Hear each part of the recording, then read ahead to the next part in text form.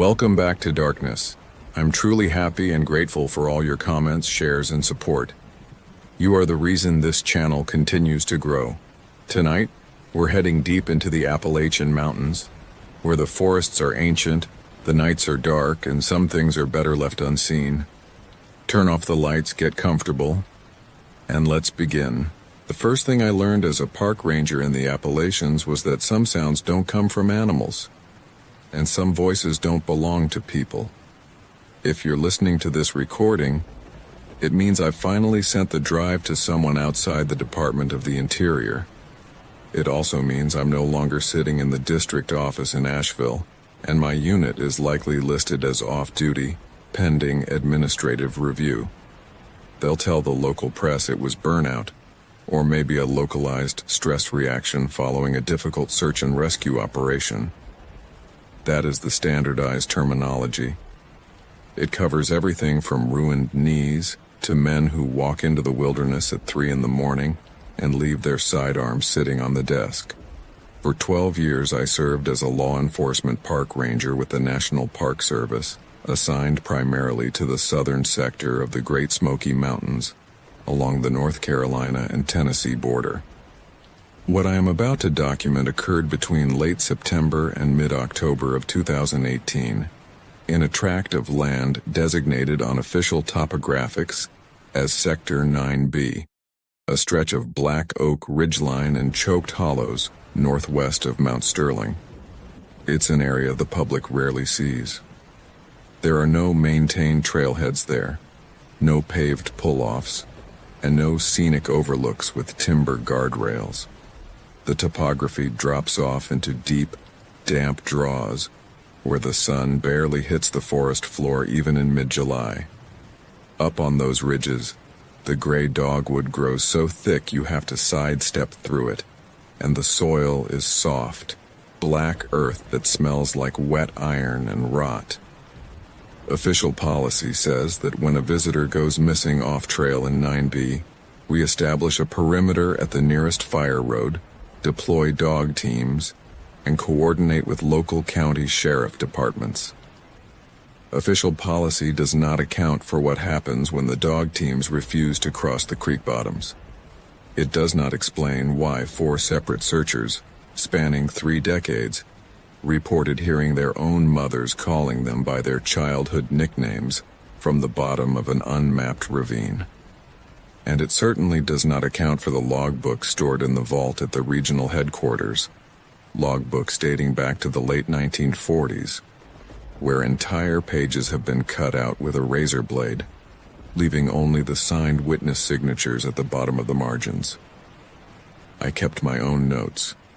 I kept the audio files from the dispatch recording system. I saved the digital stills from the game cams before the servers were wiped during the scheduled maintenance cycle that November. I'm laying this all out because I need it on the record somewhere. The woods down in those hollows aren't empty. They aren't just big, quiet trees and old granite. Something lives in the gaps between the ridges, something that has learned how we talk, how we move, and how we look for each other when we're lost. And the worst part, the thing that keeps me from turning off the lamps in my house even now, is that it doesn't hunt out of hunger. It hunts because it likes the response. The incident began on a Tuesday, September 25th. The autumn freeze was coming in late that year, leaving the canopy dense, heavy, and sickly green. The air was thick with that high-altitude dampness that sticks to your skin under your uniform shirt. At 14:15 hours, dispatch received a call from a woman named Clara Vance. She and her husband, David, age 38, had parked their vehicle at a gravel turnout near the old Cataloochee turnoff. David had walked into the timber with a camera, intending to take photographs of the lingering hemlocks along an abandoned logging grade known locally as the Lost Creek Cut. He told his wife he would be gone for 45 minutes. By 18 hours, he hadn't returned. When I reached the turnout at 1840, the light was already dying behind the ridgeline. The temperature was dropping fast, down into the low 50s, and a patchy low-hanging mist was rolling off the higher slopes, settling into the rhododendron thickets like smoke.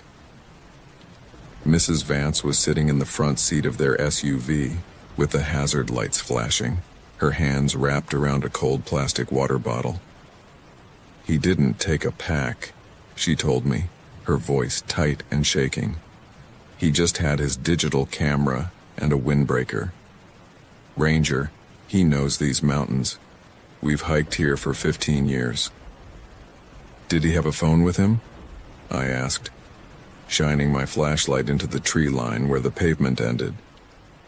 "No service out here anyway, but yes. He isn't answering." I walked 10 feet into those trees and called his name. I thought I heard him answer once, but it was faint. It sounded like he was down in the gully. I checked my radio. The signal was marginal, displaying 2 bars on the digital hand unit, bouncing off the repeater tower up on Sterling. "Stay in the vehicle, Mrs. Vance," I instructed. "Keep the doors locked. If I'm not back at your window in 30 minutes, use the vehicle horn to signal." I stepped past the guardrail and pushed through the damp mountain laurel. The transition from the paved road to the interior forest in the Appalachians is sudden. The noise of the road, even the distant hum of wind, is immediately choked off by the canopy. The silence down in the hollows isn't peaceful. It's heavy, like standing in a deep basement with the door shut. I followed the overgrown cut. The ground was soft from 3 days of steady drizzle, covered in a thick carpet of decaying oak leaves. I kept my eyes on the ground, looking for broken twigs, overturned rocks, or the distinct waffle pattern of hiking boot soles. 50 yards in, I found his first footprint. It was clearly defined in a patch of black mud near a trickle of water. It was a Vibram sole mark, size 10 or 11, heading down toward the bed of Lost Creek. But 3 feet ahead of that print, where the step should have landed, there was something else. It wasn't an animal track. It looked like a depression left by a heavy, bare human foot, but completely distorted. The stride length was wrong. Nearly 5 feet between impressions, dragged smoothly through the mud, as if whatever left it didn't lift its limbs fully off the ground. The toes were long, thin, and pressed exceptionally deep into the soil, suggesting immense weight carried on a narrow frame. I stopped. I unholstered my mag light, holding it at shoulder height, casting the beam long down the dark slope. "David Vance," I called out. My voice sounded flat, swallowed almost instantly by the damp vegetation. "National Park Service. David, if you hear me, stay where you are." I listened. For a long moment there was nothing except the steady drip of condensation falling from the upper branches into the ferns. Then came a sound from the bottom of the draw, about 200 yards down, where the hemlocks grew so thick they formed a solid wall of black. It was a voice. "Hey!" it shouted. The tone was flat. Not panicked, not breathless, just a plain, loud call. "David?" I shouted back, stepping forward, my boot sinking slightly into the soft earth. "Is that you? Are you injured?" There was a delay, perhaps 4 seconds before the response came. "David?" the voice called back from the dark. "Is that you? Are you injured?" The tone, the cadence, the exact pitch. It was in precise mimicry of my own voice, down to the slight rasp in my chest from 20 years of inhaling wood smoke and mountain air. It was spoken with the exact same pause, the exact same inflection, as if a tape recorder had played my words back to me through a tin speaker hidden in the brush. My skin prickled instantly. A cold spike of adrenaline shot through my stomach. "Who's down there?" I demanded, my thumb instinctively flipping the safety catch off my sidearm holster. No answer. The silence returned, thicker than before. The forest seemed to hold its breath. Even the wind through the ridge canopy died down to nothing. I pulled my hand radio from my chest harness and keyed the mic. District 2, this is Unit 214. I am on the Lost Creek Cut, approximately 100 yards off the road. I have soft track, but I am encountering an unidentified subject in the draw. Send a secondary unit to my location. The radio speaker burst into harsh white noise. Static hissed out, rising and falling in rhythmic pulses. Through the static, a faint, garbled sound emerged. It sounded like a woman humming a lullaby, very faint, pitch shifting violently up and down before dissolving back into dead air. Unit 214 repeat. Dispatch's voice finally broke through, thin and distorted. You were cutting out. Did you locate the missing party? Negative, I said, keeping my eyes locked on the tree line below. Send backup, and tell them to bring the high-intensity flood arrays. By midnight, Sector 9B was closed to the public. We set up a temporary staging site at the junction of Cataloochee Road. 4 county cruisers sat with their light bars flashing, casting long, strobing blue and red shadows across the wet pavement and the hanging branches. Search and rescue brought 2 bloodhound teams from the county seat. Senior Ranger Marcus Hayes arrived at 01 Walur. Marcus was 56, a mountain native who had worked the park since the late 80s.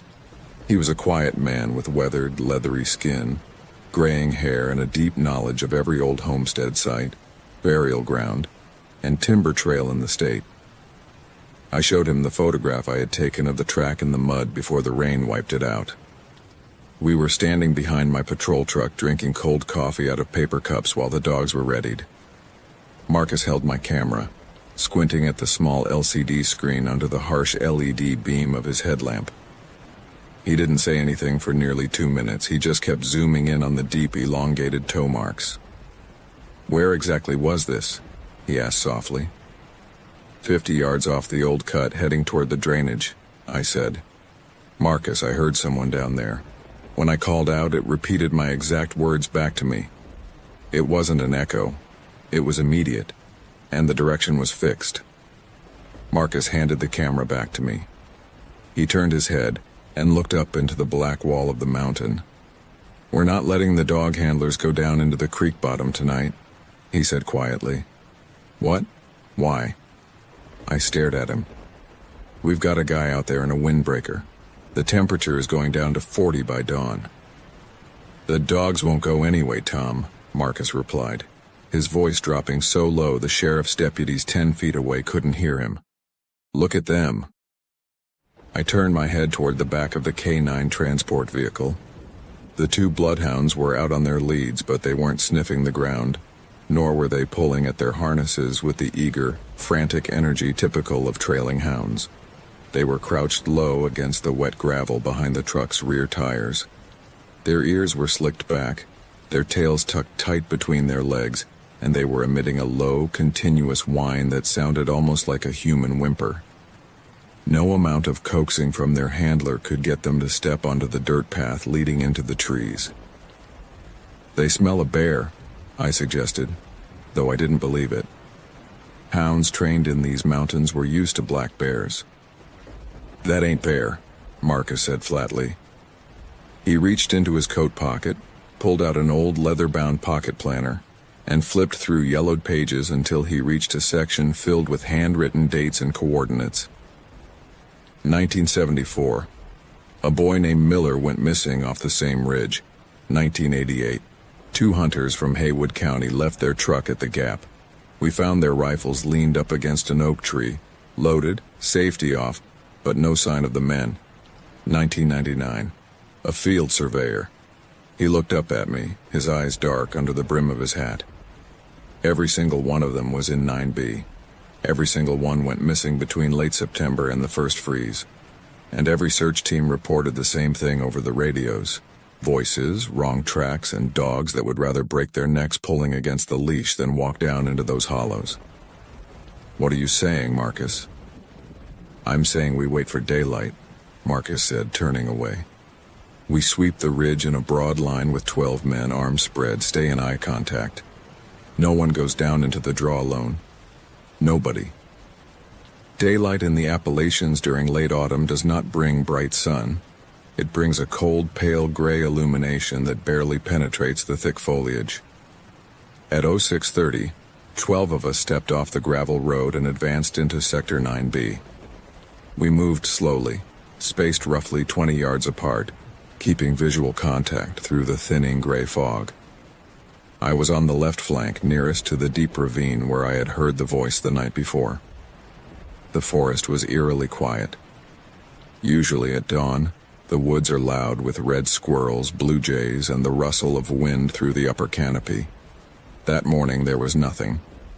The ground was saturated, deadening our footfalls until the only sound was the rhythmic shh of our canvas brush pants against the wet laurel. At 0812, Ranger Stephen Vance, no relation to the missing man, who was holding the center line about 50 yards to my right, radioed in. Got something? His voice came through the handset, crackling with low voltage. Looks like a camp or a drop site. We closed in on his position. It was a small clear spot between three huge, ancient white oaks. Standing in the center of the clearing was a single tripod made of 3 thick hemlock branches. The branches hadn't been cut with an axe or a saw. They had been snapped violently off trees, the splintered ends thick as a man's wrist, then jammed deep into the mud and bound together at the top with long, pale strands of peeled hickory bark. Hanging from the center of the tripod, suspended 4 feet above the ground, was David Vance's camera. The leather strap had been wrapped around the wooden joint dozens of times, pulled so tight the material had stretched and cracked. Hanging directly beneath the camera, resting on a flat stone, was his blue windbreaker. It was neatly folded, impeccably so, with the sleeves tucked under the hem, as if it had just been taken out of a store display.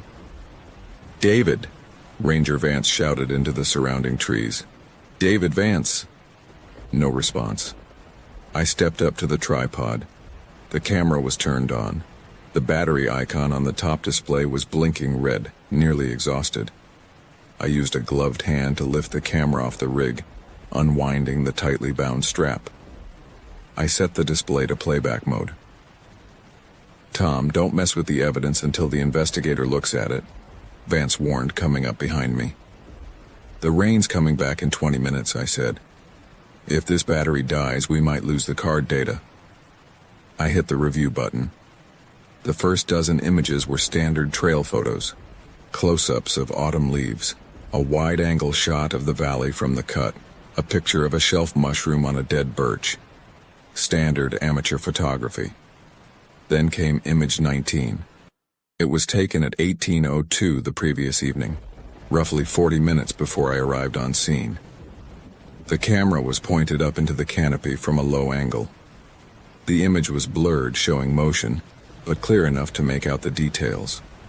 High up in the branches of a chestnut oak, approximately 40 feet off the ground, there was a shape. It was long, pale, and unnaturally thin, wedged flat against the thick trunk of the tree like a huge leafless vine. It didn't have clothes, nor did it have distinct skin. The texture was smooth, grayish-white like the bark of a dead sycamore that had been stripped by lightning. It had long, jointed limbs that seemed to wrap entirely around the 3-foot-wide oak trunk, and where a face should have been, there was only a smooth, featureless oval, tilted directly down toward the camera lens. In the next image, taken 3 seconds later, the shape was gone from the branch. In the final image, taken at 18:03, the camera was clearly lying on the ground, pointing sideways into the leaves. The edge of the frame caught the lower portion of a leg. It wasn't human. It was long, dark, covered in thin, wet fibers that looked like old lichen, and the foot, if you could call it that, was ending in 5 distinct needle-thin digits pressed into the dark soil. I stared at the screen. The small LCD display suddenly went black as the battery gave out entirely. "What was that?" Vance asked. peering over my shoulder. He had gone noticeably pale. Was that a guy in a ghillie suit? No, I said, my voice barely audible. That wasn't a suit. Before we could discuss it further, my radio clicked open. It wasn't a call from dispatch, nor was it Marcus. It was an open mic transmission from someone's handheld. We heard the distinct sound of heavy breathing, slow, wet, and labored. Then came a voice, high-pitched and singing, echoing through the small speaker. Ring around the rosy, a pocket full of posies. The voice stopped abruptly. A second later, a voice I recognized instantly came over the frequency. It was my own voice again, but this time it was playing back the radio transmission I had made the previous night. District 2, this is Unit 214. I have soft track, but I am encountering an unidentified subject in the draw. Send backup. Who is on this channel? Vance shouted into his radio, pulling it off his harness. Clear this frequency immediately. This is an active search and rescue operational channel. The radio didn't answer with words. It answered with a loud mechanical screech, the sound of metal dragging over glass, that forced both of us to pull our headsets off and drop them into the wet ferns. We called off the ground search at 16 hours, when a heavy mountain storm rolled over the ridge. The rain came down in blinding sheets, turning the dirt cuts into torrents of red mud and bringing visibility down to less than 20 yards. The wind whipped through the high branches, creating a continuous roaring groan that echoed down the hollows. Search operations were suspended until the storm cleared. Sector 9B was officially declared a hazardous terrain zone and gated off. I was told to go home, take 48 hours off, and complete my written log by Friday. I didn't go home. I went to the archives room in the basement of the station, a cold, cinder-block storage room where old paper records, survey maps, and decommissioned equipment were kept in olive-drab steel cabinets. I was looking for the maps. Modern Park Service topographics show Sector 9B as a continuous green space, crisscrossed by dotted lines marking old, unmaintained fire trails. But I knew that prior to the national park's establishment in the 1930s, the entire area had been owned by the Little River Lumber Company, which kept meticulously detailed surveys of every ridge, logging camp, and rail line. I found the map drawer labeled SNC 1928. I pulled out a heavy canvas-backed map that smelled faintly of mildew and motor oil. I laid it out across the metal folding table under the flickering fluorescent bulb. I zoomed in on the section corresponding to the Lost Creek drainage. There, drawn in red ink that had faded to a dark rust color, was a structure that did not appear on any modern map. It was labeled Camp 14, Substation. Attached to it was a small handwritten note in neat fountain pen cursive, abandoned 1931. Structure unstable. Do not use for timber storage. To the left of the structure, written in the margin by a surveyor named E. Harrison, was a strange notation. Hollow abandoned following 3 fatalities during the November cut. Men refused to enter the draw after sundown. Claimed the trees were mimicking the steam whistles. Work moved north. I took out my personal phone and took a clear photo of the map, specifically the coordinates printed along the border. When I cross-referenced those coordinates with my handheld GPS unit, the location of Camp 14 hit directly in the center of Sector 9B, roughly 3 miles past the point where we had found David Vance's camera, situated at the deepest, lowest point of the Lost Creek draw. I sat back in the metal chair. The rain was pounding against the high, narrow basement window, the sound rhythmic and dull. I knew what I was supposed to do. I was supposed to lock the cabinet, drive back to my cabin in Maggie Valley, pour 2 fingers of bourbon and let the state investigators handle it. I had 12 years on the force. I knew how the administrative machine worked. When things like this happened, things that didn't fit into incident reports, things that broke the clean, predictable logic of public land management, The system simply closed its eyes and waited for the forest to cover it over. But I couldn't forget the sound of my own voice coming out of that radio. It hadn't just mimicked my words, it had mimicked my breath, the rhythm of my speech, the tiny imperfections of my voice. It was studying us. It was listening to how we communicated, how we called out when we were lost, how we used names to pull each other out of the dark. And then I remembered something else. Something that sent a cold knot of dread tight into my ribs. When Clara Vance had been sitting in her car on the first night, she said she had walked 10 feet into the brush and called her husband's name. She said she thought she heard him answer from the bottom of the gully. He hadn't been answering her. Something had been practicing her name. At 22 on our hours, I packed my personal gear into the back of my privately owned Ford F-150. I didn't take my official patrol vehicle. I didn't take my park-issued radio. I took my personal Remington 870 12-gauge shotgun, a high-lumen tactical spot lamp, 2 extra boxes of heavy buckshot, my GPS unit, a thermal imaging sensor I had borrowed from the search and rescue locker, and my heavy canvas wet weather gear. I drove back up toward Catalucci. The road was entirely deserted. The rain had softened slightly, turning into a dense, bone-chilling fog that drifted across the pavement in thick, ghost-like sheets. The trees leaned out over the asphalt like old men, their wet branches dripping continuously onto the hood of my truck. I pulled off the road 2 miles before the official gate, hiding the truck down an old gravel access lane hidden by thick rhododendron. I turned off the engine. The silence hit me immediately, a heavy, suffocating quiet that seemed to press against the truck windows. I checked my shotgun, loading 4 rounds of 00 buckshot into the tube and dropping 1 into the chamber, setting the safety to on.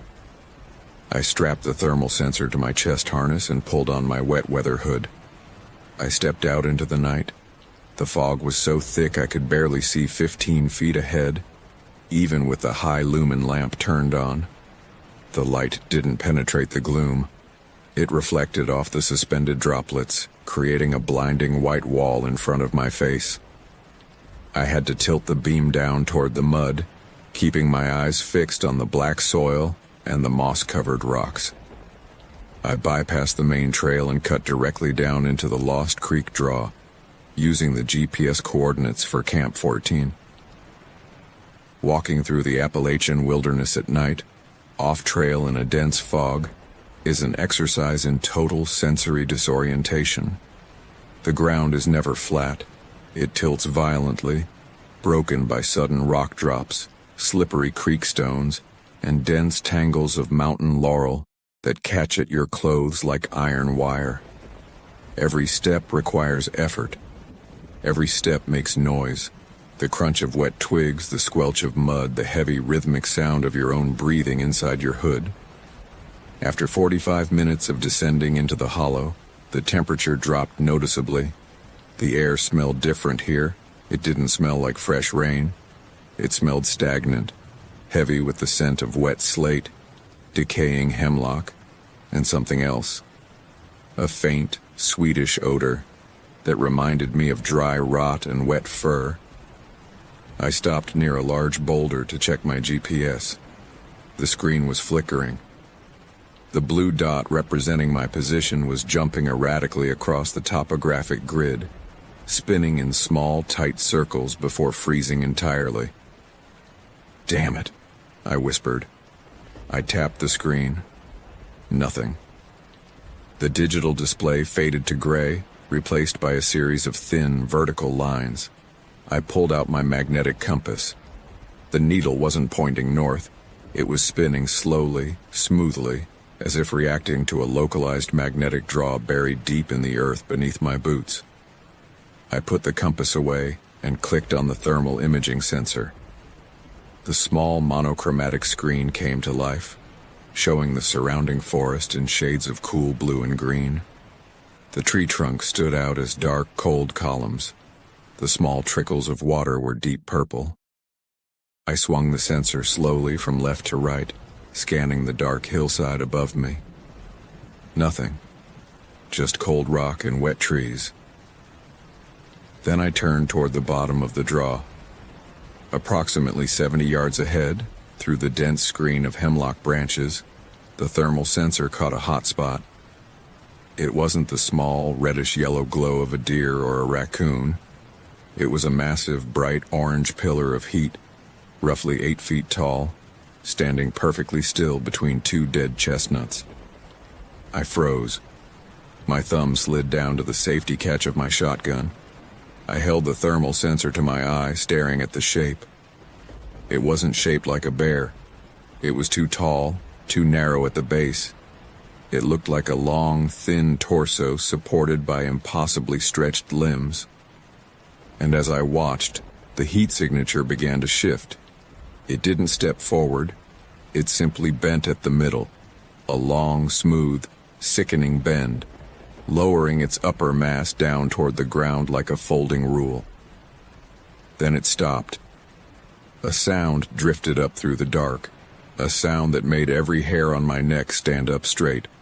It was the sound of a turn signal, the precise, rhythmic click-clack, click-clack, click-clack of a car's hazard lights, echoing softly off the damp slate walls of the hollow.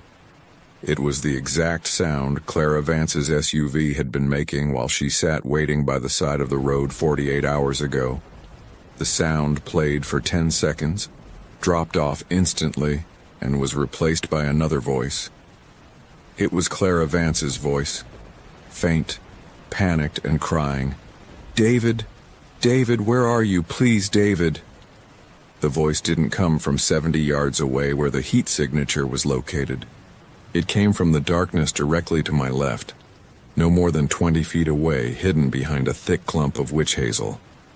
I raised the shotgun, flipping the safety off with a loud metallic click.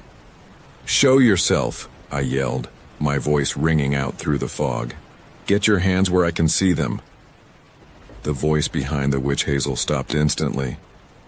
Silence returned, absolute and crushing.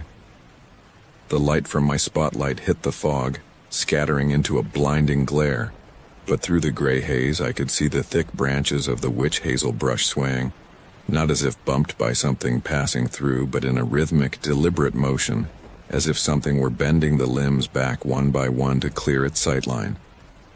I swung the beam directly into the center of the bush. There was no body there. There was no face. There were only two long, pale strands, thin as thick cable, white as bleached bone, hanging down from the upper branches of an overhanging birch. They were dangling into the brush, their lower ends ending in small, pale, fleshy fingers that were delicately twitching, plucking at the leaves like someone playing a piano. I raised the shotgun and fired. The roar of the 12-gauge was deafening in the enclosed hollow. The flash illuminated the dark for a fraction of a second, revealing a massive, pale shape pulling itself up into the canopy with terrifying speed. A flash of gray, leather-like skin, long, jointed ribs, and a thin, elongated head that seemed to lack eyes entirely. The buckshot tore through the branches, shredding the leaves and shower of wet bark down onto my face. A high-pitched metallic shriek split the night, a sound like a buzzsaw hitting a stone, so loud it set off a sharp, painful ringing in my ears. Something heavy dropped out of the tree 20 feet ahead, hitting the ground with a soft, wet thud. I cycled the action of the shotgun, ejecting the spent plastic shell and racking another heavy buckshot round into the chamber. I stepped forward, my boot squelching in the mud, holding the spotlight low. On the ground, thrashing weakly in the wet leaves, was a length of pale, fibrous material, about 3 feet long, thick as my wrist, oozing a clear, viscous fluid that smelled intensely of ammonia and wet copper. It wasn't skin, and it wasn't meat. It looked like dense, braided muscle fiber covered in a tough, slick membrane. As I watched, the severed piece began to contract, curling in on itself like a worm dropped on a hot stove, until it went completely still, its gray color rapidly darkening to a dull charcoal black as it reacted with the air. I didn't stop to examine it further. I turned and ran down the gradient, following the old creek line toward the coordinates of Camp 14. I knew I couldn't go back up the slope. The thing, whatever it was up in the high canopy behind me, and I could hear it. It wasn't crashing through the trees. It was moving with a smooth, terrifying silence, the only sound being the quick, rhythmic tap-tap-tap of long, hard claws clicking against the thick bark of the oaks as it leaped from trunk to trunk overhead. It was driving me down. It was keeping me in the draw, forcing me deeper into the hollow where the fog was thickest and the walls were too steep to climb. After 10 minutes of frantic running, tripping over hidden roots and tearing my coat on the briars, the ground flattened out slightly. The hemlocks gave way to a small, marshy clearing dominated by a towering stone structure. It was the chimney of Camp 14. The rest of the old lumber substation had long since collapsed. The wooden walls had rotted into green mounds of moss-covered timber, but the massive, stacked granite fireplace still stood, 20 feet tall, like a dark monument in the center of the hollow. Surrounding it were the rusted, half-buried remains of old machinery, heavy iron wheels, broken logging chains, and the collapsed tin roof of a tool shed. I scrambled toward the base of the stone chimney, backing my body into the narrow fireplace cavity. It was small, damp, and smelled of decades-old soot, but it offered protection from behind and above. The thick granite blocks were solid. Nothing could reach me from the rear. I dropped to one knee, pointing the shotgun out into the foggy clearing, my spotlight fixed on the gap between the trees. My heart was hammering against my ribs like a trapped bird. My breath came in ragged white plumes in the freezing air. Then the forest fell completely dead. The wind stopped. The rain dropped off to a faint, barely audible drizzle. The only sound was the steady drip of water from the top of the stone chimney onto my shoulder. Then came the voices. They didn't come from one direction. They came from everywhere. From the trees, from the rotted timber mounds, from the deep mud beneath the weeds, from the air itself. It wasn't one voice. It was dozens of them, overlapping, intersecting, playing over each other like a dozen radio stations tuned to the same frequency. David, where are you? Unit 214, repeat, you were cutting out. Look at the tracks, Tom. Look at the tracks. A pocket full of posies. Ashes, ashes. And then a new voice joined the chorus, a voice that made my throat lock up and tears spring instantly to my eyes. It was my father's voice. My father had been dead for 6 years. He had died in a hospital bed in Knoxville, his voice thin and raspy from throat cancer. But this voice, this thing speaking out of the dark fog, sounded like him when he was 40 years old, strong and clear, the way he sounded when we used to hunt deer in the brush behind our house in Wilkes County. Tommy, get out of the wet, son. Come on up to the cabin. Your mom's got the lamp on. Shut up. I screamed into the dark, raising the shotgun. Shut the hell up. The voices stopped instantly, cut off as cleanly as if a wire had been snipped. A figure stepped out from behind the stone ruins of the tool shed. It didn't walk on 2 legs. It moved on 4 long, jointed limbs that looked like pale, stripped timber logs. Its body was impossibly long, nearly 12 feet from its narrow shoulders to its tapered hip, ribbed like a greyhound's chest, but stretched and warped into something that could never support human weight. Its head was lowered, tucked close to its chest. It stepped into the full glare of my spotlight. The skin across its back was covered in thin, jagged scars, old wounds that looked like they had been made by saws, thick wires, and heavy shot. But the face was what made me drop my hand from the forend of the gun. It didn't have its own face. Stretched across the flat, featureless front of its skull was a pale, fibrous membrane that had taken on the distinct, half-formed impressions of human features.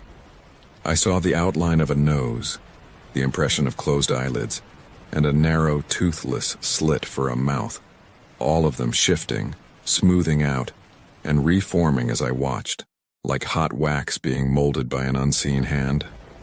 It stopped 10 yards from the chimney. It lifted its head. The skin across its face stretched tight, and the mouth slit pulled open. From inside that dark, featureless hole came my own voice. Not recorded, not played back, but spoken live with absolute clarity. "I am 42 years old," the thing said, using my exact voice, my exact intonation. "My name is Thomas Miller. I am a law enforcement park ranger." It took a step closer. The long, jointed limbs moved with a fluid, terrifying elegance that was completely silent. "They'll tell the local press it was burnout," it continued, repeating the thoughts I had held in my own head just hours ago in the basement archive. "They'll say he walked into the wilderness at 3 a.m. I didn't answer. I couldn't. My tongue felt thick, heavy, glued to the roof of my mouth. It tilted its head, a sharp mechanical jerk of 90 degrees, and looked directly into the spotlight. "You've been looking for David," my voice said from its face. It reached up with one long, pale front limb, a limb that ended in 6 thin, double-jointed fingers, and tapped its own side. Swallowed deep within the thick, gray, translucent folds of flesh along its flank, I saw something dark, metallic. It was a wedding ring, a gold band, squeezed tight around a swollen, blackened finger that had been completely absorbed into the creature's outer hide, buried under layers of clear, glistening tissue. Next to it, half buried in the pale mass, was the brass buckle of a heavy leather belt. It hadn't just killed the missing men. It took them into itself.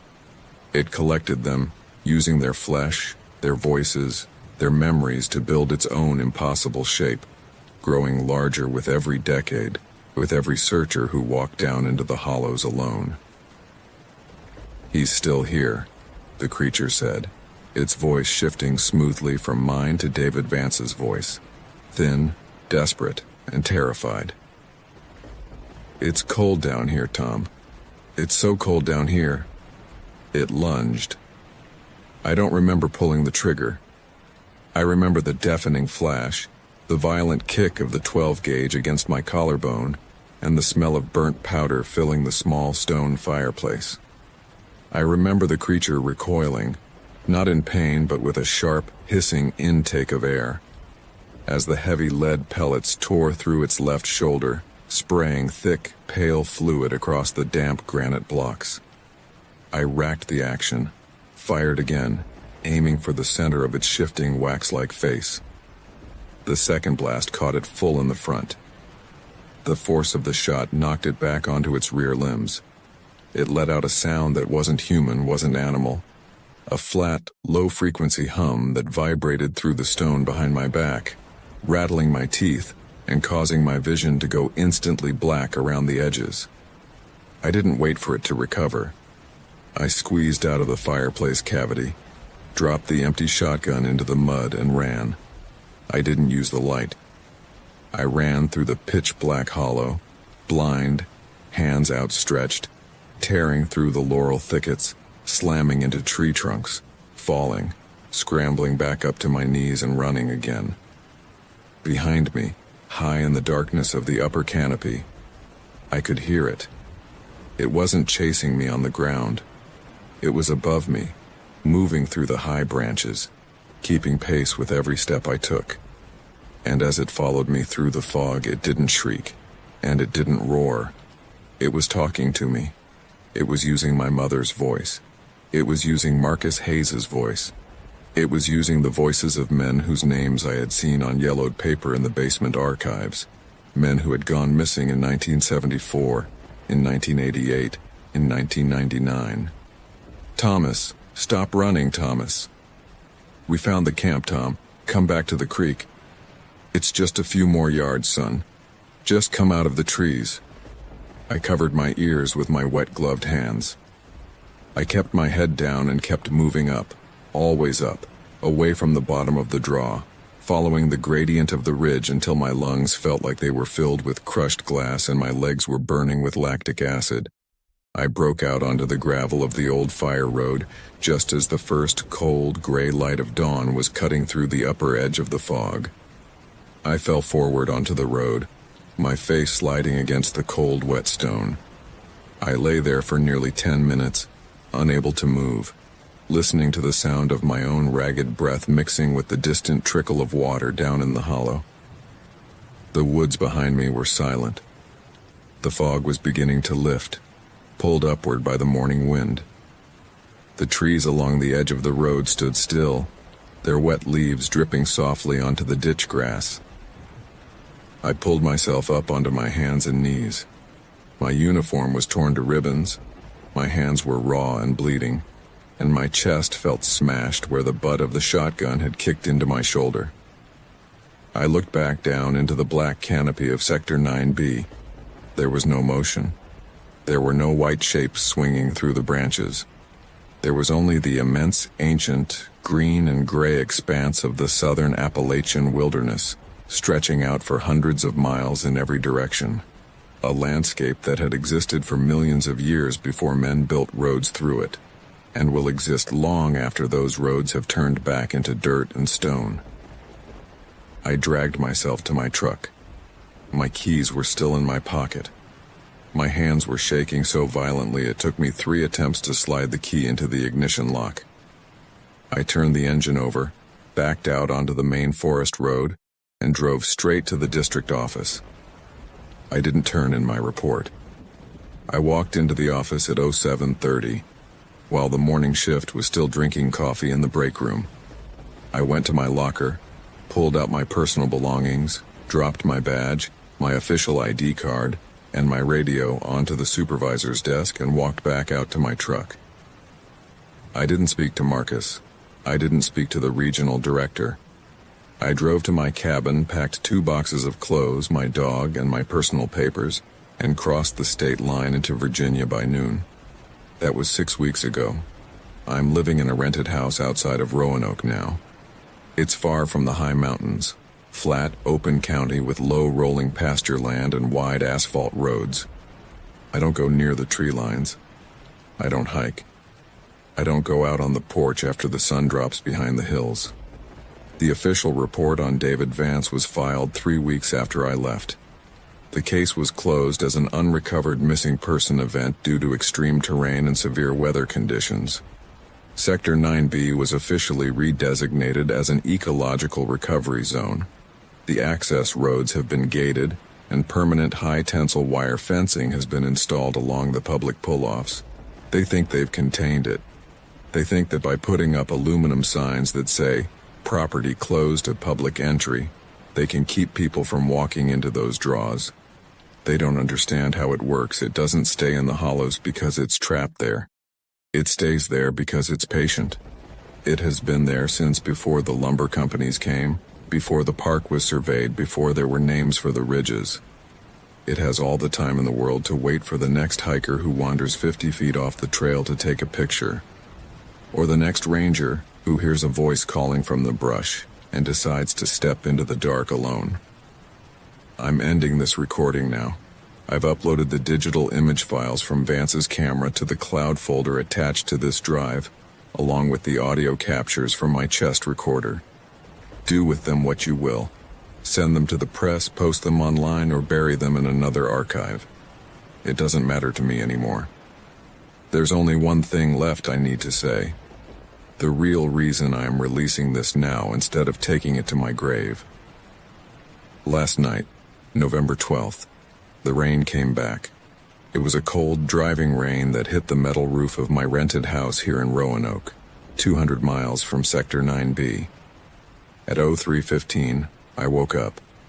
My house sits on a half-acre lot surrounded by a low wooden picket fence. Beyond the fence there are no woods, just an open pasture and a 2-lane county road. I sat up in bed.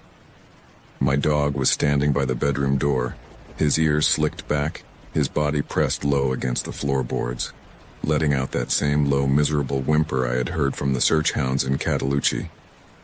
I got out of bed. I took my flashlight from the nightstand and walked to the front window. I lifted the blind. Outside, standing under the yellow glare of the street lamp at the end of my driveway, there was a man. He was wearing an old, faded National Park Service wet weather jacket. His head was down, his hands tucked deep into his pockets. He was standing perfectly still in the pouring rain, staring straight at my front door. I didn't open the door. I didn't raise the window. I just stood there in the dark room, watching him through the glass. Then my cell phone, lying on the dresser behind me, began to ring. I didn't want to look at it. God help me, I didn't want to look at it. But I walked back across the room and picked it up. The screen displayed an incoming call from my own number. I swiped the green button. I put the speaker to my ear. I didn't say anything. I just listened to the sound of the rain coming through the receiver, the steady rhythmic drip of water falling on wet leaves. Then, a voice came through the small speaker. It was my voice, my precise tone, my exact cadence, spoken with the calm, steady clarity of a man reading a report into a microphone. "Thomas," my voice said from the phone, "you forgot your shotgun in the drawer." I looked back out the window. The street lamp at the end of the driveway was still flickering in the rain. The man in the park ranger coat was gone, but down in the dark grass near the bottom of my fence, where the street lamp beam didn't reach, two long, pale, fibrous limbs were slowly pulling themselves out of the road ditch, moving silently across my lawn, coming toward the front porch, 1 inch at a time. I haven't gone outside since. The battery on my laptop is at 4%.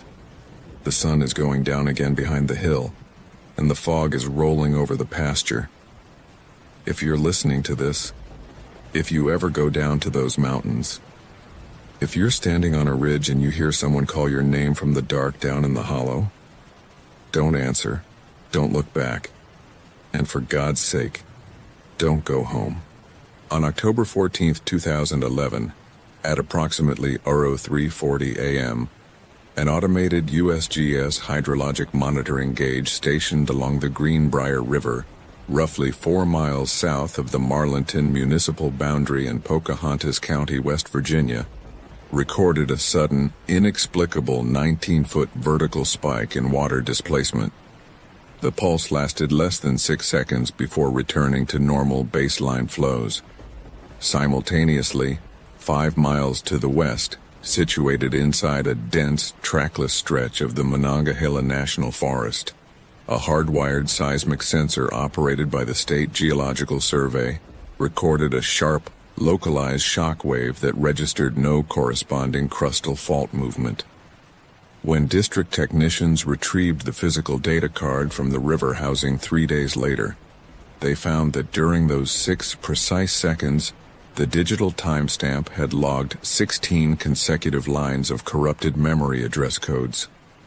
Embedded within those hexadecimal strings repeated over 40 times in clear ASCII text were the exact latitude and longitude coordinates for an abandoned, unmapped limestone lime kiln built into a blind hollow above the Deer Creek drainage, a location that had been completely buried under a slate landslide during the severe flooding of November 1985, and remained untracked on every state survey map published since the mid-19th century.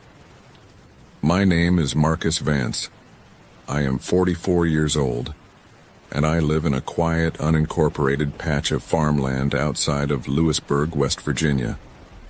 In the autumn of 2011, I was 30 years old, working as a seasonal forestry technician and wildland patrol officer for the United States Forest Service, assigned to the Gauley Ranger District within the Central Highlands of the Monongahela.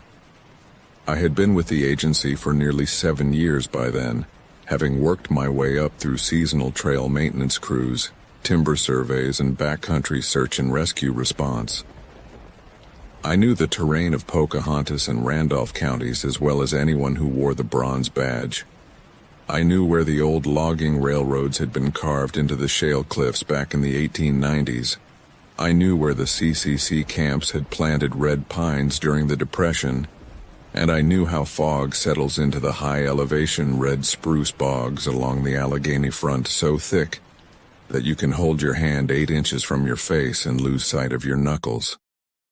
I am telling this now because the silence gets heavier the older you get, and because last month I received an envelope in the mail that proved to me beyond any remaining doubt that what happened in the Deer Creek drainage that October was not a stress-induced visual hallucination, not a bout of localized spatial amnesia, and not a trick played on a tired ranger by the shifting shadows of the high hardwoods.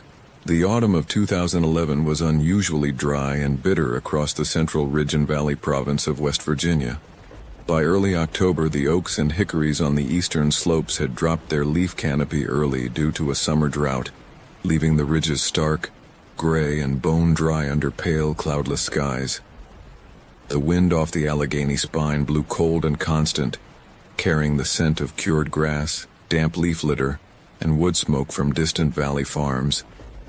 Fire danger was elevated to high, and my daily duties consisted primarily of windshield patrols along the secondary gravel access routes, Forest Road 150, Route 15, and the dirt cutoffs that wound down into the deep, shaded drainages where hunters set up camp for the early bow season. My rig at the time was a white 2008 Ford F-250 Super Duty, equipped with a heavy front winch, a steel brush guard, a long bed storage box carrying my turnout gear, a chainsaw, 2 5-gallon cans of mixed fuel, a backcountry trauma kit, and a standard-issue VHF radio rig programmed with both USFS district channels and the local county emergency dispatch frequencies.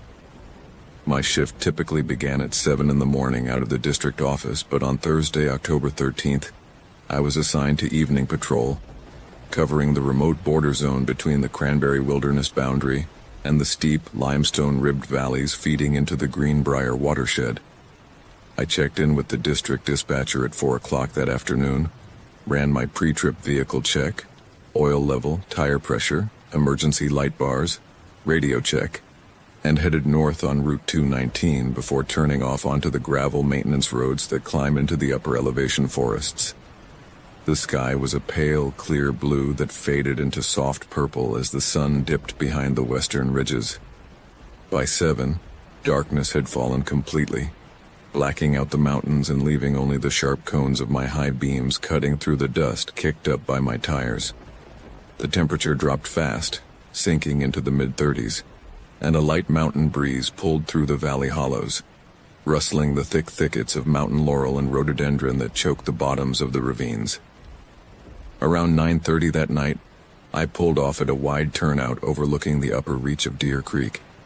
It was a spot we called the Iron Bridge Cut, where an old narrow-gauge logging rail line had once crossed the stream on timber trestles that rotted away back in the 1940s. The road here was elevated 50 feet above the creek bed, carved straight out of the chert and shale cliff face. I cut the engine, turned off my headlights, and rolled the driver's side window down half an inch to listen. In the woods, listening is 70% of the job. You listen for the snap of dry brush that signals an illegal campfire being cleared, the low rumble of an unpermitted ATV engine crawling along a closed timber trail, or the sound of spotlighting rifles echoing out of the oak stands. For 20 minutes there was nothing. Just the dry, metallic rattle of oak leaves tumbling across the gravel, the low, steady rushing of Deer Creek down in the darkness below, and the ticking of my truck's cooling manifold.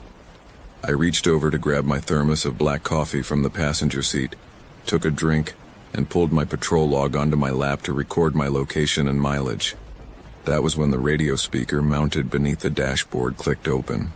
It wasn't the clean, squelched break of a standard transmission from another ranger or county dispatch. It was a harsh, flat, static burst that lasted about 4 seconds. I waited, holding my pen above the clipboard.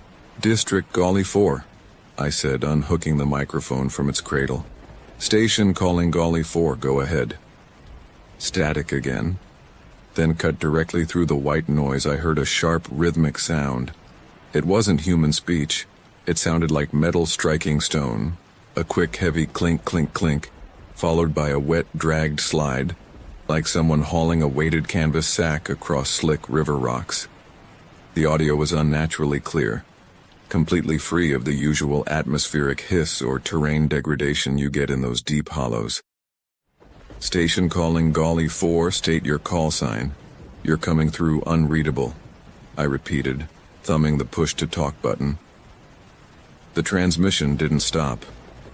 The metallic strike repeated 4 times, identical in pitch and tempo. Then, right behind the sound, clear as day, came the distinct, double-toned chime of a truck door being opened. The soft electronic chime that modern Ford vehicles make when the key is in the ignition and the door latch trips. It chimed 3 times. Ding, ding, ding. Then the channel went dead. I sat there in the dark cab for a moment, the microphone still warm in my palm. The chime I had heard over the receiver wasn't a generic alarm. It was the exact 3-note chime of a 2008 F-250. My own truck's cabin lights were off, my keys were resting on the dashboard shelf, and my door was firmly latched. I looked down at the radio unit. The digital display was locked onto USFS Primary Channel 2, a line that required a localized repeater tower on Black Mountain to bounce signals down into the Deer Creek Gorge. I pressed the transmit button again. Marlin and dispatch, Golly 4, did you copy that last open mic transmission? A pause, followed by the familiar crackling voice of Sarah Miller, the night dispatcher working out of the county center. Golly 4, negative. We haven't logged any traffic on Primary 2 for 45 minutes.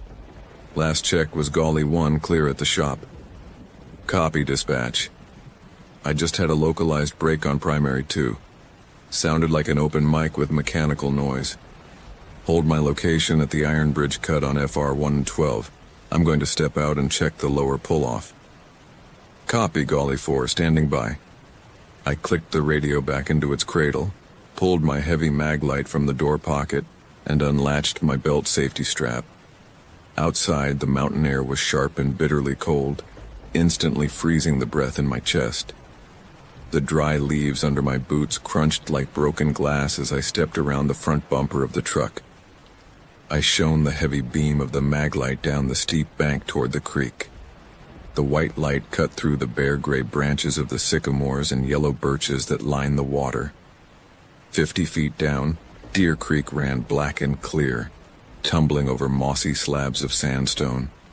Nothing was moving. No vehicles, no flashlights, no campfires. I walked 20 yards down the grade to where an old gated logging spur turned off from the main road, dipping down into the dense thicket of rhododendron that choked the valley bottom. The gate was a heavy steel pipe structure, painted forest green and locked with a heavy brass USFS padlocked chain. The padlock was untouched, skin of light dust over the keyhole, completely undisturbed. But as I swept the torch beam across the ground in front of the gate, I noticed something that made me freeze. The dry dirt and gravel of the spur road was covered in a thin layer of fine white dust. It was agricultural lime, the coarse chalky powder that farmers use to sweeten acidic soil, or that old road crews used to mix into wet clay subgrade. A trail of this white dust, about 2 feet wide, began abruptly in the center of the road 3 yards behind the locked gate, and ran down the center of the overgrown spur road into the dark, dipping down into the hollow where Deer Creek curved around the base of the ridge. There were no tire tracks in the dust, no boot prints, no animal tracks. Just a clean, uniform white ribbon of fine powder laid down over the dark earth, continuing straight out of sight into the heavy brush. I reached for my shoulder mic. Dispatch, Golly 4. I'm at the spur gate on FR 112A. I've got a spill of white substrate on the trail side of the gate. Looks like lime or crushed limestone. I'm going to foot patrol down the spur 50 yards to check for illegal dumping. Copy, Golly 4. Logged at 22:14. I unlatched the leather strap holding my sidearm, a standard issue Sig Sauer .40 caliber, just to ensure it was clear, adjusted the beam of my maglite to a wide spotlight, and stepped over the heavy green pipe gate. The silence down in that hollow was absolute. Once you drop below the ridgeline in the Monongahela, the wind cuts out completely, trapped by the high shale walls. The only sound was the clicking of my own heels on the gravel and the distant, monotonous murmur of the creek off to my right. The air down there smelled different. It lacked the crisp, dry smell of the ridge above. It was damp, heavy, and tasted faintly metallic, like water drawn from a rusted iron pipe. I followed the line of white powder. It didn't waver. It didn't spread out as if dropped from a leaking bag or the bed of a moving farm truck. It stayed a rigid 2 feet wide, perfectly centered between the overgrown edges of the trail. After about 80 yards, the spur road dead-ended into a sheer wall of dark gray shale, a remnant of an old quarry face where road crews had blasted material 40 years prior. The white powder line ran straight up to the base of the rock face and stopped. I swung the flashlight up. The shale was cracked and flaking, covered in dark patches of dried lichen. There was no cave, no opening, no structure. Just solid, cold rock. But right where the line of white dust ended at the stone base, lying flat on the dark shale debris, was an object that didn't make any sense. It was a small, brass-cased pocket barometer, the kind mountain surveyors carried in the early 20th century to estimate elevation, based on barometric pressure. The glass face was cracked straight down the middle, but the brass housing was bright, polished, and completely free of corrosion. It looked as if it had been wiped clean with a rag 10 seconds before I walked up.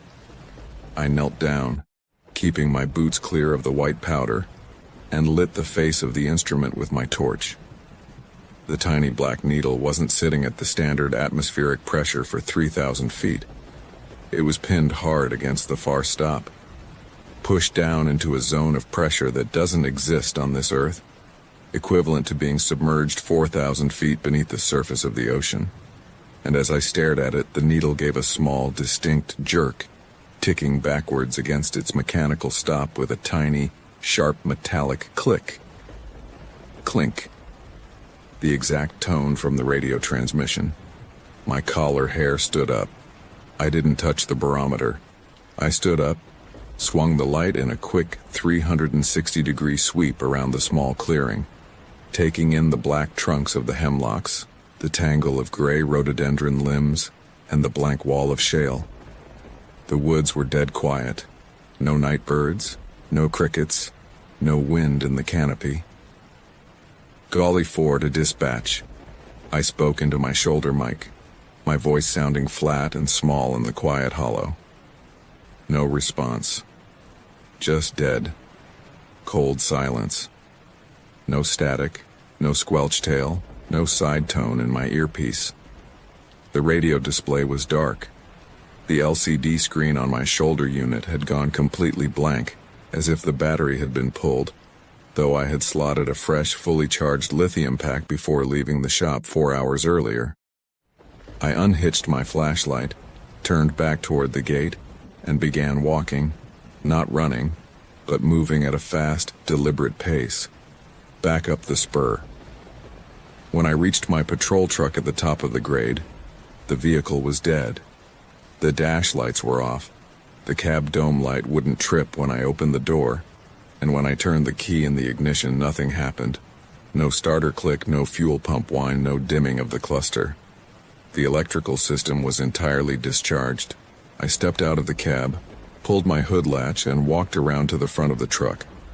I lifted the heavy steel hood and shone my mag light across the engine bay. The main battery terminals, heavy lead clamps tightened onto the posts with steel bolts, were coated in a thick, uniform layer of bright white powder. It was the same white dust from the trail below. It was packed thick into the terminal recesses, dry and cold, covering the cables, the alternator housing, and the main fuse box like a heavy layer of hard frost. I stood there on the gravel shoulder of Forest Road 112, 40 miles from the nearest town, with a dead truck, a dead radio, and a temperature dropping toward freezing. Now, A reasonable person might ask why I didn't immediately set off on foot down the main gravel road toward Route 219.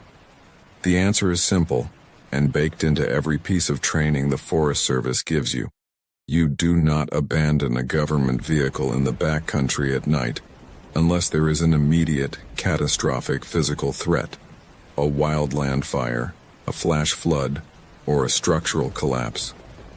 A dead battery is an operational inconvenience. Walking 12 miles along an unlit mountain road in freezing temperatures without cold weather survival gear is how people develop hypothermia and end up in a search and rescue report.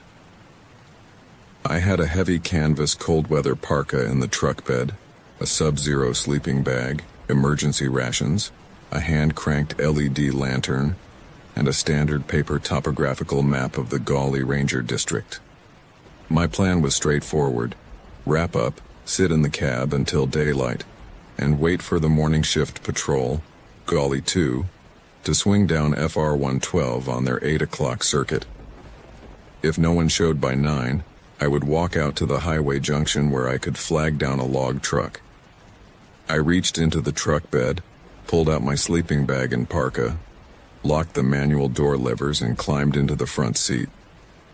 I pulled the hood of the parka up, zipped the bag up to my chest, and rested my head against the vinyl headrest, keeping my flashlight rested on the passenger seat beside my loaded sidearm. The night went slow and freezing cold. By 2 in the morning, the windows of the F-250 had frosted over completely from the inside, covered in elaborate, fern-like patterns of ice that blocked out the stars. The cold seemed to bleed straight through the truck's steel cab, setting into my boots and the small of my back. Every hour I would sit up, blow on my fingers, and scrape a small circle in the frost on the driver's side window to look out at the road. Outside, the forest was motionless. The moonlight was strong enough to throw sharp ink-black shadows of the bare maple branches across the hood of the truck. At 03:36 a.m., I know the time because I checked my mechanical wind-up wristwatch, an old stainless steel Hamilton my father had given me when I finished Ranger Academy. The air inside the cab suddenly changed. It wasn't a draft. It was a rapid, dramatic drop in air pressure that made my ears pop violently, accompanied by a sudden, overwhelming stench that filled the enclosed space in seconds. It wasn't the rot of dead game, and it wasn't swamp gas. It was the smell of wet, burnt lime, damp river silt, and something ancient, cold, and utterly stagnant, like air vented from a sealed coal seam that had been submerged underwater for a century. I sat straight up, my heart hammering hard against my ribs. From the road outside, directly in front of my truck's grill, came a heavy, dragging sound. Slide. Slide. Slide. It was the sound of something huge and incredibly heavy being hauled across the dry gravel. It moved slowly, rhythmically, coming up from the direction of the lower spur gate. I reached for my mag light, clicked it on, and aimed the beam at the windshield. The bright white light slammed into the thick frost on the glass, scattering into a blind, milky glare. I couldn't see 3 inches past the glass.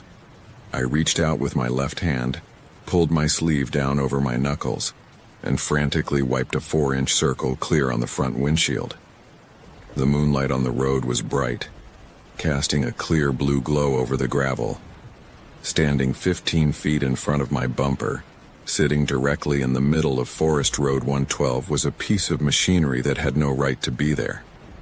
It was an old timber hauling sled, a heavy hand-hewn frame of black oak timbers shod with rusted iron runners, the kind used by loggers in these mountains in the 1880s to drag hemlock trunks down ice-choked drainages before steam skidders were introduced. It was encrusted with dried mud, river moss, and long strands of white river silt. Sitting on top of the wooden sled was a solid, square block of dark gray limestone, roughly 4 feet on a side.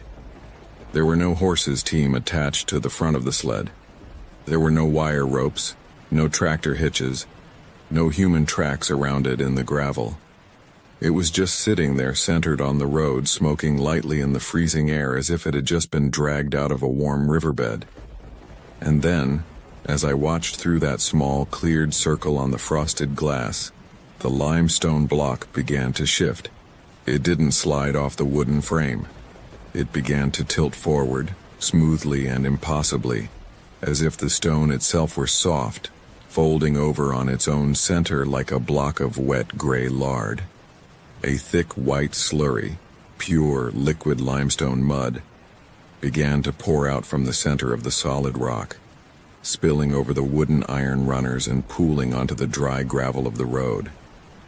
It ran in a smooth, thick stream, spreading across the road surface toward the front tires of my truck.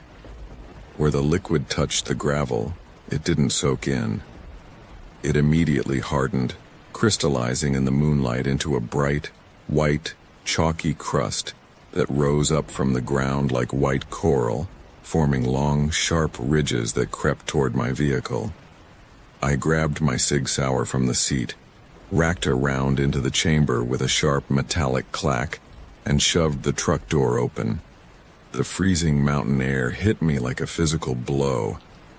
The smell of wet lime and stagnant silt was so thick it made my eyes water and my throat burn. "Halt! State your identity!" I screamed into the dark, my voice echoing off the shale cut across the road. Nothing answered.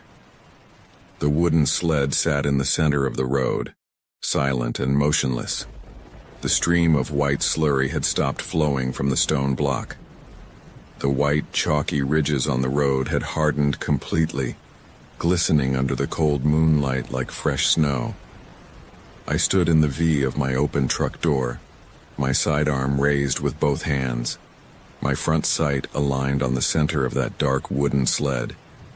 My legs were shaking so hard, I could feel the steel frame of the truck vibrating against my thigh.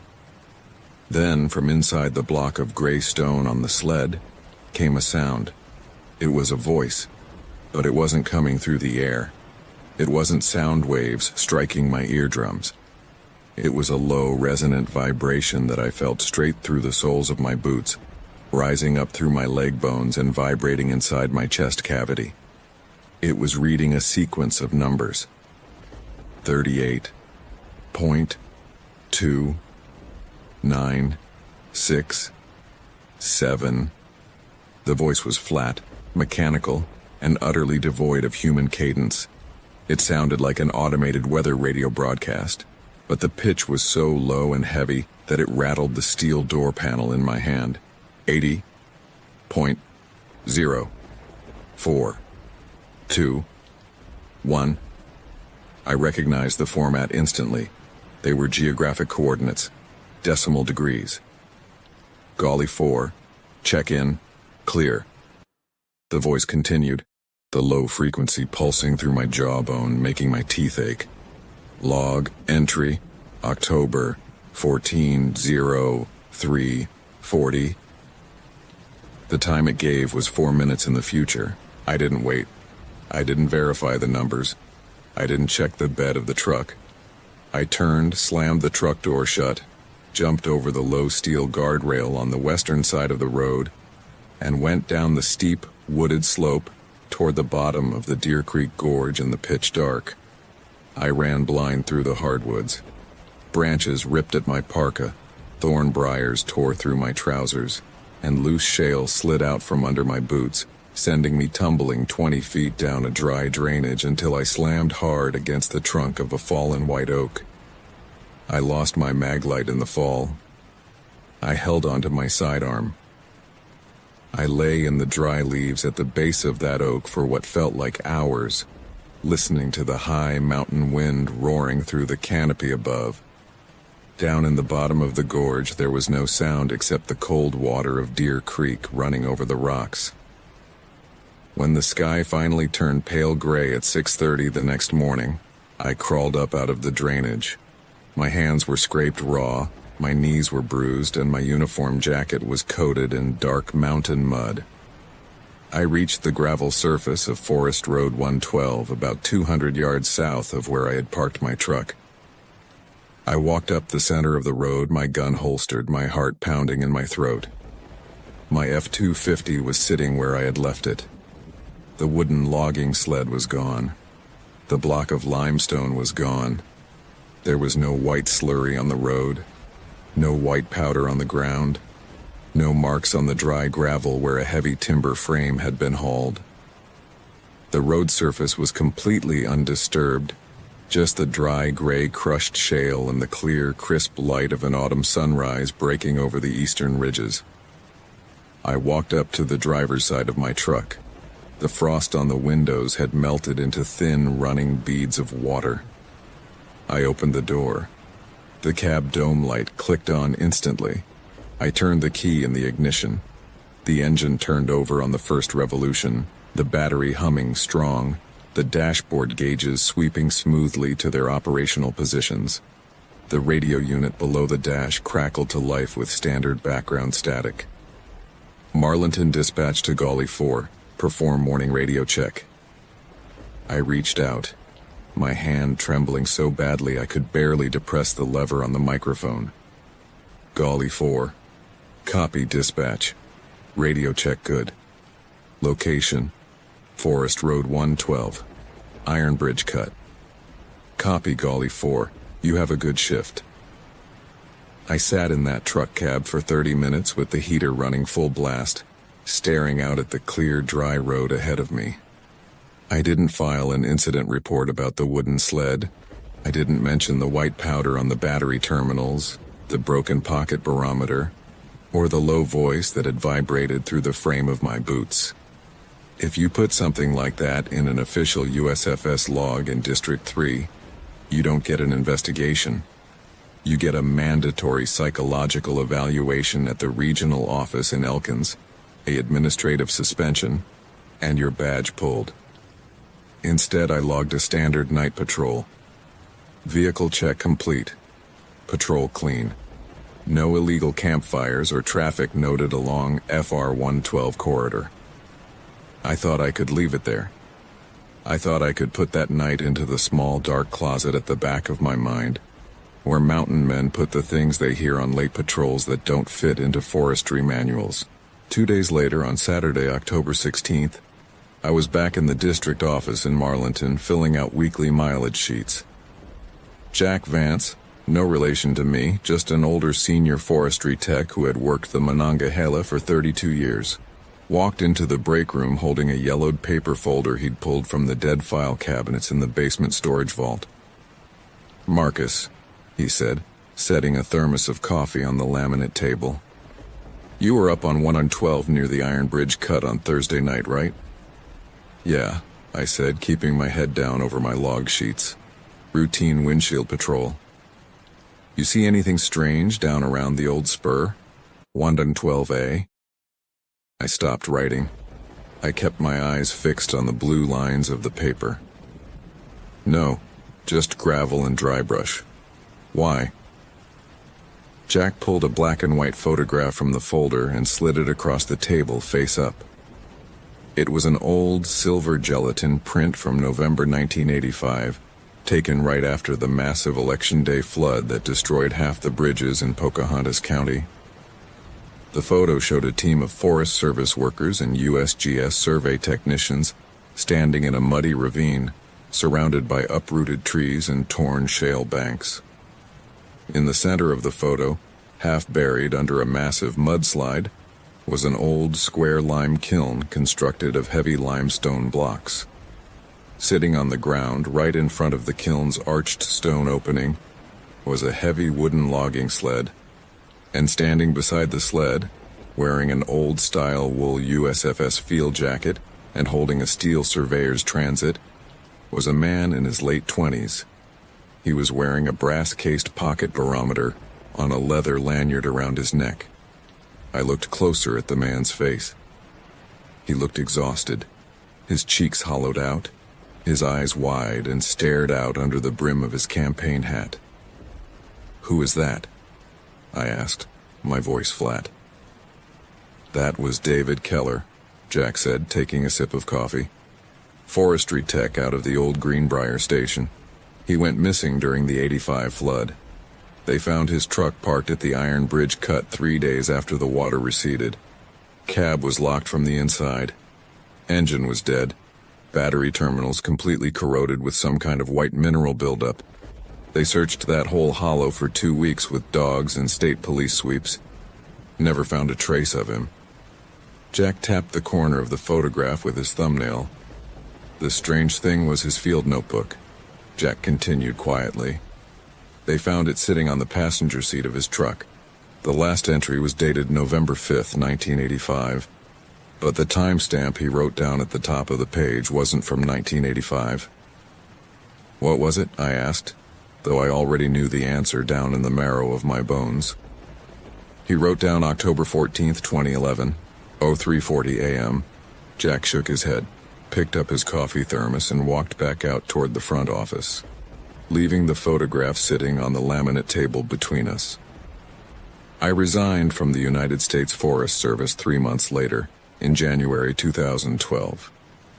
I gave up my career, my pension tracks, and my housing allotment. I moved south to Greenbrier County, bought 20 acres of cleared pasture land down in the limestone sinkhole plain where you can see the open sky for miles in every direction, and took a job running a private surveying firm that works strictly on low-elevation farmland and municipal boundaries. I don't go into the high mountain timber. I don't hike the Allegheny Trail. I don't stay out after dark in places where the shale cuts hide the sun before 5 o'clock. I tried to tell myself for years that it was a collective legend, that Jack had played a crude, elaborate prank on a jumpy seasonal ranger, that the coordinates I heard in my head were just the scrambled artifacts of an exhausted brain working under the influence of extreme cold and low oxygen in a deep mountain hollow. Then, 3 weeks ago, on July 28, 2026, an unmarked cardboard courier envelope arrived at my home office in Lewisburg. There was no return address, no cover letter, no signature. Inside was a single high-resolution digital print from a modern USFS trail camera, the kind they strap to oak trunks to monitor bear populations and illegal off-road vehicle use in remote sectors of the Monongahela. The timestamp burned into the bottom right corner of the digital image read, June 12, 2026, 03:40:12 a.m. The camera location code stamped beside the time was for a remote, unmaintained ridge section above the Deer Creek headwaters, a place 6 miles north of where I had parked my F-250 15 years ago. The photo showed a dark, narrow trail cutting through a thick tunnel of blooming mountain laurel under a bright summer moon. Sitting directly in the center of the narrow dirt path was a white Ford Super Duty tailgate, torn clean off its hinges, rusted and coated in a thick crystalline crust of dry white lime powder. And resting on top of the rusted steel handle of the tailgate, polished bright and catching the flash of the night lens, was a small brass-cased pocket barometer with a cracked glass face. The needle on the instrument was not resting on zero. It was pointing directly at a series of small, hand-scratched marks, freshly carved into the bright brass rim around the glass. A set of 12 tiny vertical lines, aligned in 4 distinct groups of 3. I keep that photograph locked in a steel fire safe in my office basement, beneath my old survey plats and land deeds. I don't look at it. I don't show it to the people I work with. The USGS gauges along the Greenbrier River are still running tonight, transmitting their digital flow rates every 15 minutes to the main servers in Charleston. The mountain roads through Pocahontas County are still dark, cold, and empty under the autumn stars. And somewhere up in those blind shale hollows where the timber rail lines rotted away 80 years ago, the old lime kilns are still buried under 40 feet of fallen rock, holding air that hasn't moved since the day the mountains were formed. I don't know what David Keller found down in the Deer Creek Gorge during the high waters of 1985. I don't know why his voice came out of a block of cold stone on a gravel road in 2011. But whenever the mountain wind shifts around my house late at night, bringing the dry, dusty smell of crushed stone off the quarry trucks down on Route 219, I go around to every window in the house, check the latches twice, pull the heavy curtains tight against the glass and sit in the kitchen with the lights on until the sun comes up over the eastern ridge. Because I know now that the wilderness doesn't swallow people whole down in those dark Appalachian drainages. It keeps them. It holds them down in the subterranean shale beds under 4,000 feet of hydraulic pressure, waiting for the right night, the right hour, and the right cold voice to read the coordinates back into the air. The single-use disposable camera was sealed inside a Ziploc bag, buried beneath 3 inches of wet red clay, right where the old state line trail cuts across the crest of Pine Mountain. The hiker who turned it in at our office in Harlan County didn't even realize what he had. He just thought it was garbage someone had dropped in the ditch near the ridgetop. But when I developed those drugstore prints in the back room of the ranger station, I found 27 exposures taken over what must have been a period of just a few minutes. Every single frame showed the exact same stretch of dense hemlock forest along the ridge trail, shot from the exact same angle, as if the camera had been mounted on a tripod. In the first photo, the woods were empty, thick with late October mist. By the 10th photo, a dark, narrow break had opened up in the middle of a massive oak tree. Not a shadow, but a physical gap in the wood itself that shouldn't have existed. By the 20th frame, something pale was reaching out from inside the heartwood, a hand with 5 joints per finger, gripping the rough bark from the inside. And in the final frame, the camera had been flipped upside down, taking a blurred picture of a Forest Service uniform shirt, badge visible, laying flat on the damp leaves with no body inside it. That badge had my badge number on it, but the photos were processed 3 weeks before I was even transferred to the district. My name is Marcus Vance. I am 48 years old, currently living in a small house just outside of Johnson City, Tennessee, and I work as a civil inspector for the State Department of Transportation. But back in the fall of 2011, I was a 33-year-old forestry technician and seasonal park ranger assigned to the Pine Mountain State Resort Park and the surrounding Cumberland Mountain Range in southeastern Kentucky. I spent 7 years wearing the olive green and tan, patrolling the ridge lines, clearing fallen timber after ice storms, checking hunting permits along the park boundaries, and running search and rescue ops when tourists managed to twist an ankle or wander off the marked paths into the boulder fields. I knew those mountains. I knew the way the wind sounded coming through the gap at dusk. I knew where the coal seams ran close to the surface. And I knew how easy it was for a man to get turned around in the drainages if he stopped paying attention to his compass for even 10 minutes. I haven't talked about what happened during my last season on Pine Mountain to anyone. Not to my wife, not to the state police investigators who came down from Frankfurt to conduct the internal audit, and certainly not to the regional forestry supervisor who processed my sudden resignation that winter.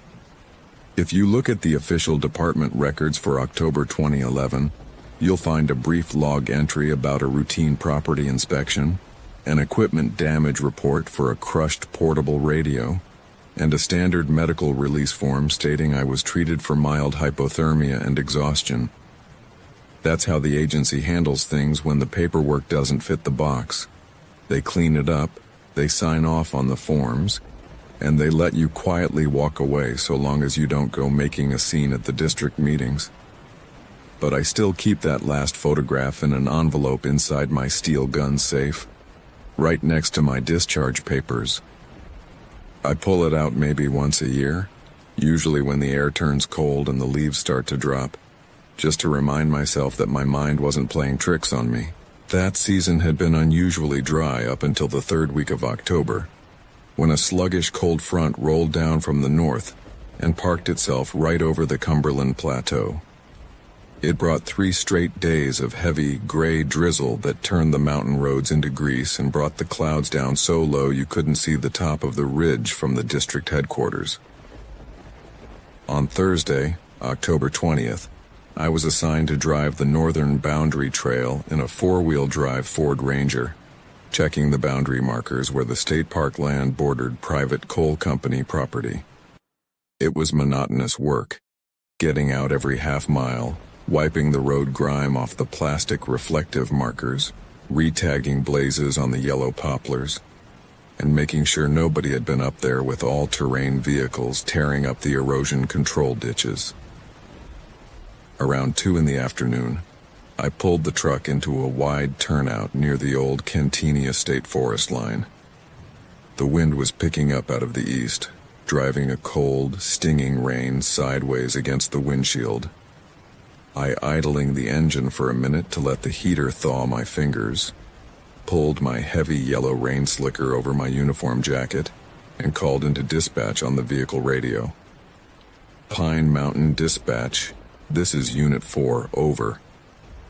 The radio crackled, the signal spitting through the thick canopy and heavy rain before the dispatcher's voice came back clear. It was Brenda, a woman who had worked the desk in Harlan for over 20 years and knew every hollow and logging road in 3 counties. Go ahead, 4. Brenda, I'm at boundary marker 42 on the North Ridge Road. I'm going to step out on foot for about an hour to check the spur trail down toward Little Laurel Creek. The culvert might be clogged with washed-down brush. I'll have my handheld with me. Copy that, Marcus, Brenda said, her voice accompanied by the familiar rustle of paper in the background. Be careful down on that slope. It's slicker than grease today, and keep an eye on your clock. We've got a system moving in that's supposed to drop the temp down into the low 30s by dark. Wilco, 4 out. I unhooked my handheld radio from the truck charger, snapped it into my belt holster, grabbed my iron-tipped cruising stick, and locked the truck door. The air outside hit me like a wet towel, cold, heavy, smelling of decaying oak leaves, wet shale, and that distinct sulfur scent that always seems to bleed out of the old strip mine benches deep in the hollows. The spur trail down to Little Laurel Creek wasn't much of a trail at all. It was an old skidder road from the 1940s, choked with thickets of rhododendron and greenbrier that dragged at my rain pants as I picked my way down the slope. The fog was thick down in the creek bed, settled in like wet cotton between the ironwood trees and the tall hemlocks. The only sound was the steady drip, drip, drip of water falling from the canopy, the splash of my own rubber boots in the mud, and the distant muffled roar of the swollen creek below. I reached the culvert after 20 minutes of careful walking. The corrugated steel pipe was clear, though a massive tangle of driftwood and washed-up root balls had piled up against a cluster of sycamore trees about 20 yards downstream. I stood on the bank, leaning on my stick, taking a breath and checking my surroundings out of pure habit. That was when I noticed the silence. It didn't happen all at once, but as I stood there, I realized the steady hum of the wind through the upper canopy had stopped. Even the sound of Little Laurel Creek seemed to deaden, muffling into a dull, flat whisper, as if someone had laid a heavy mattress over the water. There were no birds, no squirrels chattering in the brush, no wind, just a heavy pressure cooker weight in the atmosphere that made my ears pop. I turned around to look back up the slope toward where I'd left the truck. The fog had thickened considerably in the 5 minutes I'd been standing by the creek, turning into a solid wall of white that cut visibility down to maybe 15 feet. I could barely make out the dark outlines of the nearest trees. Then my handheld radio hissed on my hip. It wasn't the usual sharp squelch of a broadcast. It was a soft, static-filled murmur, like someone was holding down the push-to-talk button from a long way off. I unclipped the radio and held it up to my ear, turning down the volume slightly so the noise wouldn't echo through the valley. Unit 4, this is dispatch. Do you copy? Brenda's voice came through, but it sounded warped, stretched out like an old cassette tape that had been left in the sun. The pitch rose and fell in strange, unnatural waves. "Brenda, this is 4. I read you," I replied, pressing the transmitter button. "You're coming through distorted. How's my signal?" There was a long pause, filled only with the white noise of static. Then the speaker clicked again. "Unit 4, stay where you are. Do not return to the vehicle. Repeat, do not return to the..." The transmission broke up into a sharp, piercing squeal that made me jerk the radio away from my head. I stared at the small digital screen. The signal bar was flashing, dropping from 3 bars down to 0, then jumping back to full, bouncing erratically as if the antenna were swinging under a power line. "Dispatch.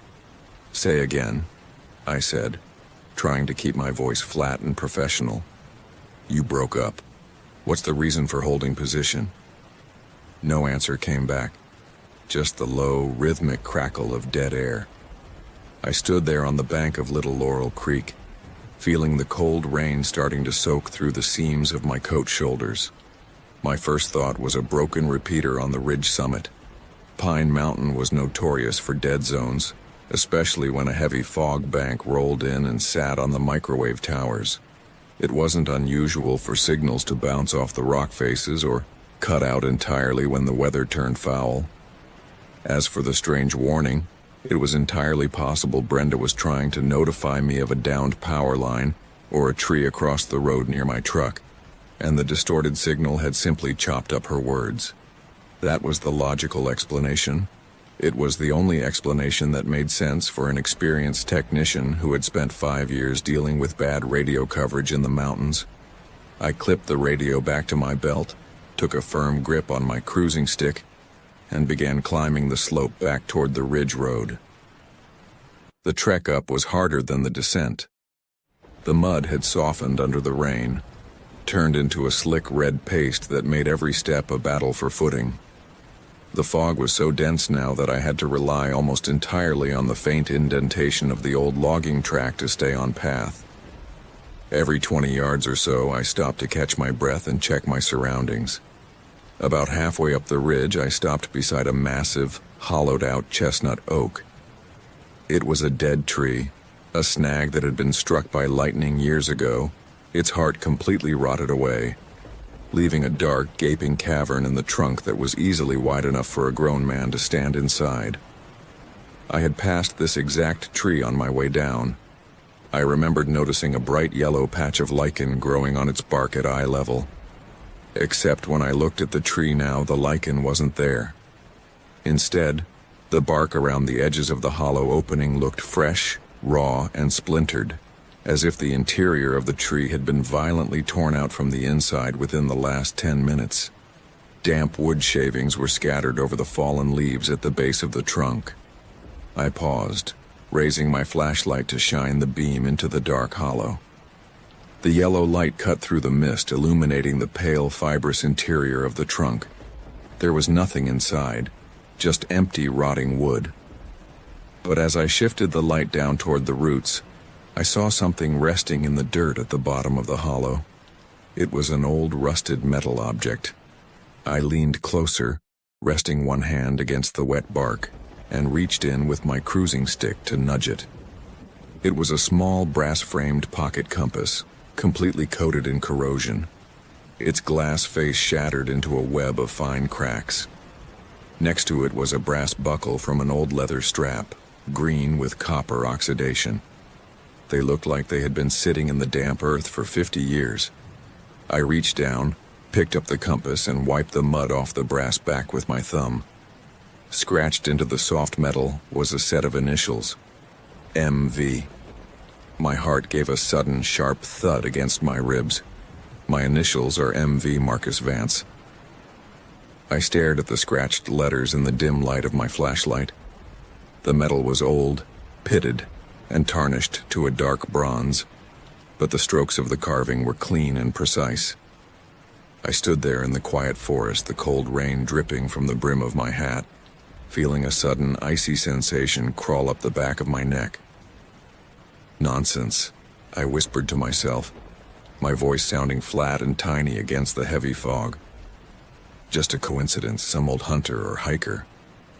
I dropped the compass into my coat pocket, took a deep breath, and continued up the trail. I told myself it was an old logging artifact. I told myself the initials could stand for anything. Marcus Vance, Michael Vance, Mitchell Very. The mountains were full of history, full of trash left behind by miners, loggers, and homesteaders over 2 centuries. There was no reason to get spooked by a piece of junk found in a rotten tree.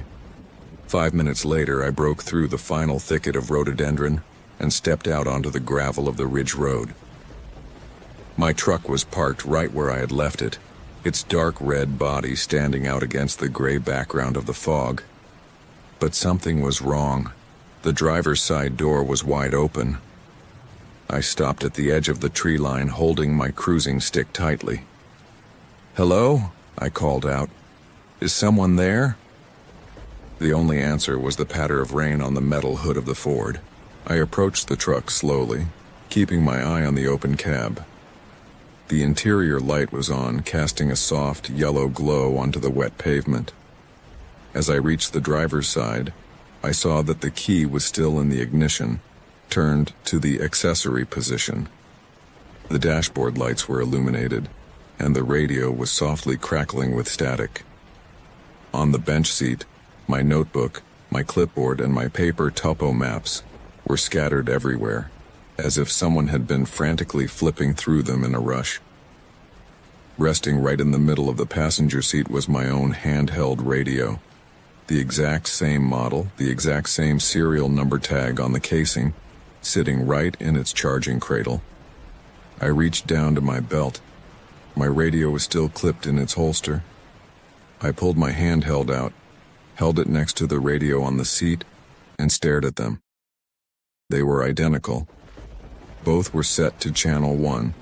Both had the same small scratch on the rubber antenna tip where I'd dropped mine on a rock 3 months earlier in the gorge. I picked up the radio from the seat. It was bone dry. It hadn't been exposed to the rain at all. "Dispatch, this is 4, I said into my belt radio, my voice trembling slightly despite my best efforts to keep it steady. "Brenda, come in." The radio in my hand, the one from the seat, squawked immediately, broadcasting my own voice back to me with a 0-second delay, creating a tight ringing feedback loop that filled the cab of the truck. I dropped the radio back onto the seat as if it had burned me. My chest was tight, my breath coming in short, ragged gasps that formed tiny white clouds in the freezing air inside the cab. I sat down in the driver's seat, pulled the door shut, and locked it. The engine started right up when I turned the key, the V6 motor purring smoothly, a comforting mechanical sound that brought a momentary wave of relief. I flipped the heater on high, grabbed the main vehicle radio microphone, and tried calling headquarters again. "Pine Mountain Headquarters. This is Vance. I am at the North Ridge turnout. I have a situation up here, please acknowledge." Nothing but static. I shifted the truck into drive, pulled out onto the narrow gravel road, and headed south toward the main park entrance. My plan was simple. Drive straight back to the maintenance yard, report the broken radio equipment, and let the district ranger handle whatever bizarre mix-up had occurred with the gear assignments. I just wanted to get off the ridge, get out of the wet clothes, and stand in front of the wood stove at the station. The road down Pine Mountain is narrow, winding along a knife-edge ridge with steep drop-offs on both sides, before descending through a series of sharp switchbacks toward the valley floor. In good weather, it takes about 20 minutes to reach the main highway. In heavy fog, driving carefully, it takes 30. I drove slowly, keeping the truck in low gear, my eyes locked on the white edge lines painted on the asphalt. The fog seemed to be getting thicker with every mile, pressing against the windshield like a wet gray blanket. The headlights bounced off the moisture, creating a blinding glare that forced me to lean forward over the steering wheel, squinting to see 20 feet ahead. After 10 minutes of driving, I reached a stretch of road known locally as the Dead Man's Curve, a tight, hairpin turn that wrapped around a massive limestone cliff face. As I rounded the curve, my headlights caught something standing in the middle of the road. I slammed on the brakes. The truck skidded on the wet gravel, the tires screeching before the vehicle came to a complete stop about 15 feet from the object. It was a Ranger vehicle, a green and tan Ford Ranger, identical to the one I was driving. It was parked sideways across both lanes, completely blocking the road. Its driver's side door was wide open, swinging gently in the wind. The headlights were on, shining uselessly into the thick wall of laurels on the side of the cliff. I sat there with my hands gripped tightly around the steering wheel, the engine idling, the windshield wipers slapping back and forth with a rhythmic thump, thump, thump, thump. "Who is that?" I muttered to myself. "Is that Miller? Davis?" There were only 3 Rangers assigned to this sector. Myself, Dan Miller, and a seasonal worker named Tom Davis. But Davis was off duty on Thursdays and Miller was supposed to be working the south boundary near the Virginia line, 15 miles away. I put the truck in park, grabbed my heavy flash lantern from the passenger side, and unclipped my service belt. I didn't carry a firearm on routine forestry checks back then, but I had my heavy steel mag light and my belt knife. I stepped out into the rain, holding the lantern low, and walked slowly toward the blocked vehicle. The air was colder now, the rain turning into a bitter, icy slush that stung my face. As I approached the truck, I saw the license plate on the rear bumper. State vehicle tag, 408 PMR. My stomach dropped. That was my tag number. That was the truck I was currently driving. I stopped dead in my tracks, my heart hammering against my ribs so hard it felt like it was going to burst. I looked back over my shoulder at the truck I had just stepped out of. Through the thick fog, I could see the rear of my truck standing 15 feet behind me. Its red tail lights were glowing in the dark, and its tag read 408 PMR. 2 identical trucks, same license plate, same dent on the right rear fender where I'd backed into a fence post in August, same mud splatters along the rocker panels. "This isn't happening," I said aloud. My voice sounded hollow, swallowed up by the fog. "You're tired, Marcus. You're cold. You're suffering from mild carbon monoxide poisoning from a faulty exhaust. That's what this is. A leak in the cab." I pushed myself forward, stepping up to the open driver's side door of the blocked truck. I shone my lantern into the cab. The interior was empty, but on the floorboard beneath the steering wheel, there was a heap of clothes. I leaned in, my hand trembling as I reached down to touch them.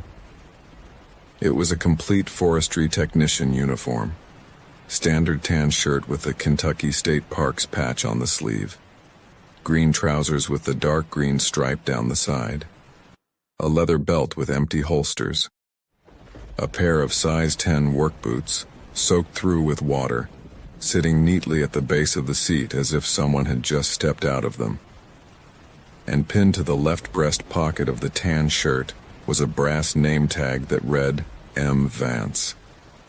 Inside the boots were no feet. Inside the shirt were no arms. The clothes were just laying there, flattened, empty, damp, smelling strongly of old cedar wood and earth. I backed out of the cab so fast I tripped over my own feet, falling backward onto the wet asphalt. My lantern tumbled from my hand, rolling across the road and casting wild, spinning beams of light across the mist-shrouded cliff face. I scrambled back up, ignoring the sharp pain in my knee where I'd hit the pavement, and grabbed the lantern. That was when I heard the sound coming from the woods above the road.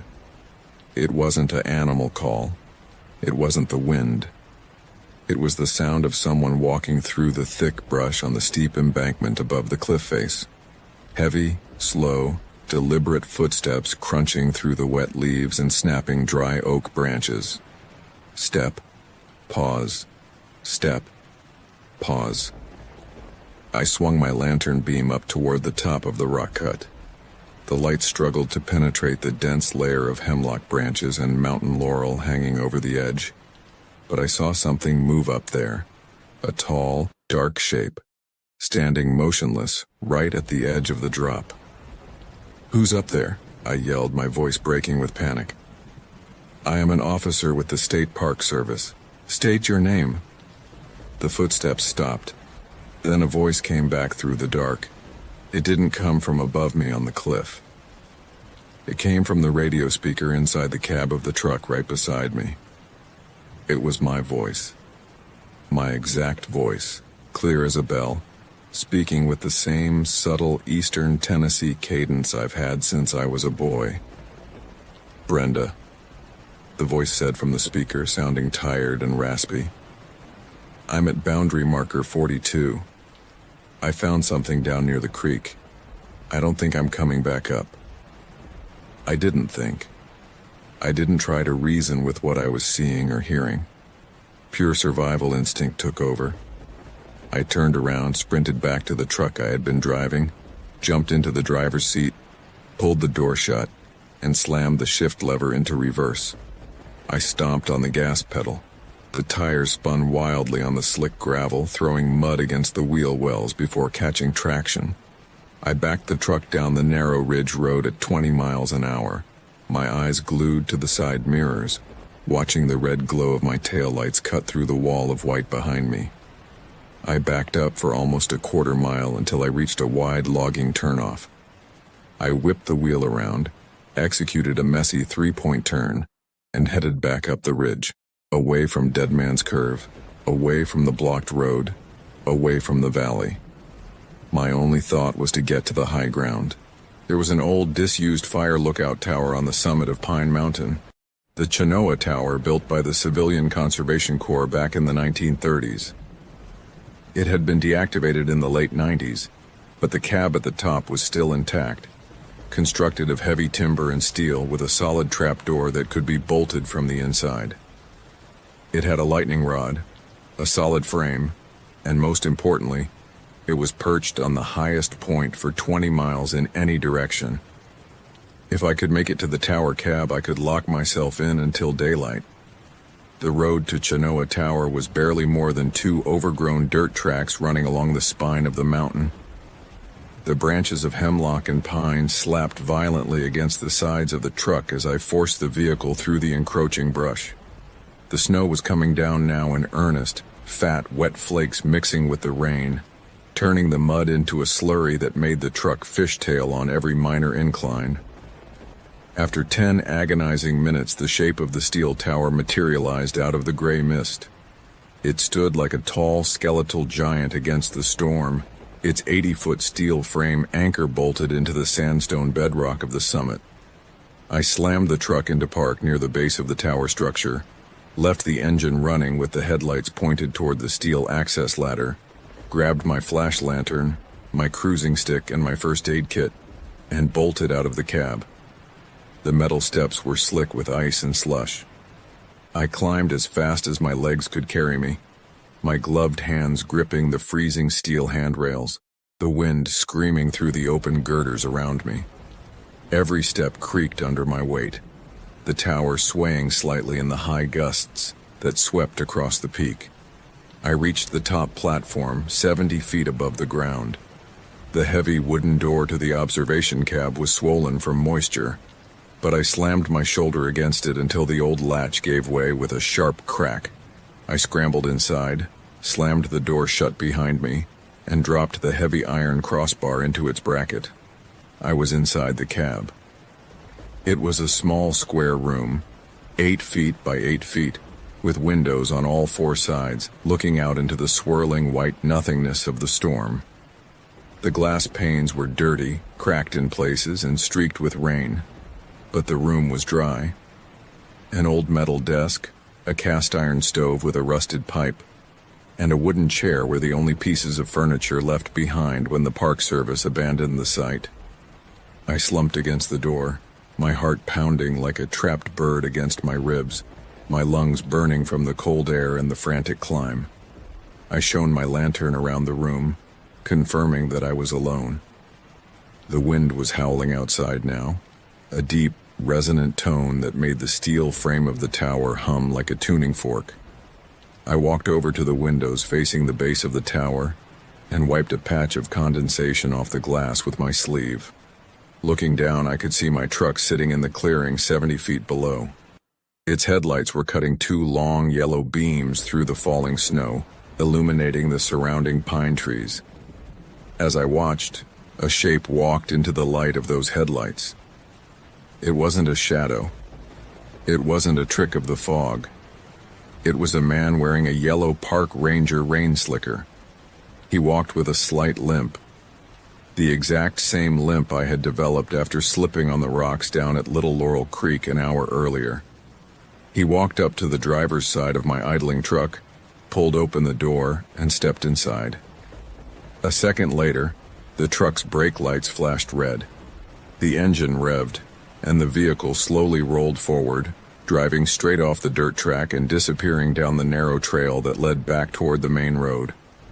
I stood at the window, frozen, watching the red taillights of my own truck fade into the snow until they vanished completely. I was stranded on top of the mountain, 80 feet in the air, in the middle of a freezing storm, with no vehicle, no working radio, and no way down that didn't involve walking through miles of dark, isolated forest in conditions that were rapidly approaching zero visibility. I sat down on the wooden chair in the middle of the room, placed my lantern on the metal desk, and tried to gather my thoughts. I forced myself to use my training. Hypothermia was the immediate threat. My outer clothes were soaked through. I opened my first aid kit, pulled out a silver Mylar emergency blanket, wrapped it tightly around my shoulders, and sat there in the dark, watching the lantern light flicker against the glass panes. An hour passed. Then two. The storm showed no sign of letting up. The temperature inside the cab was dropping fast, my breath turning into thick white plumes with every exhale. My fingers were growing numb inside my leather gloves, and a dull, aching pain had settled into my lower back. Around 9 o'clock that night, the sound began. It didn't start from the ground. It started right outside the cab windows. It was a tapping sound. Tap, tap, tap. A soft, rhythmic sound, like fingernails clicking against the exterior glass. I sat bolt upright in the chair, clutching my lantern in one hand and my iron-tipped cruising stick in the other. I shone the light toward the glass window on the east side of the cab, the side facing out over the 70-foot drop, down to the jagged rock outcrop below. Nothing was there. Just the dark, the falling snow, and the gray mist swirling past the frame. Tap, tap, tap. The sound shifted to the west window, then the north. It moved around the exterior of the room with impossible speed, jumping from side to side as if whatever was making the noise were floating through the air right outside the glass. "Get away!" I screamed, swinging the light toward the west glass. "Get the hell away from me!" The tapping stopped instantly. For 10 long minutes there was complete silence, save for the roar of the wind through the steel legs of the tower. Then came the voice. It didn't come from outside the window this time. It came from right under the floorboards beneath my feet. "Marcus," a voice whispered. It wasn't a monstrous voice. It wasn't a growl or a hiss. It was the voice of my mother, a woman who had passed away 3 years prior in a nursing home in Kingsport. It sounded gentle, quiet, exactly as she had sounded when she used to call me in from the yard as a child. "Marcus, honey, open the hatch. It's cold down here." I pressed myself back against the metal desk, my teeth chattering uncontrollably, tears of pure terror stinging my eyes. I shook my head, gripping the steel cruising stick until my knuckles turned white under my gloves. "You're not her," I sobbed, my voice barely a whisper. "You're not her. You're not real. Marcus." The voice spoke again, shifting instantly. Now it was the voice of Dan Miller, my fellow ranger. "Marcus, man, open up. It's Dan. My truck went off the road down by the switchback. I'm hurt real bad. My leg's broke. Let me in."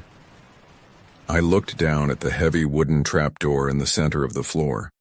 The iron crossbar was firmly in place, drop-bolted into the steel frame.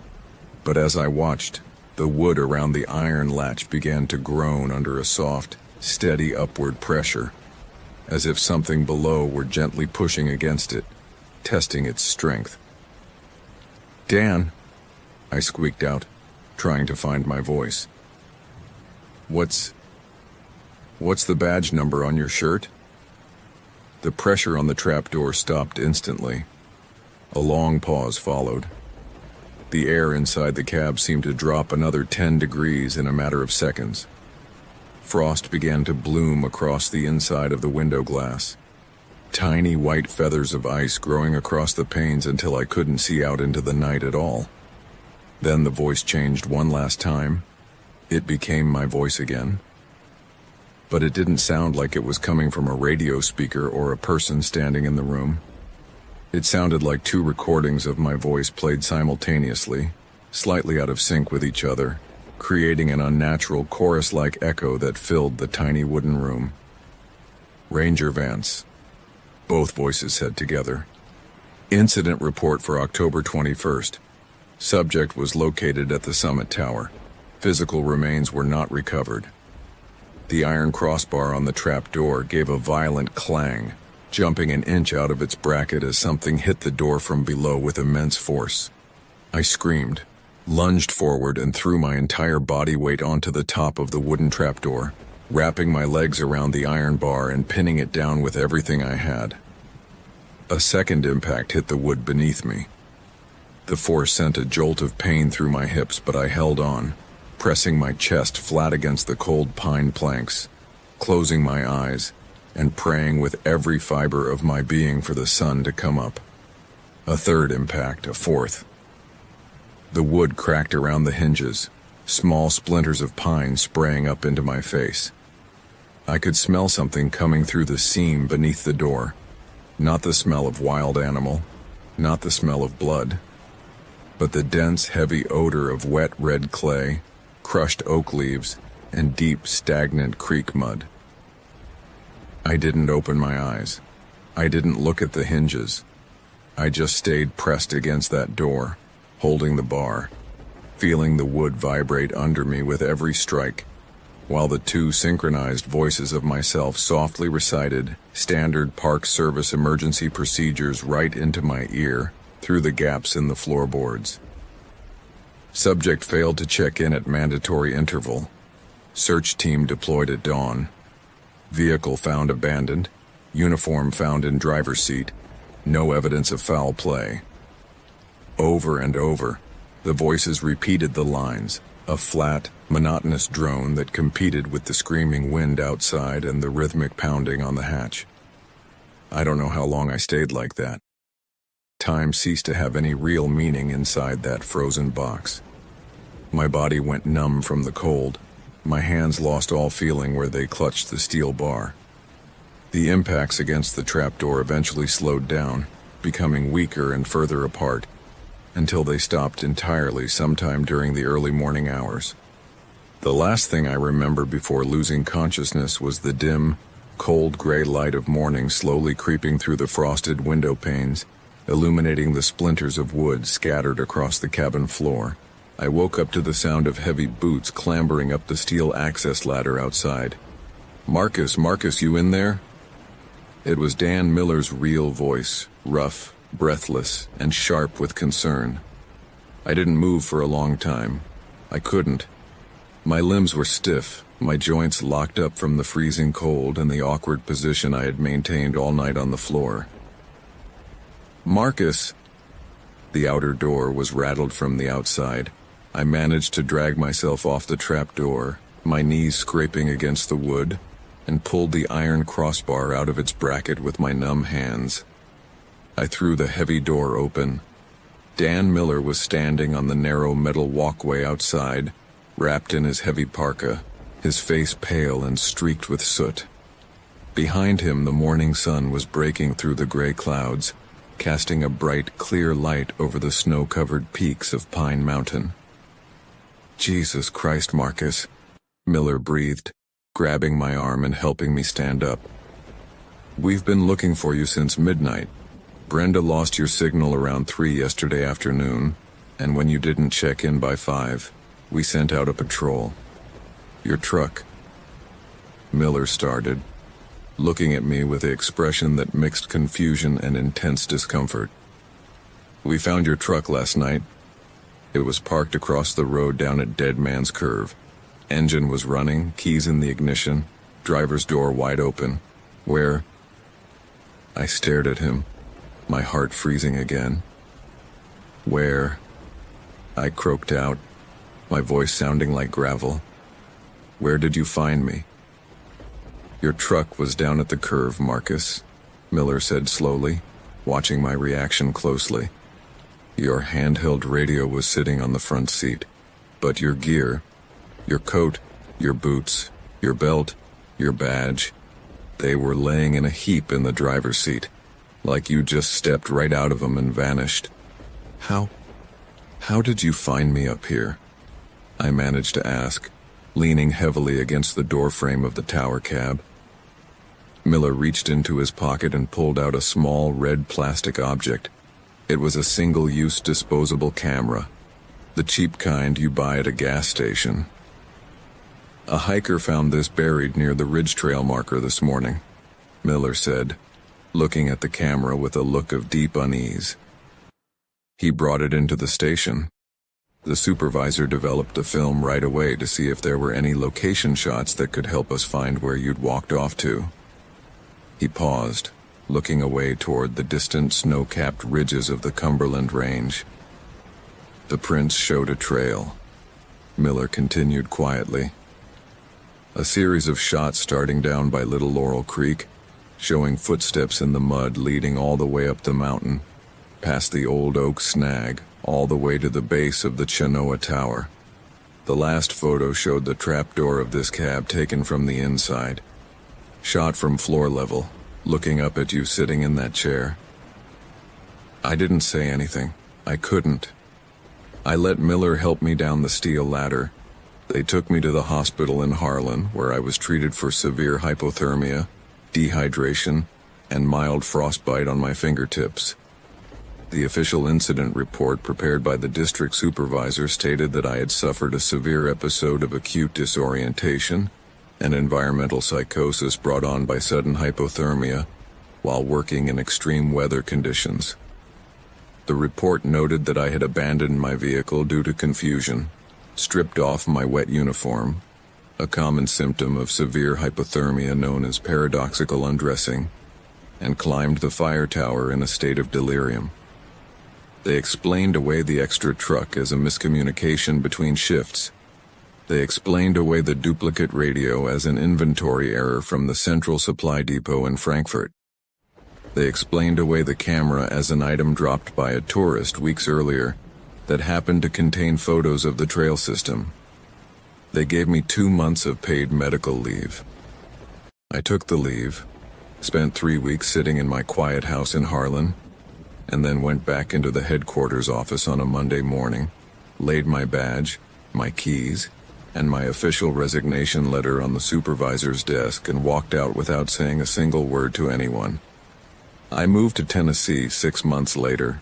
I took a job inspecting highway bridges for the state, a job where I spend my days around concrete, steel, and loud traffic, far away from the quiet woods and the deep mountain hollows. I'm 48 now. It's been 15 years since that night on Pine Mountain. I live a good life. I have a peaceful home, a good marriage, and a quiet routine. But I don't go hiking. I don't go camping. When my wife suggests a weekend drive through the Great Smoky Mountains to look at the autumn leaves, I always find an excuse to stay home. And every year, on the night of October 20th, I open the steel safe in my study. I pull out that yellowed envelope containing the final print from that disposable camera, the print the supervisor didn't notice when he swept the rest of the file into the state police evidence box. It's a clear shot of the oak tree near Little Laurel Creek, taken from 20 feet away. If you look closely at the center of the trunk, in the dark gap where the wood rotted away, you can see a man standing inside the tree. He's wearing a yellow park ranger slicker. He's holding a flash lantern in his left hand, and his right hand is raised toward the camera, gesturing for the viewer to come closer. And if you look at his face, obscured slightly by the fog and the dirty lens, you can see his badge pinned to his chest.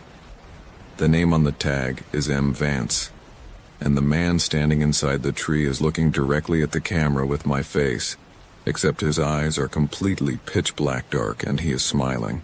And I found 3 separate routine maintenance logs on the server at the Sawtooth Ridge repeater site that were time-stamped during a 5-day window when the entire hilltop was without fuel, the emergency batteries were completely dead, and the primary logic board was sitting on my workbench 80 miles south in Fairbanks. The system had registered physical operator sign-ins, voltage calibrations, and manually confirmed signal checks complete with my own employee identification code, all recorded down to the exact second while the facility was literally a hollow block of ice sitting under 4 feet of wind-packed snow. In November of 2015, I was 39 years old and working as a senior microwave telecommunications technician for Northern Interior Communications, a private contractor responsible for maintaining the backbone radio networks that connected the small, isolated communities of interior Alaska to the outside world. My territory stretched from the northern banks of the Tanana River up through the white spruce taiga and broken granite ridges of the White Mountains, all the way to the jagged hills surrounding Livingood and the lower bend of the Yukon. It was a job that required a strange mix of high-tech electronics troubleshooting and raw wilderness survival, because when a tower went off the air in the middle of an Alaskan winter, you couldn't just pull up in a van and plug in an extension cord. You had to load up a tracked snowcat or a pair of heavy-duty snow machines, pack enough emergency cold weather gear to survive a week stranded on an exposed mountain summit, and drive out into country where the nearest paved road was a distant memory and the temperature could drop to 40 below zero before the sun even finished dragging itself across the southern horizon. The autumn of 2015 had been unusually bitter and dry across the interior. By late October, the ground had frozen solid enough to turn the unpaved sections of the Elliott Highway into rutted washboards of black ice. But the snowfall had been sparse, leaving the dwarf birch and willow brush exposed to the relentless freezing winds that blew down from the Brooks Range. I operated out of a drafty corrugated steel shop on the outskirts of Fairbanks, off the Steese Expressway, where the smell of diesel exhaust, hydraulic fluid, and warm solder was always fighting against the lingering chill that crept through the concrete floor. My regular partner on the northern runs was a man named Donald "Donnie" Crenshaw, 52 years old, who had spent 30 years working cold weather logistics in the state, starting back during the tail end of the Alyeska pipeline construction era. Donnie was a man of few words, heavy-set, with a thick gray beard that held the smell of cheap rolled tobacco, and a pair of hands so scarred and calloused from decades of handling frozen steel that he could thread a half-inch bolt while wearing thick leather work gloves. Our primary responsibility that week was Site Echo 4, commonly known among the road crews as Sawtooth Ridge. It was an unmanned microwave relay facility located on a bare, windswept ridgeline roughly 16 miles west of the Elliott Highway, accessible only by a narrow, heavily overgrown mining trail that had been cut into the schist slopes during the gold strike days of the early 1930s. The site consisted of a 70-foot steel lattice tower, a bank of 4 high-gain microwave dish antennas covered in heavy yellow radomes, a small fiberglass paneled equipment shelter, and an insulated shed housing a pair of heavy-duty air-cooled diesel generators fed by a 2,000-gallon fuel tank.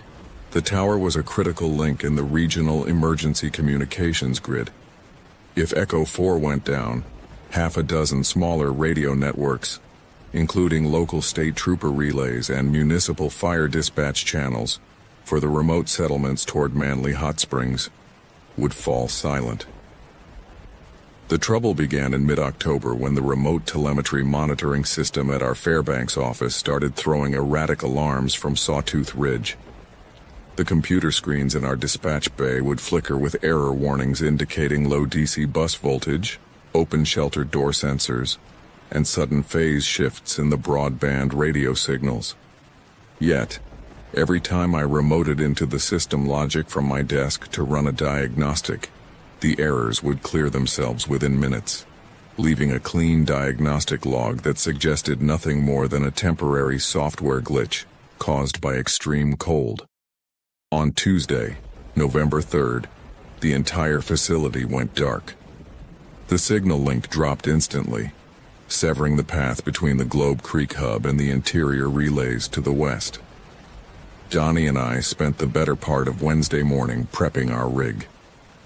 We loaded our heavy gear into the back of an old, faded orange Tucker snowcat that smelled permanently of spilled stove oil and exhaust fumes, hitched a steel cargo sled to the pintle hook, and pulled out of the Fairbanks yard just as the gray twilight of dawn was breaking over the Chena River. The drive north on the Elliott Highway was quiet and tedious, the studded tires of our Ford F-350 service truck whining against the packed ice until we reached the turnoff at mile 48, where we unloaded the snowcat from the flatbed trailer onto the frozen mud of an abandoned pullout.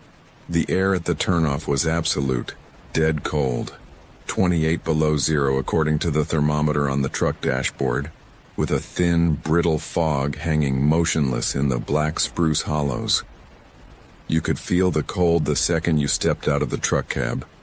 It didn't just touch your skin, it pressed against your ribs, pulling the moisture straight out of your lungs with every breath, and making the soles of your rubber pack boots creaking loud as dry bone against the ground. We spent 20 minutes idling the snowcat's engine to warm the hydraulic oil, checked our VHF handheld radios against the truck base station, and then turned the heavy steel tracks up the winding, narrow trail toward the ridgeline.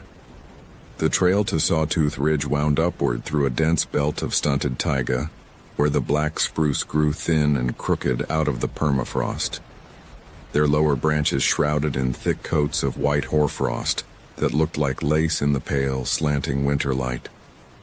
The snowcat ground its way up the grade at 4 miles an hour, the steel grousers of the tracks clattering against exposed granite ledges and throwing up small cascades of gravel and ice.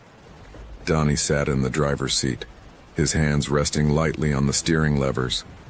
A cold, unlit cigarette clamped between his teeth while he kept his eyes locked on the narrow swath of snow ahead. "Wind's picking up off the Ray Mountains," Donnie remarked after half an hour of silence, his voice barely carrying over the heavy rumble of the diesel engine beneath the cab floor. "Weather service in town said there's an Arctic trough coming over the crest by midnight. If we have to pull those generator heads, we're going to be doing it in a gale." The telemetry showed the shelter heater was offline before the link went down, I said, checking the laminated paper topo maps spread across my knees. "If the interior shelter drops below zero, the backup gel cell batteries are going to freeze solid and crack their casings. We need to get the primary engine fired up first, get heat back into the building, and then figure out why the logic board lost its mind." Donnie nodded once, his eyes never leaving the trail. "Just make sure the dead man latch on the shelter door is pinned open while we're inside. I don't feel like getting locked into an insulated box with a dead battery when the wind starts howling." We broke out above the tree line about 40 minutes later. The landscape changed instantly, transitioning from the dark, choked spruce forest to a wide, naked expanse of wind-scoured tundra and gray shale outcrops. Sawtooth Ridge earned its name from the jagged teeth of slate that stuck up along its crest, looking like the spine of some ancient buried animal stretching out into the vast, white, empty space of the interior. In the far distance, 80 miles to the north, the faint, ice-hazed outline of the Yukon hills sat like blue smudges against the horizon, completely untouched by any sign of human existence. The repeater site sat on the highest knob of the ridge, surrounded by a heavy chain-link fence topped with barbed wire that was meant to keep out curious grizzlies during the summer months. As the snowcat lumbered up the final incline and came to a stop outside the main gate, the site of the station was immediately wrong. The heavy steel gate was closed, but the brass padlock that secured the drop bar was hanging open from the chain link, completely free of the thick ice crust that covered every other piece of metal on the fence. It was hanging clean, as if someone had just wiped it down with an oily rag minutes before we arrived. Donnie cut the snowcat's engine. The sudden silence that filled the cab was immense, heavy and absolute, broken only by the sharp metallic pinging of the hot exhaust manifold cooling down in the sub-zero air. "Did you leave that lock unlatched when you were up here for the summer preventive maintenance in August?" Donnie asked, reaching over to pull his heavy wool cap down over his ears. "No," I said, staring through the frost-etched windshield at the gate. "I locked it myself. I remember because the brass tumbler was sticking and I had to hit it with a blast of silicone spray to get the key to turn. And look at the snow in front of the gate." The ground around the facility was covered in a wind-rippled sheet of hard-packed crust. There were no boot tracks, no tire ruts from another vehicle, and no signs of snow machine runners. But directly beneath the lock, sitting in the hollowed-out pocket of snow where the gate swung open, was a clear, undrifted patch of bare slate gravel, about 2 feet wide, as if the snow had been swept away with a small broom. We got out of the vehicle, our heavy winter clothes rustling softly in the quiet air. The wind on the ridgeline was thin and razor-sharp, carrying a high whistling tone as it cut through the structural steel of the radio tower overhead. The yellow redomes on the microwave dishes were heavily crusted with hoarfrost, making them look like massive pale eyes staring blindly off toward the northern horizon. I walked up to the gate, pulled off one of my leather mittens, and reached out to touch the brass lock. It was cold, but it moved freely on its shackle. There was no frost inside the keyhole. "Key's working," I muttered, inserting our master service key into the cylinder. It turned with a crisp, dry click that felt oddly loud in the still air. I pulled the heavy chain back, swung the gate open, the hinges making a sharp, shrieking sound that echoed off the rock ledge behind us, and stepped onto the concrete pad that formed the foundation of the equipment compound. The site consisted of 2 main structures, the generator house and the equipment shelter. The generator house was a low, heavy timber building with a green metal roof, while the equipment shelter was a white, seamless fiberglass box about 12 feet long and 8 feet wide, bolted directly to a raised steel frame to keep it clear of snowdrifts. We walked up to the equipment shelter first. The heavy insulated steel door was shut tight, its 3-point locking lever turned down into the fully latched position. I stepped up onto the small metal mesh porch, gripped the lever, and pulled up. It didn't budge. The mechanism was frozen solid, bound by a layer of clear crystal ice that had formed along the rubber weather stripping around the door frame. "Bring the propane torch," I called back to Donnie, who was pulling our tool cases off the cargo sled. Doors iced shut from the inside out. "Inside out?"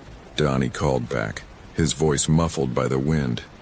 "How the hell does a sealed shelter freeze from the inside out unless there's moisture coming out of the floor seams?"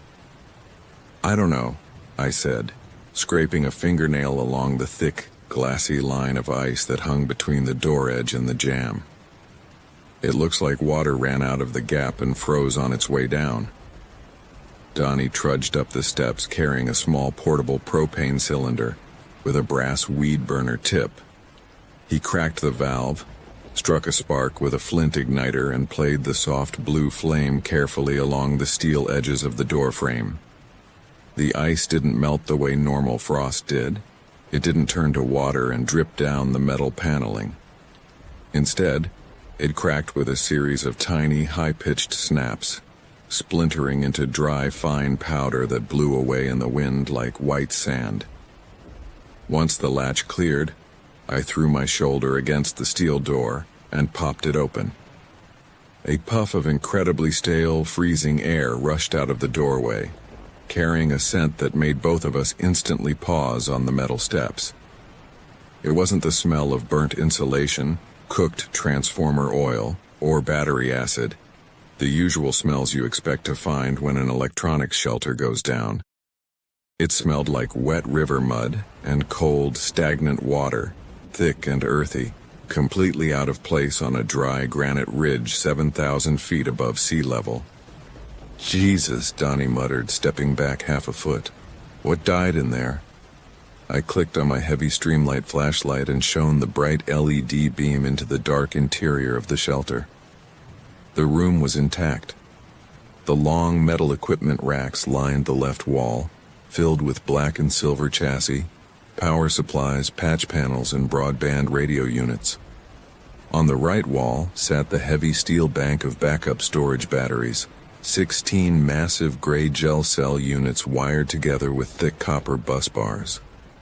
Everything was covered in a uniform layer of fine gray frost that looked like ash. I stepped inside, my boots crunching on the frozen floor. The temperature inside the shelter was actually colder than the air outside. It had the heavy, trapped chill of a deep subsurface cellar. I walked straight to the main power distribution panel at the rear of the rack, holding the flashlight between my teeth while I pulled off my outer gloves to handle the small test probes of my digital multimeter. "Breakers are all tripped," I said, my voice sounding flat and dead against the acoustic insulation that lined the walls. "Main DC disconnect is down. The whole rack lost power simultaneously." Donnie stood in the doorway, his broad frame blocking out the pale gray light from the ridge. He held his own light, scanning the floor near the base of the battery rack. "Caleb, take a look at the floor under the battery rack." I turned, lowering my meter, and pointed my light toward the floor beneath the gray steel shelving. The plywood flooring beneath the battery bank was saturated with a dark, frozen liquid that had seeped out from under the bottom shelf and run toward the center drain. But it wasn't battery acid. The thick plastic casings of the gel cell units were completely intact, free of cracks or swelling. The fluid had come from somewhere else. A thick, brownish-gray slurry that had frozen into a smooth, mirror-like sheet across the plywood floor. Set deep into the center of that frozen sheet, clear as a casting in glass, was a single bare human footprint. It wasn't a boot mark. It wasn't the print of a rubber shoe or a sock. It was the impression of a bare, wide foot, complete with the distinct rounded shapes of 5 toes pressed deep into the frozen mud, positioned as if someone had been standing comfortably on one leg right beneath the low-voltage terminal bar, while the mud was still liquid, staring directly into the dark space behind the equipment racks. Donnie crouched down, his knees popping loud in the cold room, and brought his light within an inch of the frozen floor. He didn't touch it. He just stared at it for a long, quiet 10 seconds before pulling his cigarette out from behind his ear and sticking it back between his teeth. "Animals don't leave 5 toes like that," he said quietly, his voice dry and stripped of tone, "and nobody walked up that trail barefoot at 30 below zero. It must have been left during the summer," I said, trying to force a reasonable logic into the words even as I spoke them. "One of the structural guys during the roof repair back in July." "The roof guys were wearing 8-inch steel-toe Red Wings," Donnie replied instantly, without raising his head. "And that mud came out of the wall frame. Look at the corner trim." He pointed his flashlight beam toward the corner where the insulated fiberglass floor panel met the aluminum corner molding of the shelter. The trim strip had been pried outward about half an inch. The heavy steel rivets snapped clean off, and a thin, frozen ribbon of that same gray river mud had extruded through the gap, like toothpaste squeezed from a tube, running down the wallboard to pool on the floor. I didn't answer him. A cold, heavy weight had settled in my stomach, distinct from the physical cold of the mountain. I walked around the central rack, stepped carefully over the frozen footprint, and opened the gray metal door of the primary telemetry logging cabinet. Inside sat the logic board and the solid-state storage drive that recorded every system parameter, voltage dip, door entry, and ambient temperature reading for the facility. The logic unit was a ruggedized military-grade computer casing designed to operate in extreme environments without fan cooling. The green LED power light on the faceplate was dead, of course, but the small internal lithium memory backup battery should have kept the non-volatile memory chips alive, even if the main power was out for months. I pulled out my screwdriver, unfastened the four-corner thumb screws holding the front panel in place, and reached in to pull the primary logic card. The card slot was empty. The gold-plated connector edge sat clean and shiny in the beam of my light, but the heavy circuit board itself, a 5 by 7 inch fiberglass card that was screwed into the chassis with 2 locking pins, was completely gone. "The logic board's gone," I said, staring into the dark, empty socket. "Someone pulled it." Donnie turned around slowly from the floor, his face half shadowed by his hood. "Pulled it? Why the hell would anyone climb up here to steal a proprietary logic board from an ancient microwave link? You couldn't sell that thing to a scrapper for $5, and it won't work in any civilian radio gear ever built." "I don't know," I said. "And look at the locking pins. They didn't unscrew them. They snapped them off." The 2 steel retention posts that held the card in place had been sheared clean through at the base. The metal turned bright and jagged where it had been snapped by a sudden, immense lateral force. We spent the next 3 hours working in near silence, the sheer weight of our technical routine taking over out of pure necessity. Whatever was wrong with the site, we had a job to do. If the tower stayed off the air through the coming storm, the regional radio network would remain fractured, and down in the valleys people relied on those channels for basic life safety. We worked through the cold. We hooked our portable Honda generator to the shelter's external service port, got 2 3,000-watt quartz heaters running inside the narrow room to bring the temperature up to a survivable 10 above zero, and set to work replacing the missing logic unit with a spare board we had brought up in the Snowcat's repair kit. While I worked on the backplane wiring, Donnie went to work on the primary diesel generator in the adjoining shed. Around 3 in the afternoon, the low sun finally dropped behind the jagged silhouette of the Ray Mountains, casting long, dark blue shadows across the ridgeline. The sky turned a brilliant, bruised purple before settling into a deep, hollow blackness that seemed to compress the mountaintop down to the small circle of orange light cast by our portable halogen work lamps. The wind began to change tone, shifting from its high, thin whistle to a low, booming roar that vibrated through the floorboards of the equipment shelter every time a squall hit the high lattice tower outside. I was crimping a new set of spade connectors onto the system ground wire when the radio on my shoulder cracked with a loud burst of static that made me jump, the heavy wire strippers slipping from my fingers and dropping onto the cold aluminum rack. "Caleb." Donnie's voice came through the speaker, distorted by heavy background interference. "You need to come over to the generator shed. Now." "What did you find?" I asked, pressing the push-to-talk button on my lapel. "Did the main crank freeze?" There was a long pause on the other end, long enough that I thought the signal had cut out entirely. The only sound was the harsh, rushing hiss of open channel static, overlaid with a strange, rhythmical clicking that sounded like a fingernail tapping rapidly against the metal casing of a microphone. "Just come look at the fuel line." Donnie's voice came back, oddly flat, completely devoid of his usual gruff energy. I clicked my flashlight back on, pulled my heavy mittens back over my inner gloves, stepped out of the shelter, and walked across the ice-crusted concrete pad toward the wooden generator house.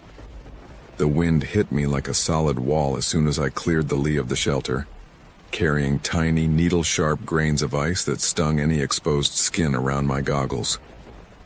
The door to the generator house was wide open, swinging loose on its heavy steel hinges and banging rhythmically against the exterior timber wall. Thump, thump, thump, with every gust of wind. I stepped inside, out of the gale, and pulled the heavy door shut behind me, dropping the timber latch into place. The generator house was dark, save for the single yellow light of Donnie's work lantern hanging from an overhead rafter. The air in here was different from the equipment shelter. It was thick with the sharp chemical reek of raw diesel fuel and the heavy smell of old engine oil.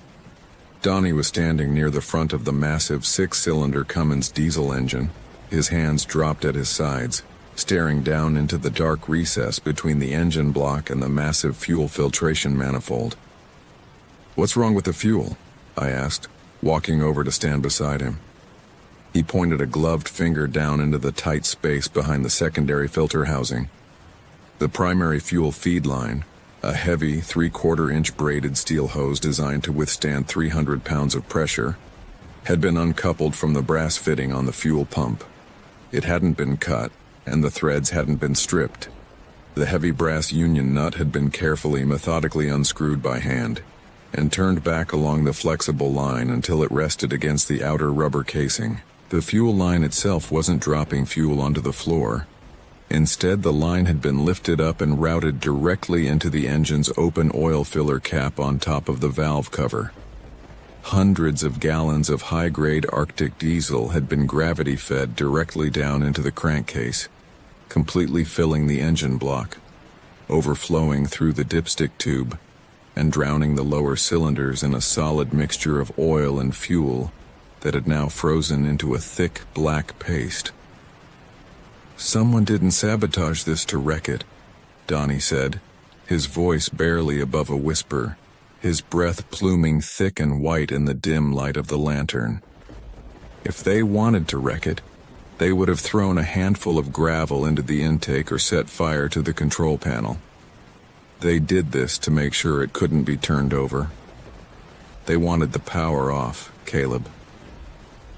"Why?" I asked, looking around the dark, dusty corners of the timber shed, where old fan belts, rusty oil cans, and spare gaskets hung from iron nails driven into the rough-sawn rafters. "Why climb all the way up here in the middle of late autumn just to lock down a site and drain the fuel into the block?" "Look at the nut," Donnie said, pointing his flashlight beam directly at the unscrewed brass fitting resting on the fuel hose. I leaned in closer, squinting against the harsh light. The hexagonal faces of the brass nut were smooth, free of any gouges or scrape marks that a heavy crescent wrench or channel locks would leave on soft metal. But stuck to the corners of the hex head were tiny, dark red flakes of dried material, mixed with thin, oily threads of human skin that had been sheared off under intense crushing pressure, as if someone had gripped the brass nut with 2 fingers, pinched down with enough force to deform the metal, and twisted it off the steel threads by raw, brute hand power alone. Neither of us spoke for a long time. The only sound was the deep, rhythmic groan of the timber rafters as the wind blew harder against the high roof of the shed, and the steady, quiet tick-tick-tick of the cooling diesel block. "We aren't fixing this tonight," Donnie said finally, turning his back on the ruined engine. "The engine's hydrostatic locked. We'd have to pull all 6 injectors, pump the crankcase out, flush the fuel lines, and rebuild the oil pump. It's a 2-day job for a full shop crew with a crane hoist. We can't leave the site down," I argued, though the argument felt empty even to me. "If the storm hits and the line stays down, dispatch loses all contact with the valley." "Look out that window, Caleb," Donnie said, his tone dropping into a cold, hard register I had never heard him use before. He raised his flashlight and aimed the beam at the small, square window set into the north wall of the shed. Outside, the darkness was absolute, but the snow was no longer falling in thin, drifting grains. It was coming down in long, horizontal white sheets, blowing straight across the ridge from the north. The wind was building into a full Arctic blizzard, the kind that buries whole trucks in an hour and turns a 20-foot walk between buildings into a disorienting, fatal trap. The temperature's dropping fast, Donnie continued, looking straight at me. The Snowcat's block heater isn't plugged in because the main generator is dead. If we try to drive down the ridge trail right now in the dark, with 30-knot crosswinds and zero visibility, we'll slide off the shale ledge before we hit the 3-mile mark. We stay right here. We haul the Honda generator inside the equipment shelter, lock the door, throw every electric blanket and space heater we have on the bench, and we wait until daylight. I wanted to disagree with him. I wanted to tell him that we should take the Snowcat and chance the lower trail before the drifts got too deep, but I knew he was right. The road off Sawtooth Ridge was a 6-foot wide shelf of crumbling rock cut into a 400-foot drop. Driving a steel-tracked vehicle on that shelf in a whiteout was a fast way to get buried at the bottom of a ravine where no search crew would find you until May. "All right," I said slowly. We lock down the shed, take the tools back to the shelter, and set up for the night. We spent the next 20 minutes hauling our equipment back across the open concrete pad. The wind had intensified into a continuous, deafening roar that sounded like a freight train passing 10 feet over our heads. The fine, wind-driven snow was so thick that even with our flashlights turned to full power, we could barely see the white fiberglass walls of the equipment shelter until we were standing right on the wooden porch steps. We dragged the small Honda generator onto the small covered landing, ran its exhaust pipe downwind away from the door frame, and pulled the pull cord. The small 4-stroke engine coughed twice, spluttered in the freezing air, and then settled into a high, steady hum that felt incredibly fragile against the massive roar of the Arctic storm pounding the mountain. Inside the shelter, with the heavy steel door locked and bolted shut, and the 2 electric quartz heaters glowing a deep, fiery orange on the workbench, the air slowly warmed up to about 40 degrees Fahrenheit. It wasn't warm, but it was enough to keep our feet from going numb, and enough to keep our water bottles from freezing solid on the counter. Donnie sat on an overturned plastic milk crate near the door, his back resting against the insulated wall, his heavy winter coat unzipped just an inch at the throat. He had his double-barreled 12-gauge shotgun, a weapon he kept mounted in the rack of the Snowcat for bear protection, resting across his knees, a box of heavy, copper-plated buckshot shells sitting open on the floor between his feet. "You really think we're going to need that?" I asked, sitting down on the steel bench in front of the main radio rack, pulling a fresh pair of dry wool socks out of my canvas kit bag.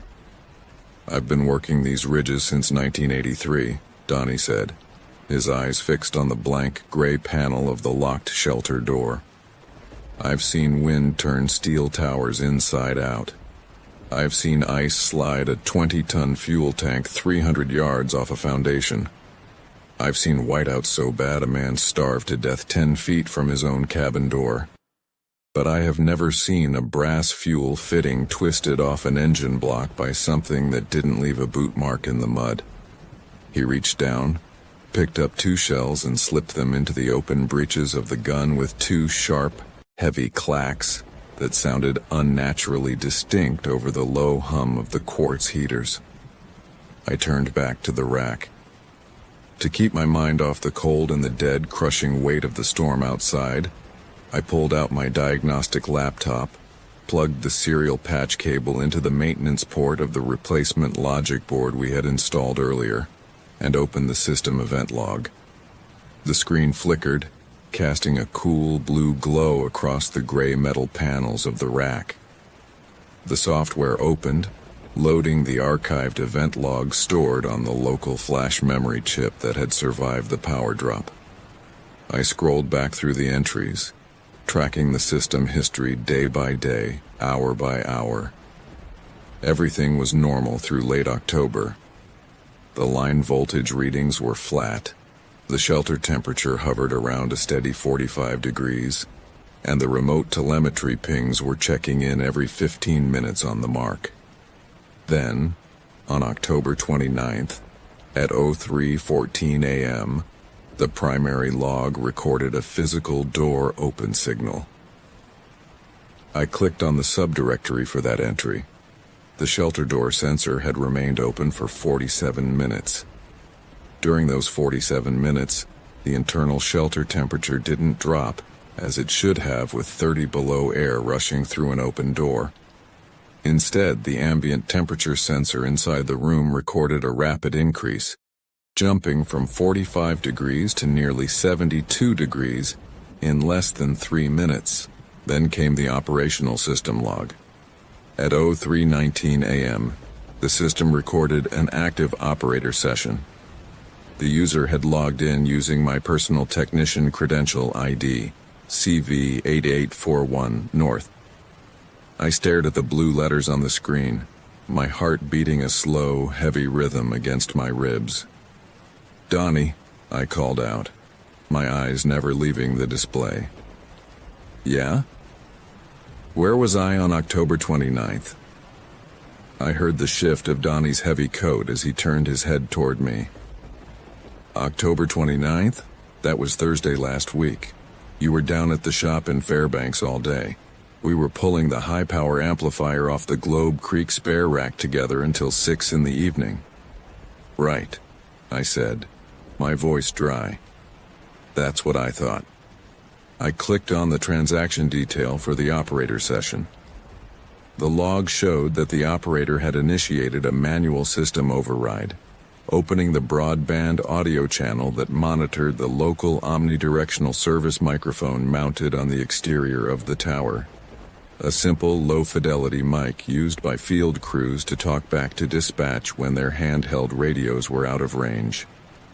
The system had recorded 12 separate digital audio clips during that 47-minute window, storing them as raw binary files in the local diagnostic cache. I pointed the cursor at the first file, time-stamped 03:22 a.m., October 29th, 2015. "What is it?" Donnie asked, standing up from his milk crate, his shotgun resting in the crook of his arm as he walked over to stand behind my chair. "Audio files," I muttered. "Recorded off the exterior tower mic during the power drop." I clicked play. The laptop's small internal speaker sputtered with a thick burst of high-frequency static, like the sound of dry paper being crumpled right next to a microphone. Then the static cleared, replaced by the deep, hollow rushing sound of high-altitude wind blowing through the structural lattice of the tower. Underneath the sound of the wind, there was another audio layer, a low, rhythmic, wet sliding sound, like something heavy and soft being dragged slowly across the rough concrete pad of the compound. Drag. Pause. Drag. Pause. Then a voice came through the speaker. It wasn't a scream, a growl, or some unnatural theatrical sound. It was a voice. Clear, calm, and perfectly familiar. It was my own voice. "Sawtooth Ridge site check complete." The voice spoke through the laptop speaker, using the exact, flat, professional cadence I used every time I called in a site report to dispatch. "Voltage bus stable at 24 volts. Logic board cleared. All operations normal. Proceeding to secondary lockdown." The voice was mine. The inflection, the slight gravelly catch I had in my throat when I spoke after working long hours, the rhythm of the words. It was an absolute, flawless match. I sat completely frozen in the swivel chair, my fingers resting on the touchpad, unable to move, unable to look up at Donnie. "Play the next one," Donnie whispered. His voice was barely audible over the hum of the small heater at our feet. I moved the cursor to the second file, time-stamped 03:28 a.m., and clicked. The static returned, louder this time, accompanied by the sharp metallic pinging of steel under tension. "Sawtooth Ridge site check complete." My voice spoke again from the laptop. The words were identical, but the pitch had altered slightly. It was flatter, stripped of all natural breath pauses between the sentences, as if someone had recorded individual syllables and stitched them together into a continuous loop. "Voltage bus stable at 24 volts. Logic board cleared. All operations normal. Proceeding to secondary lockdown." Then, directly beneath the sound of my voice, another sound broke through the recording. It was the sound of someone whistling. It wasn't a random melody or a bird call. It was the distinct 5-note chime that our shop's VHF radio system made every time a unit opened a channel to send a digital emergency call. A sharp, ascending sequence of high-pitched tones that every technician in our company had memorized. The whistle repeated 3 times, clear and bright against the dark background noise of the storm on the tape, before the recording cut out with a sharp static pop. "Turn it off," Donnie said, reaching out a hand and slamming the laptop lid down against the keyboard. The sudden dark of the laptop screen left the shelter illuminated only by the dull red glow of the quartz heaters and the thin beam of our flashlights. "That was a recording," I said, my voice shaking despite every attempt to keep it steady. "Someone had a recorder up here. They were playing back old audio from our dispatch tapes." "Nobody has our dispatch tapes, Caleb," Donnie said, staring at the gray steel door of the shelter. "Those local mic channels aren't recorded to the main server in town. They only exist on the local flash buffer of the site logic card." He stopped, his eyes widening slightly as his own words hit him. "The logic card," I whispered. "The one that was pulled from the rack." Donnie didn't answer.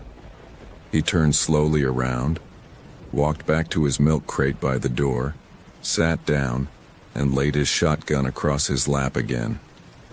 He pulled a fresh shell from his pocket, turned it over and over in his heavy gloved fingers, and fixed his eyes on the narrow gap beneath the steel door frame.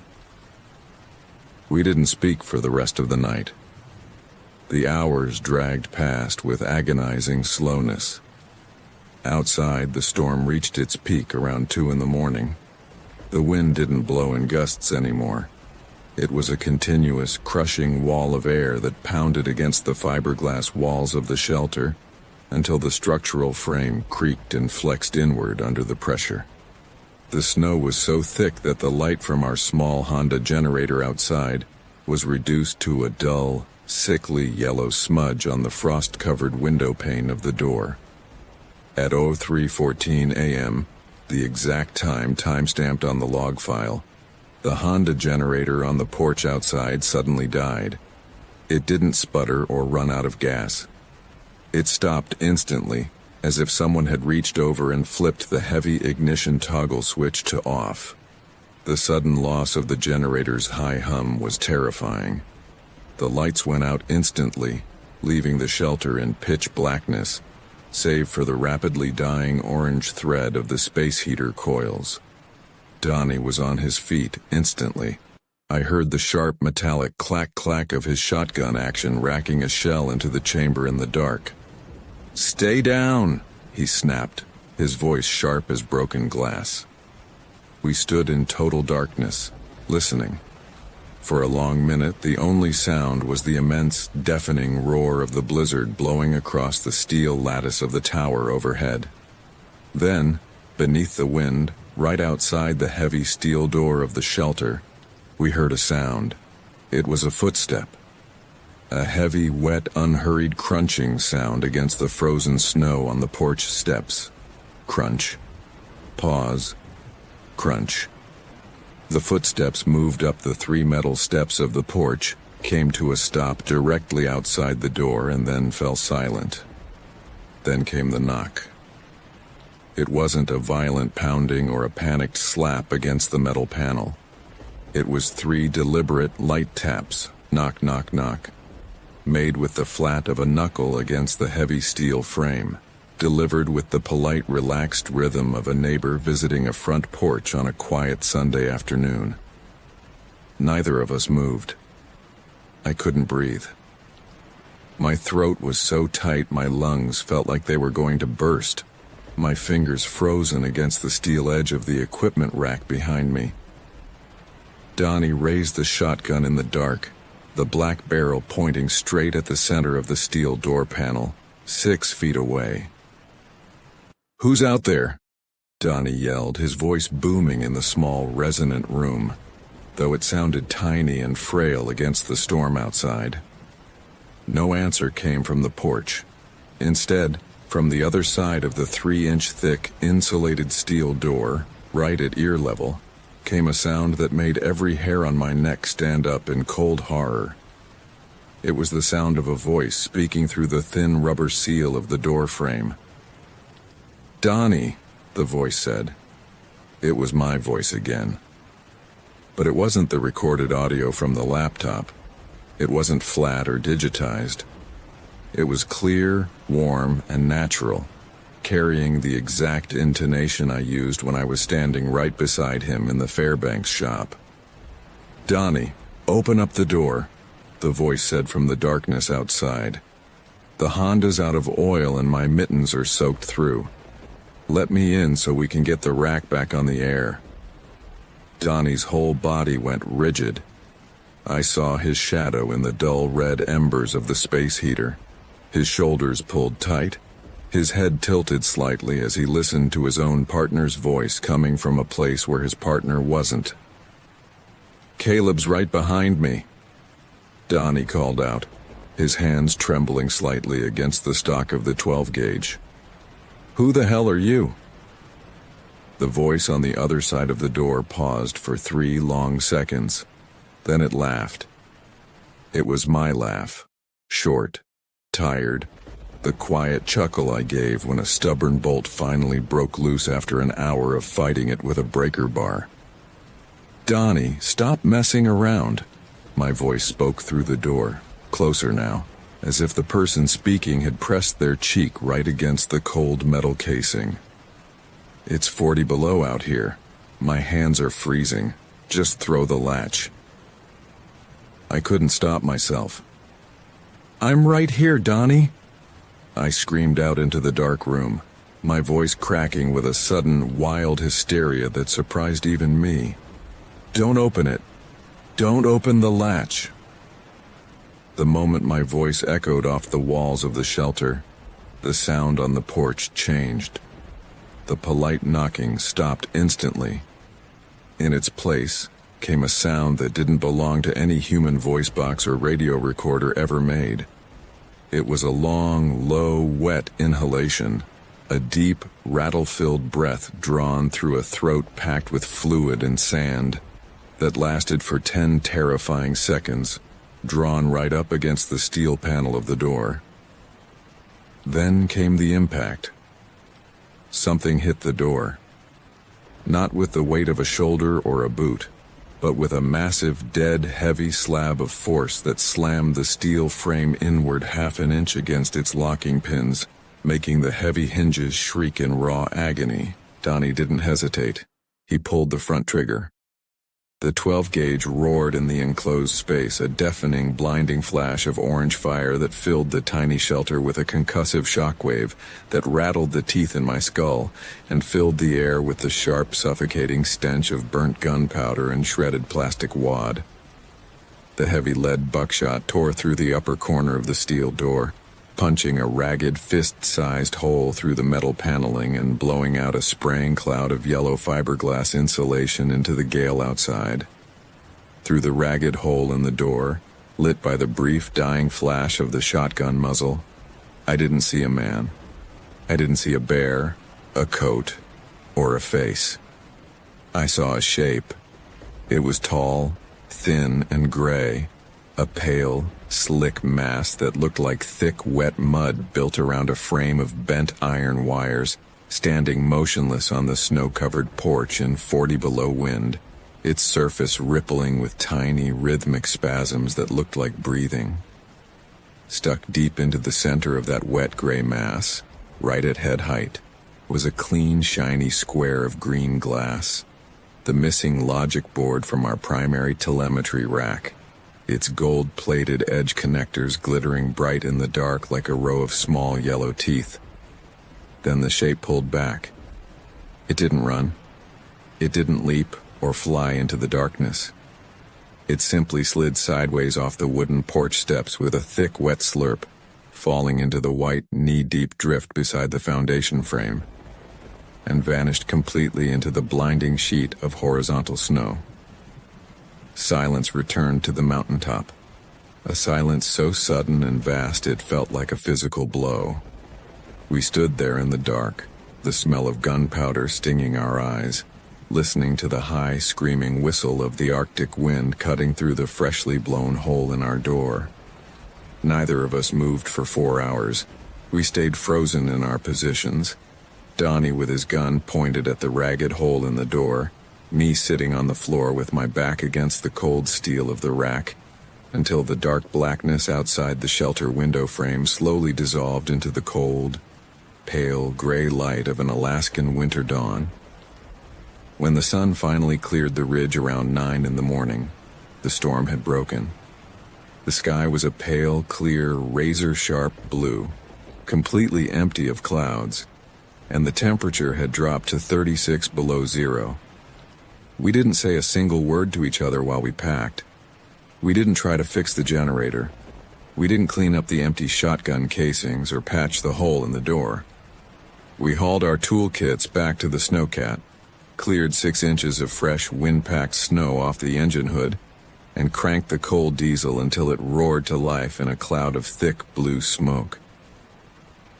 Before I climbed into the passenger side of the cab, I walked around the side of the equipment shelter to look at the snowdrift where the thing had dropped off the porch. The drift was 4 feet deep, smooth, wind-rippled, and pristine. There were no tracks.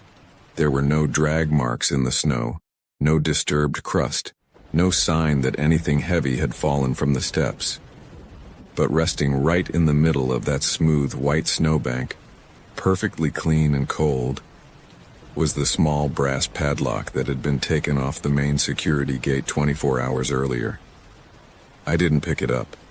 I turned my back on it, walked back to the snowcat, climbed into the cab, and shut the door behind me.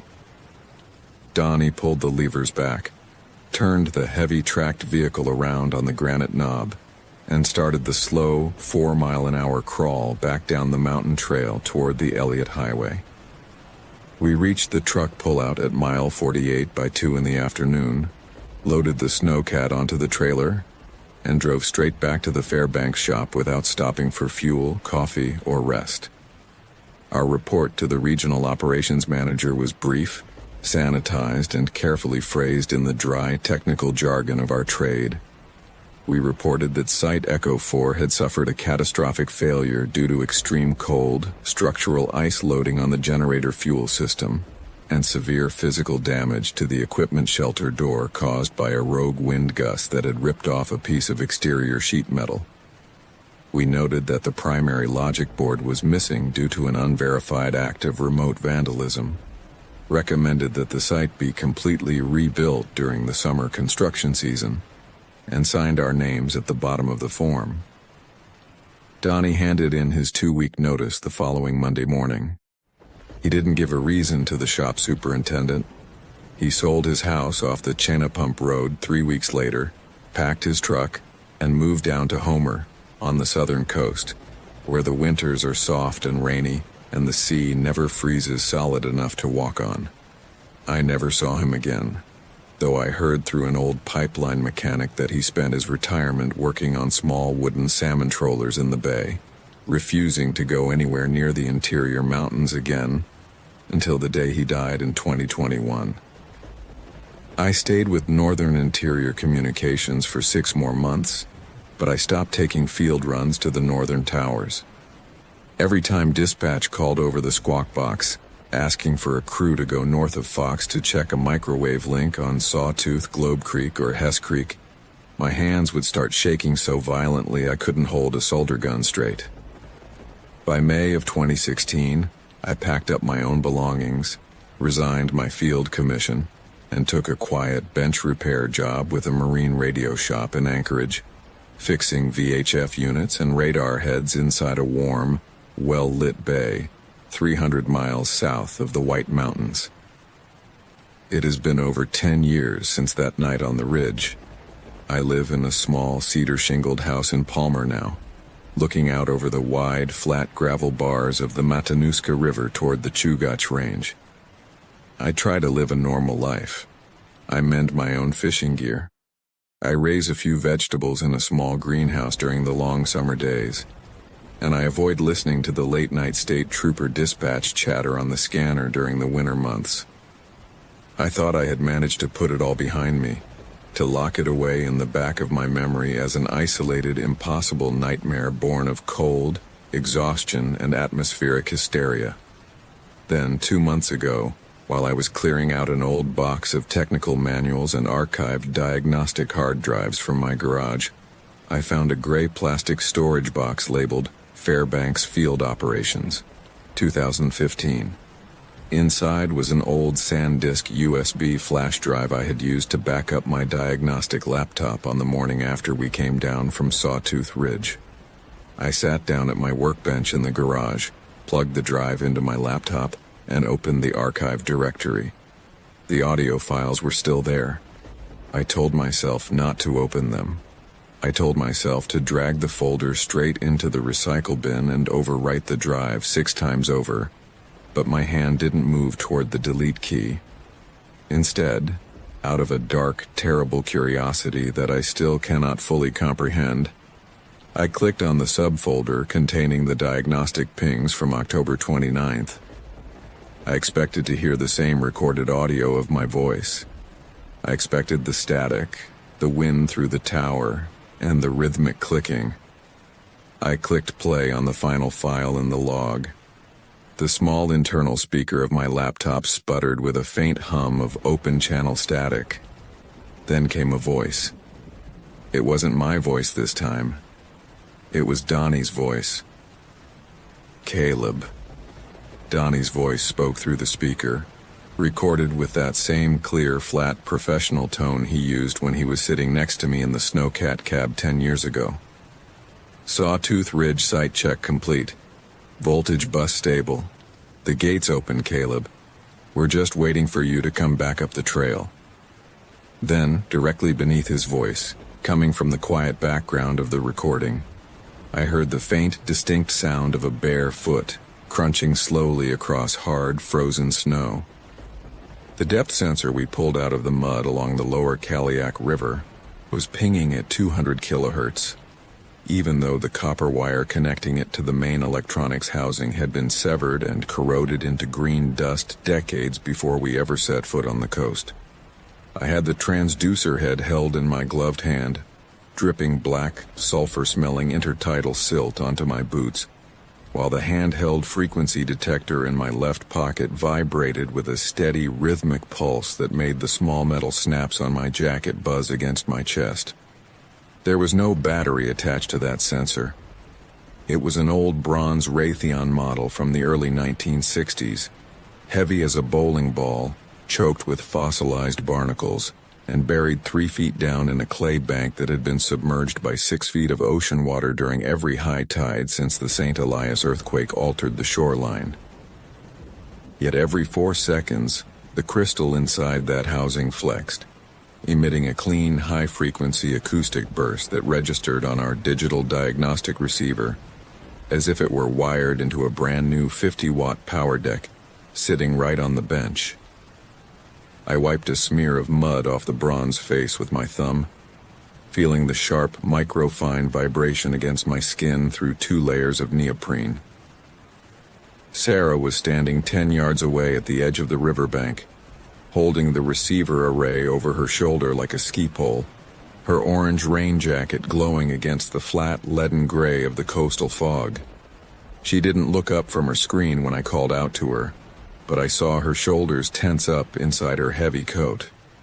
She had already noticed the signal on her monitor before I even scooped the housing out of the bank with the trenching shovel. When you work in coastal geomorphology for the government, you spend half your life dealing with broken gear, saltwater corrosion, and phantom signals caused by wet connectors or failing ground wires. So your default reaction to anything strange is to find the loose screw or the short circuit.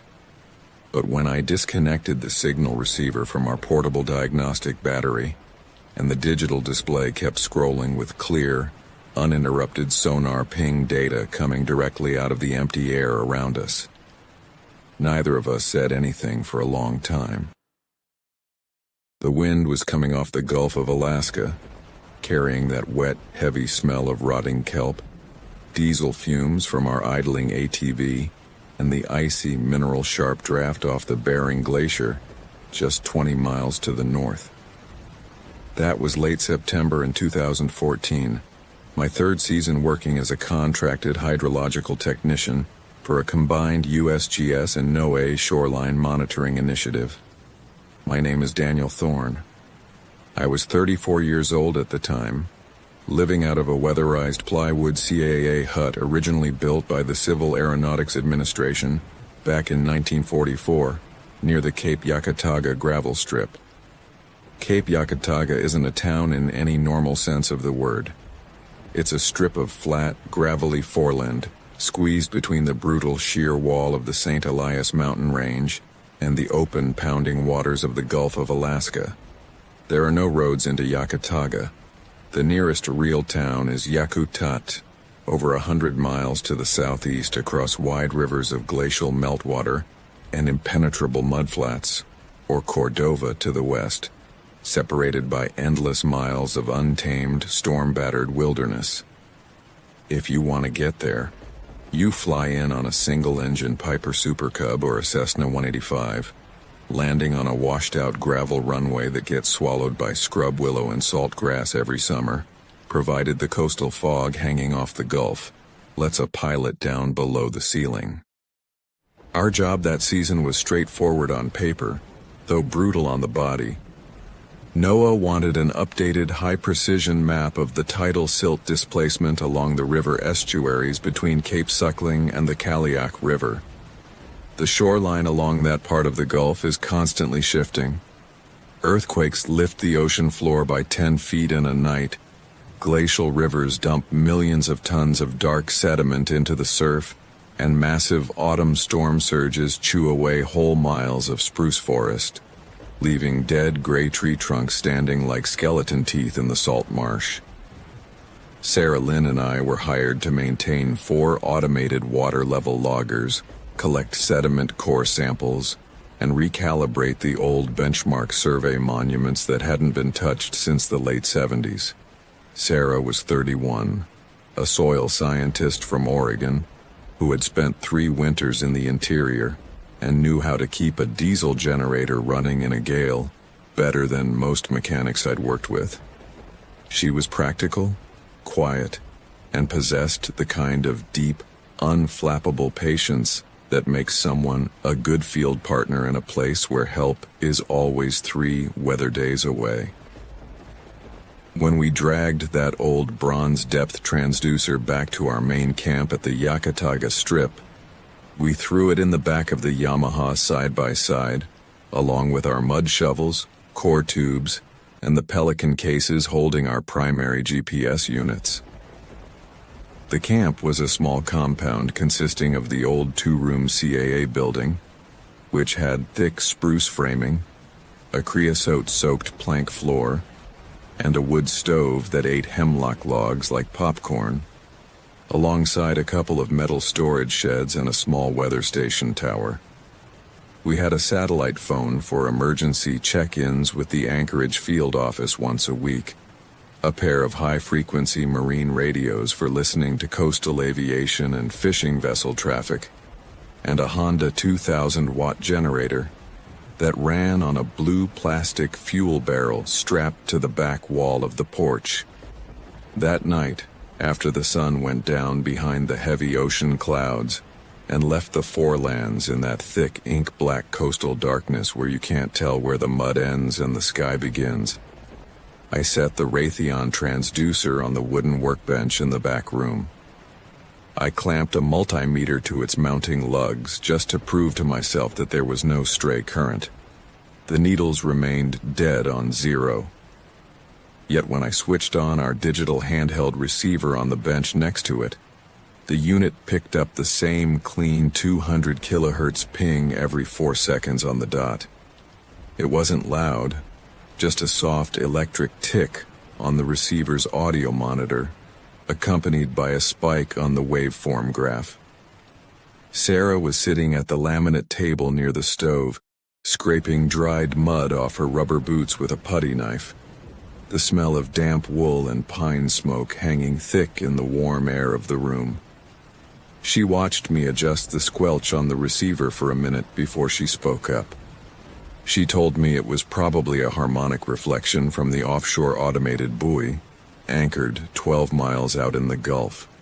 She said high-frequency signals could bounce off the heavy mineral deposits in the St. Elias slate, creating a localized standing wave in the wet coastal soil that made ungrounded metal components ring like tuning forks.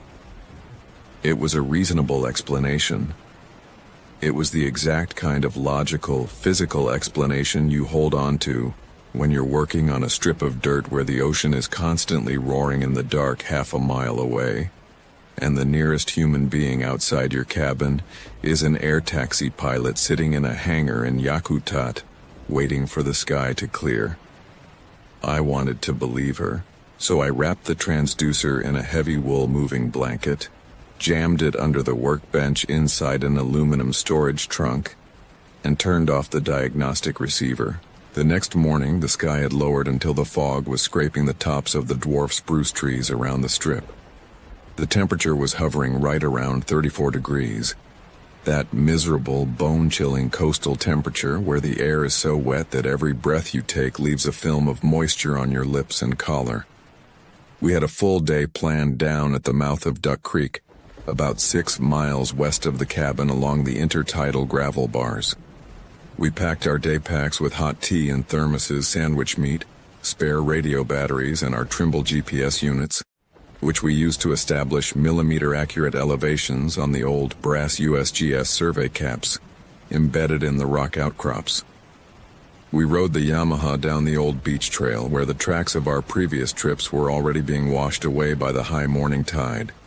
The Gulf was high and ugly, throwing thick brown curtains of surf against the black sand beaches, tossing drift logs the size of telephone poles around like matchsticks in the foam. The noise out there on the forelands is something that stays with you. It isn't a sharp roar. It's a deep, continuous, iron-heavy thud that vibrates through the soles of your boots even when you're standing half a mile inland on solid tundra. We reached the Duck Creek benchmark around 9 in the morning. The cap was set into a pink granite boulder that had been carried down by glacial ice thousands of years ago, sitting right at the edge of a wide, flat marsh filled with yellowed sedge grass and shallow meltwater channels. Sarah set up the tripod and screwed the precision GPS antenna onto the mount, leveling the bubble while I unrolled the fiberglass measuring tape to record the height above the ground surface. That was when the handheld marine VHF radio on my shoulder harness clicked open. It didn't open with static.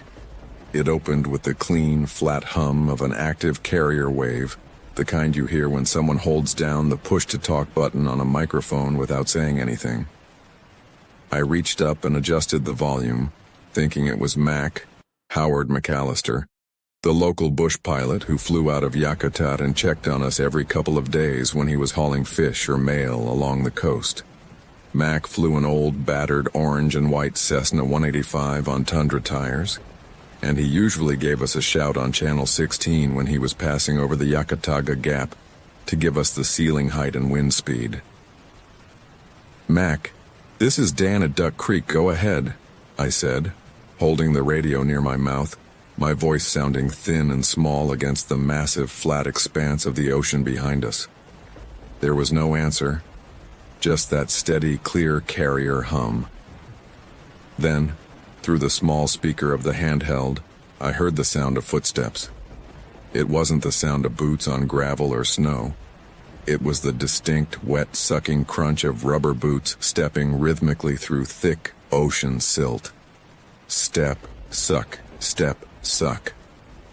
The rhythm was steady, unhurried, moving at roughly 2 miles an hour. Sarah stopped leveling the tripod and looked over at me, her face pale under the hood of her rain jacket. "Is that Mac?" she asked, though we both knew Mac was sitting in a heated room in Yakutat 70 miles away, because the ceiling over the forelands was down to 50 feet, and no bush pilot in his right mind would be flying below the spruce trees in the Gulf fog. "Mac, read you loud and clear, but you're open mic," I said into the radio again. "Check your handheld." The footsteps on the radio didn't stop. They kept coming, slow and heavy. Then came the sound of breathing, not heavy panting, but the slow, shallow, wet rasps of someone whose lungs were cold and full of fluid.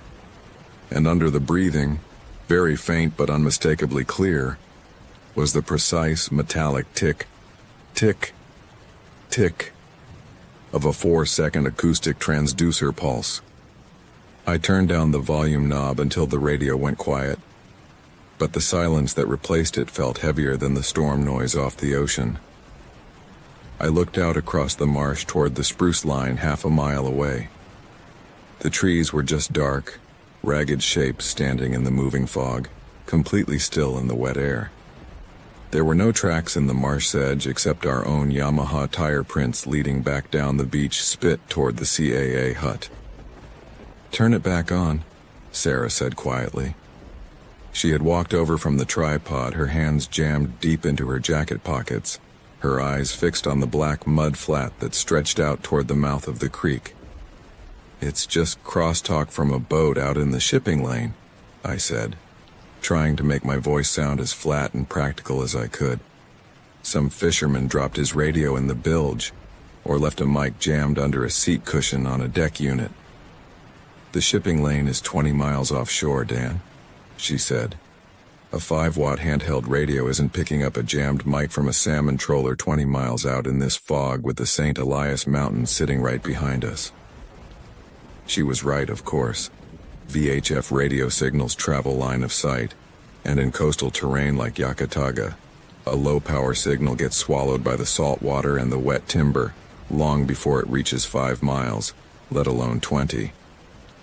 But we didn't discuss it any further.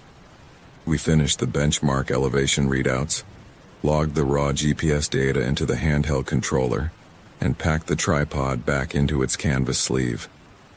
The work had to be done regardless of what was floating around in the airwaves. The USGS wasn't paying us to chase ghost signals on the coastal radio bands. By 3 o'clock that afternoon, the light began to fail. In late September on the lower Alaska coast, when the storm clouds drag low across the water, daylight doesn't so much end as it just dissolves into a murky, slate-gray shadow that makes it impossible to judge distance over the mudflats. We drove the Yamaha back along the upper beach ridge, staying high on the storm drift line where the river gravel was firm enough to keep the tires from sinking into the black mud below. When we got back to the CAA hut, the first thing I noticed was the generator.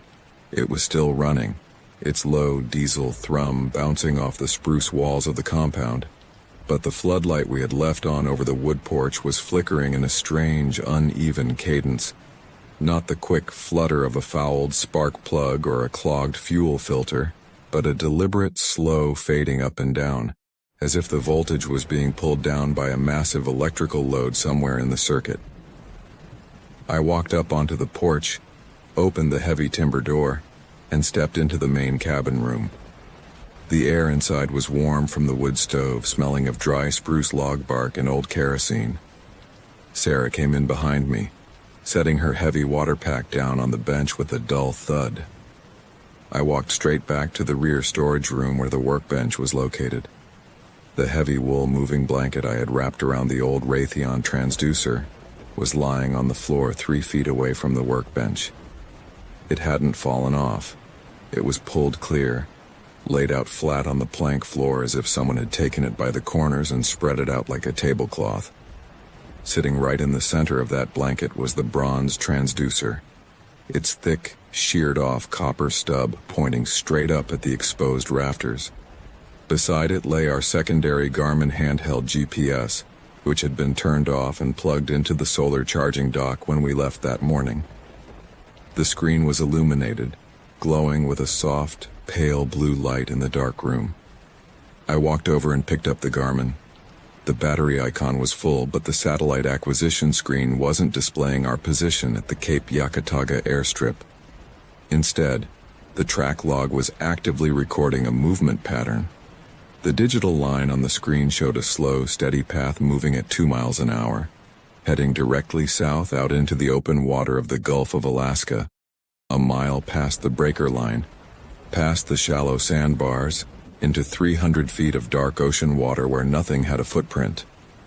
I pressed the power button to shut the unit off, but the screen didn't respond. The track line just kept growing, drawing a faint black vector south-southwest across the grid map toward a set of blank coordinates labeled only as Yakataga Reef, 1958. "Dan?" Sarah called out from the front room. Her voice wasn't loud, but there was a tone in it that made me drop the GPS unit onto the workbench and step back out into the main cabin immediately.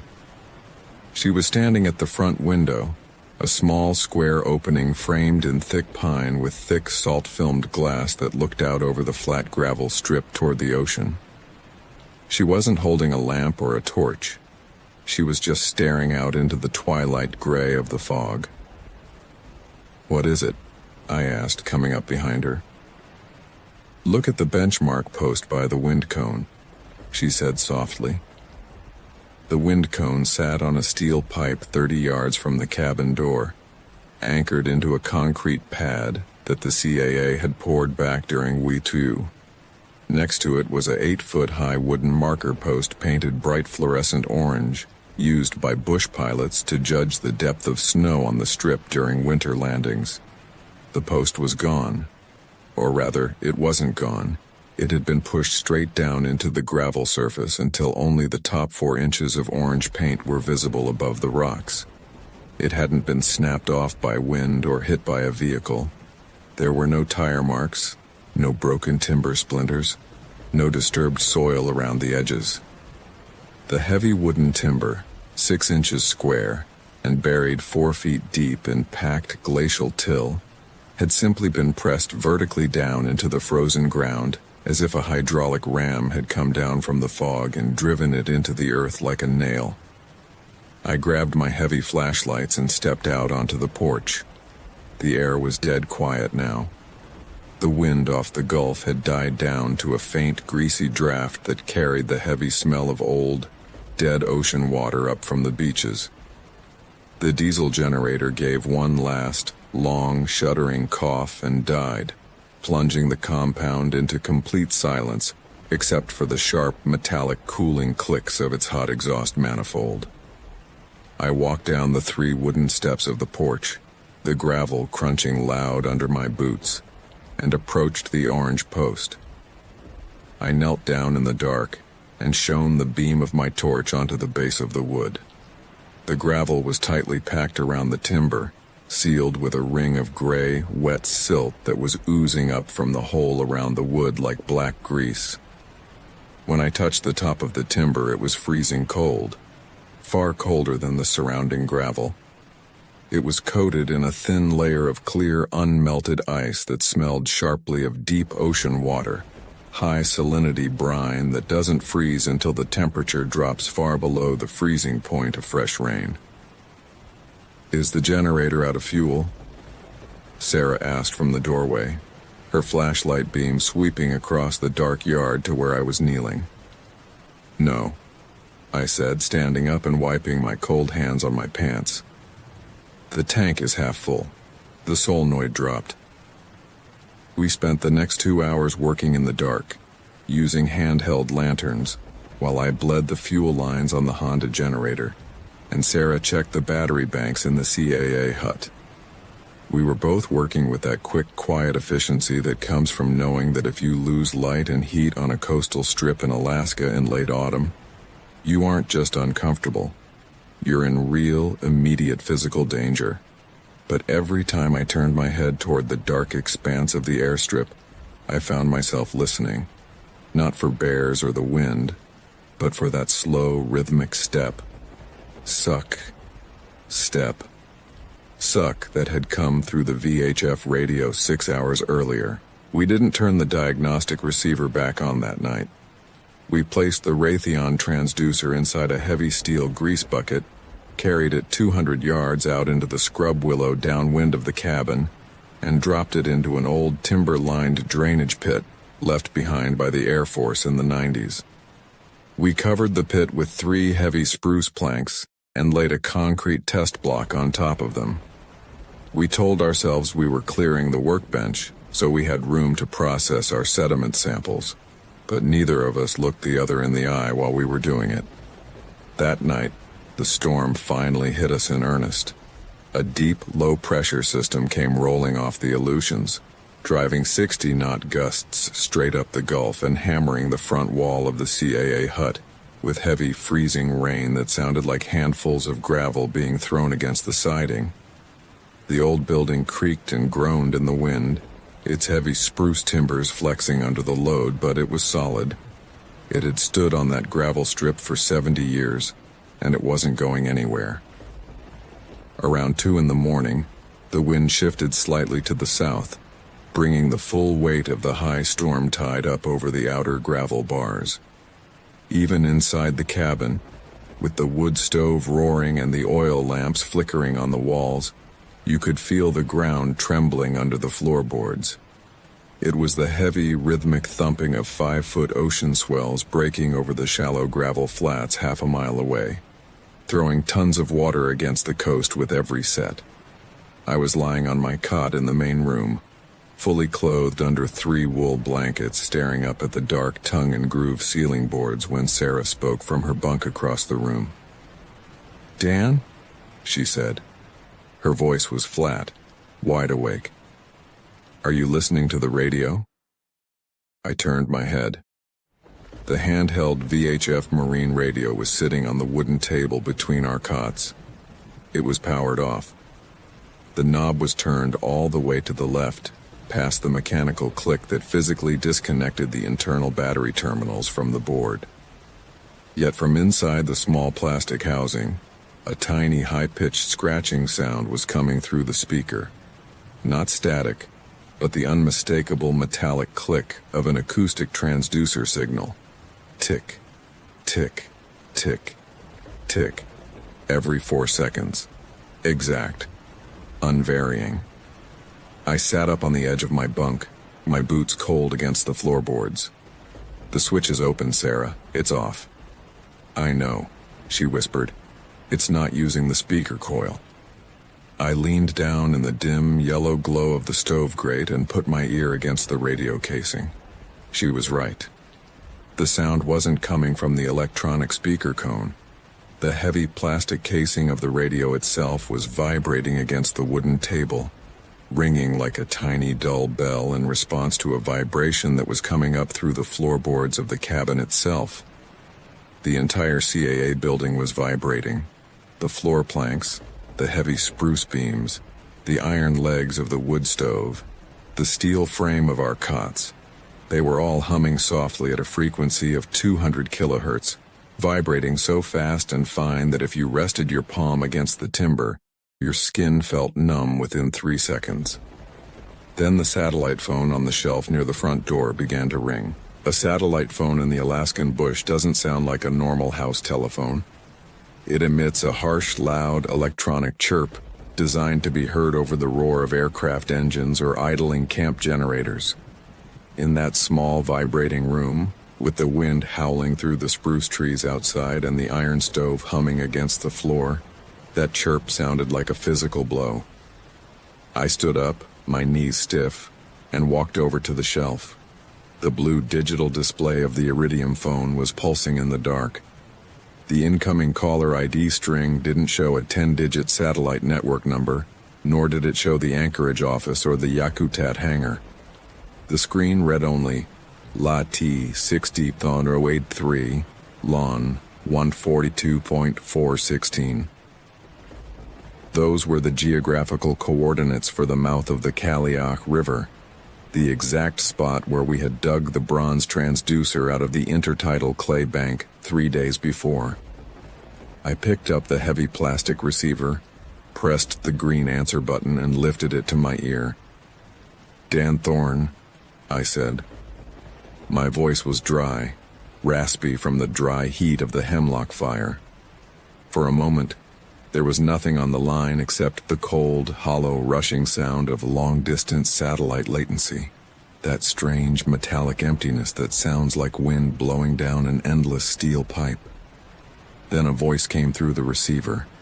It was my own voice. It wasn't a recording of something I had said yesterday or 3 hours ago. It was my own voice, clear and precise, speaking words I had never spoken in my life, carrying the exact cadence and inflection of my own throat, but flat and devoid of any emotion.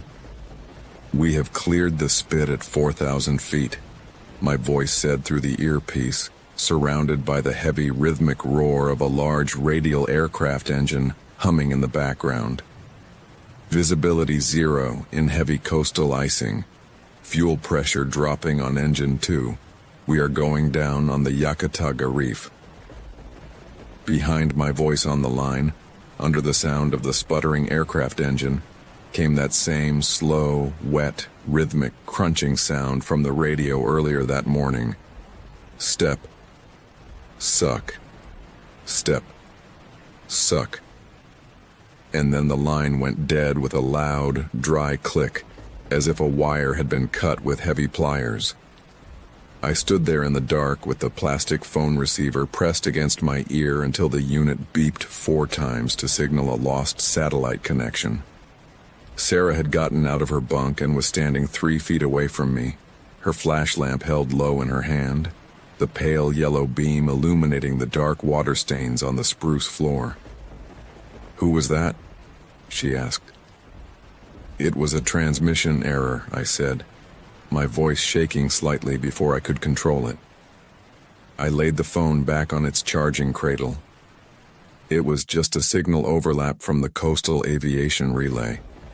"Dan," she said, looking down at the floor between our boots. "Look at the water." I looked down.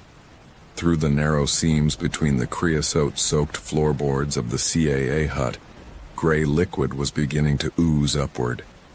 It wasn't rain runoff, and it wasn't groundwater from the storm surge. It was black, sulfurous intertidal silt, cold as ocean slush, rising up from the earth beneath the cabin foundation and filling the cracks between the timber planks with a thick, glittering sludge that smelled of deep anaerobic sea mud and old brass. We didn't sleep for the rest of that night. We packed our Pelican cases in the dim light of 2 hurricane lamps, moving with a frantic, silent speed that needed no words. We packed the raw survey data drives, our field notebooks, our survival gear, and our cold weather sleeping bags into the heavy waterproof duffels. We didn't talk about what we had heard on the phone or what was rising through the floorboards.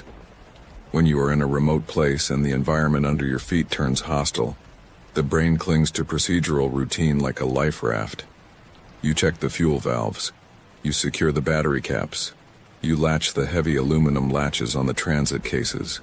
You do anything to keep from staring at the dark corners of the room where the shadows seem to move in time, with the ocean swells breaking on the gravel spit. By 6 in the morning, the first gray light of dawn began to seep through the salt-crusted window pane. The wind had dropped down to 20 knots, but the ocean ceiling was still low. A flat, dark plate of slate-gray cloud hanging no more than 100 feet above the tops of the dwarf spruce trees. I walked out onto the porch with our satellite phone and tried to dial Howard McAllister's hangar in Yakutat. The phone connected to the iridium array, but every time I hit the final digit, the speaker gave a long, descending tone, a signal indicating that the local ground transponder at Cape Yakataga was overriding the outgoing frequency. "We can't call out," I told Sarah when she came out onto the porch carrying the primary GPS case. "We don't need to call," she said, pointing down the gravel strip toward the east. Through the drifting tendrils of sea fog that were moving across the runway like long white ribbons, a low, dark shape was idling on the gravel. It was Mac's orange and white Cessna 185. He hadn't radioed us that he was coming. He hadn't buzzed the cabin to clear the coastal deer off the strip like he usually did. The plane was just sitting there at the far end of the gravel, its six-cylinder Continental engine idling with a slow, uneven thrum-thrum-thrum that sounded wet and thick in the quiet morning air. "How did he land without us hearing him?" I whispered, my hand holding the cold plastic of the satellite phone until my knuckles turned white. "The wind was coming off the reef," Sarah said, though her voice lacked conviction. "He probably came in low over the surf line and dropped down before the fog closed back in." "We need to get the cases down there," I said. We loaded the heavy duffels and Pelican boxes into the back of the Yamaha ATV. I turned the key in the ignition, and the small gas engine sputtered to life, its exhaust blowing blue smoke into the damp morning air. We drove down the gravel strip toward the Cessna, moving slowly, the ATV tires crunching through small pools of gray ocean water that had washed over the spit during the night's high tide. As we got closer, the shape of the aircraft became clearer through the fog. The paint on the orange wings was dull, covered in a thick layer of gray salt spray that had dried into a crusty scale over the rivets. The high-flotation Tundra tires were deep in the wet gravel, submerged almost to the aluminum rims in the dark, sulfur-smelling mud that had risen across the strip during the night. The propeller was spinning, but it wasn't turning smoothly. The three blades were chopping through the fog with a heavy, unbalanced wobble, throwing small sprays of salt water back against the windshield. I pulled the ATV up 10 yards from the Cessna's left wing and cut the ignition. The silence that settled over the strip was absolute, except for the ragged, wet idling of the plane's engine. "Mac!" I yelled, climbing out of the ATV and walking toward the pilot's side door. "Mac, we've got our gear loaded. We need to head out to Yakutat today." There was no movement inside the cabin. The windows were heavily fogged from the inside, covered in a thick layer of gray condensation that made it impossible to see into the cockpit. I reached out and grabbed the metal door handle. It was freezing cold, so cold that my leather glove stuck slightly to the bare steel latch. I pulled down on the handle and yanked the light aluminum door open. The cockpit was empty. The pilot's seat, an old brown vinyl bucket seat with exposed foam padding, was wet, covered in a shallow pool of black intertidal silt that was dripping down onto the rudder pedals. The throttle control was pulled back to idle, locked in place with a heavy steel pin.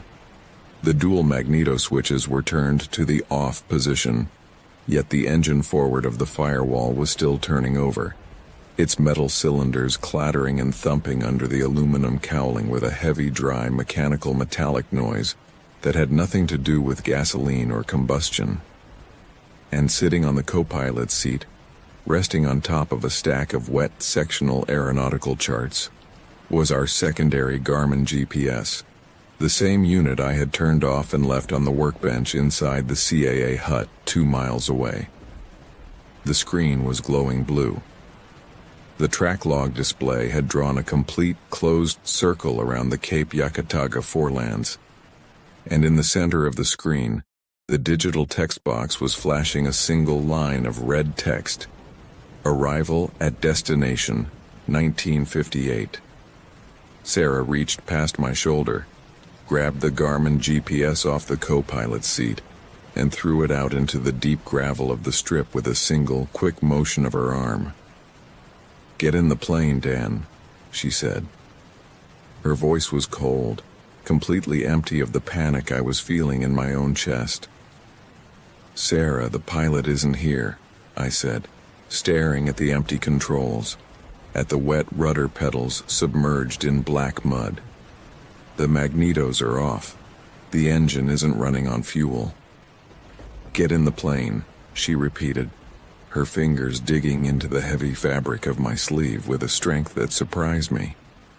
"If we stay on this strip until the next tide comes in, we aren't getting off this coast." She climbed up into the co-pilot seat, unbuckled the harness, and hauled the heavy Pelican cases from the back of the Yamaha into the small cargo space behind the rear seats, working with a desperate, terrifying speed. I looked back down the gravel runway toward the CAA hut. Through the shifting gray wall of fog that was rolling off the Gulf, I saw the wooden marker post, the 6-inch orange timber that had been driven into the earth the day before. It wasn't in the ground anymore. It was standing 40 yards closer to us, upright in the center of the runway gravel, dripping black silt from its base. And behind it, 20 yards further back in the fog, was another wooden timber, a structural post from the foundation of the CAA hut itself, ripped out of the soil and standing upright in the middle of the strip like a headstone. They were moving forward with every rise and fall of the sea swell breaking on the outer reef, stepping through the gravel as the earth underneath them flexed and shifted in time with that unseen 200 kilohertz signal. I didn't think anymore. I didn't check the oil pressure, I didn't check the fuel quantity gauges, I didn't look at the altimeter. I climbed up into the pilot's left seat, pulled the heavy door shut, and slammed the latch forward into the locked position. I grabbed the black plastic knob of the throttle, shoved it forward against the stop, and pulled the yoke back against my chest with both hands. The Cessna didn't accelerate like a normal light aircraft. There was no sudden surge of power, no roar from the exhaust stack. The airframe simply groaned, a deep metal-straining shriek that vibrated through my teeth, and the plane began to drag itself forward through the black mud of the strip. The tires didn't roll. They slid across the saturated gravel as if the ground itself were moving backward beneath us, pulling the strip out into the ocean surf while the wings caught the cold, heavy draft off the St. Elias Mountains. We lifted off the end of the gravel strip at less than 40 knots, an airspeed that should have stalled the plane instantly and dropped us straight into the breakers. But the wing didn't stall. The heavy, ocean-laden air seemed to hold the aluminum airframe up by force, hauling us up through the bottom of the cloud deck until the black sand of Cape Yakataga, the CAA hut, and the orange marker posts disappeared into a solid, blinding wall of gray vapor. We flew east for 45 minutes in complete silence. I didn't touch the flight controls. I sat with my hands resting lightly on the black control wheel, watching the instruments. The artificial horizon was tumbled, spinning uselessly in its housing. The airspeed indicator was stuck at 0, and the altimeter was scrolling backward, registering negative 300 feet, even as we cleared the dark timber ridges of the coastal mountains.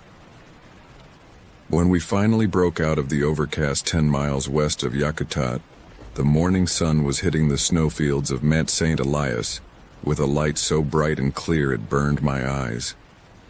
Below us, the runway at the Yakutat airport was dry, clear, and real, its asphalt black and reassuring against the green forest. I set the Cessna down on runway 11. The landing was rough. The Tundra tires hit the pavement with a loud, rubbery squeal, and the plane swerved slightly before I got the nose wheel centered on the yellow center line. I pulled the mixture control back to cut the engine. The Continental engine didn't die with a normal sputtering slowdown. It stopped instantly, the 3-bladed metal propeller coming to a dead, rigid halt in mid-rotation, as if a massive hand had grabbed the crankshaft forward of the nose cone. Howard McAllister came running out of the Alaska Municipal hangar 2 minutes later, wearing an unbuttoned canvas work jacket and carrying a heavy grease rag in his hand. He looked at the orange and white Cessna, then looked at Sarah and me as we climbed down out of the cabin onto the dry asphalt. His face was completely blank, Not angry, not surprised, just pale and hollow around the eyes. "Where did you find the aircraft?" Mac asked. His voice was low, barely audible over the sound of a commercial regional jet idling on the main ramp 300 yards away. I stared at him, my boots still caked in the dry gray salt scale from the Yakataga Strip. "What do you mean, Mac? It was sitting at the end of the runway at the CAA hut. We took it off the strip an hour ago." Mac looked at me for a long time. He reached out with his right hand, touched the cold metal of the aircraft's engine cowling, and pulled his fingers back immediately. "Dan," Mac said softly, pointing to the tail number painted in faded black numbers along the fuselage, N9742C. "I sold that airframe to a survey crew out of Anchorage in 1978. It went missing off the Yakataga Reef in October of that same year with 3 men aboard. They never found the wreckage." He stopped, turning his head to look back toward the west, where the white peak of Mount St. Elias rose 7,000 feet into the clear blue sky above the coastal fog bank. "My plane," Mac added, his voice dropping to a whisper, "has been parked in Hangar 2 in Cordova with a cracked crankcase since last Tuesday." Sarah didn't say anything. She walked away toward the terminal building, carrying her small yellow field pack over her shoulder, her head down, her steps quick and short on the dry asphalt. The investigation that followed was handled by the FAA and the Alaska State Troopers out of Anchorage, but it didn't go anywhere that made sense on paper. The airframe we flew into Yakutat was impounded, logged into evidence, and eventually moved to a state facility near Palmer. The official report filed 6 months later classified the recovery as the unexplained retrieval of an unregistered historical wreckage airframe following coastal storm exposure, with no definitive conclusion as to how the aircraft had been rendered airworthy or transported from the Yakataga forelands to the Yakutat airfield. I resigned from my position with the hydrological survey contract 3 weeks later. I moved out of Alaska that November, taking a civil engineering drafting job in Spokane, Washington, where the land is dry, flat, and stays where you put it. I haven't been back to the state since, and I have no intention of ever setting foot on a coastal ferry or a light aircraft for the rest of my life. Sarah left the survey field entirely. She lives in eastern Oregon now, teaching earth science at a community college near Pendleton.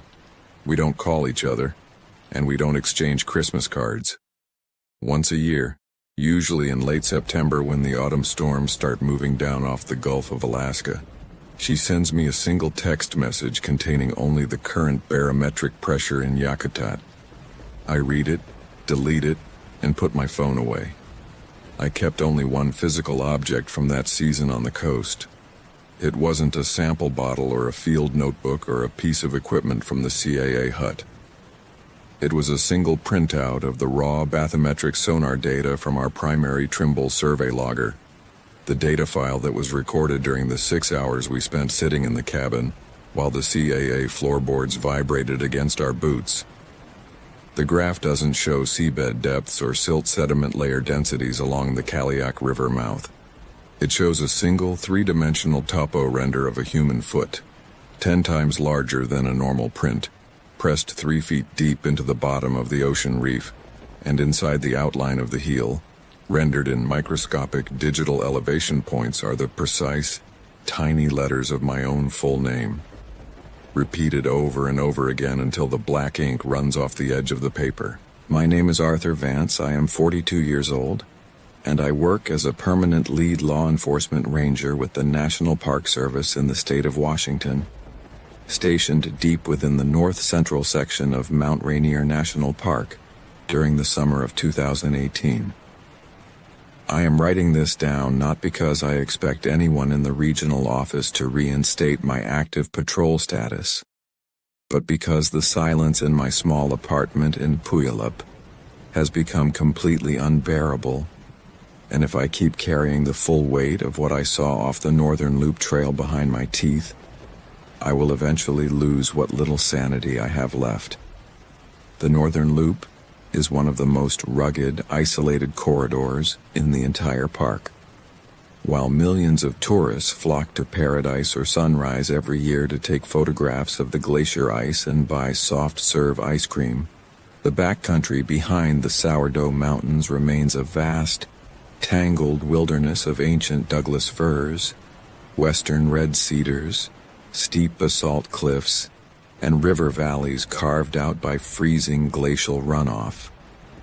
It is a place where a person can walk for 3 days without seeing another human soul, a place where the sound of your own boots on the damp pine needles is the only thing reminding you that time is still moving forward. That summer had been unusually warm and dry across the Pacific Northwest. By mid-August, the low-lying brush was bone dry, crackling underfoot like parchment, though the deep forest floors beneath the dense canopy remained dark, cool, and perpetually damp. My primary responsibilities that season were routine: monitoring wilderness permits, checking on backcountry campsites like Fire Creek and Berkeley Park, clearing fallen timber off the trails, and maintaining the fire watch log for the upper backcountry. I shared duty shifts with 2 other rangers out of the White River Station.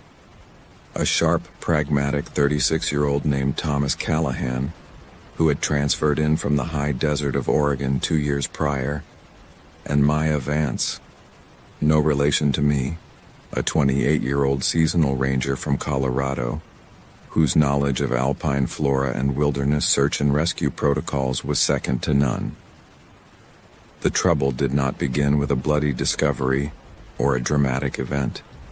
It began with a subtle, unnerving shift in the forest's rhythm that none of us could properly explain, though we all felt it in the small of our backs whenever the afternoon sun began to drop behind the western crest. It was the second Tuesday of August when Thomas and I were completing a 3-day sweep from the Sunrise Visitor Center down toward the Carbon River, cutting across the lower basin of the Carbon Glacier. The sky was an unbroken slab of gray slate, heavy with the threat of a high-altitude drizzle that never quite materialized. As we dropped down into the old-growth timber near the confluence of Fire Creek and the White River, the wind died entirely. In the backcountry, when the wind stops, you usually still hear the forest. You hear the chatter of Douglas squirrels, the nasal call of red-breasted nuthatches high in the cedar foliage, the rustle of black-tailed deer moving through the salmonberry bushes, or at the very least, the distant, rhythmic rush of water echoing off the canyon walls. Instead, we walked into an absolute, suffocating silence. It was not the quiet of a calm afternoon. It was the heavy, unnatural stillness that comes when every living creature in a 10-mile radius has simultaneously decided to freeze and hold its breath. I stopped near a massive, moss-draped cedar whose trunk was wide enough to park an off-road utility vehicle behind. Thomas pulled up beside me, his heavy internal frame pack creaking against his shoulder straps as he unbuckled his waist belt to adjust his load. He wiped a streak of sweat and trail dust off his forehead with the back of his sleeve, looking up into the canopy with his brow furrowed. He asked me if I had noticed the birds. I told him I hadn't heard a single songbird since we cleared the ridge at Skyscraper Mountain 2 hours ago. He shook his head, taking a slow sip from his canteen, his eyes scanning the thick green wall of devil's club and fern that lined the narrow trail. He noted that the air smelled wrong. It didn't smell like the usual clean pine resin and damp earth.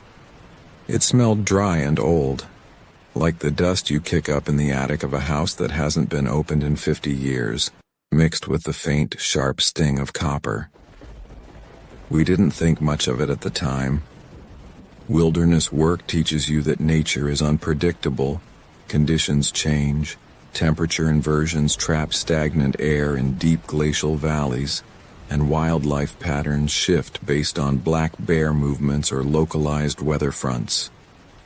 We set up camp at the Fire Creek backcountry site that night, erected our small tents on the cleared dirt pads, and hung our food bags high on the bare cables. That night was the first time I heard the sound. It was roughly 2 o'clock in the morning. The air inside my tent was frigid, the kind of dry mountain cold that seeps right through a 3-season sleeping bag and settles into your joints. I woke up instantly, not to a sharp noise but to the sudden realization that my skin was covered in goosebumps. My heart was thumping a steady, heavy rhythm against my ribs. Outside, the forest was pitch black. The canopy was so thick that not a single shred of starlight reached the forest floor. I sat up slowly, easing my hand toward the heavy Maglite flashlight resting beside my holster. Then came the sound.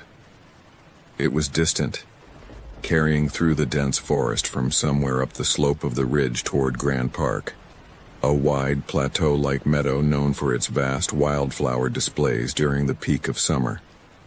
The sound was not a howl, nor was it the high-pitched screaming of a cougar or the guttural grunt of a black bear.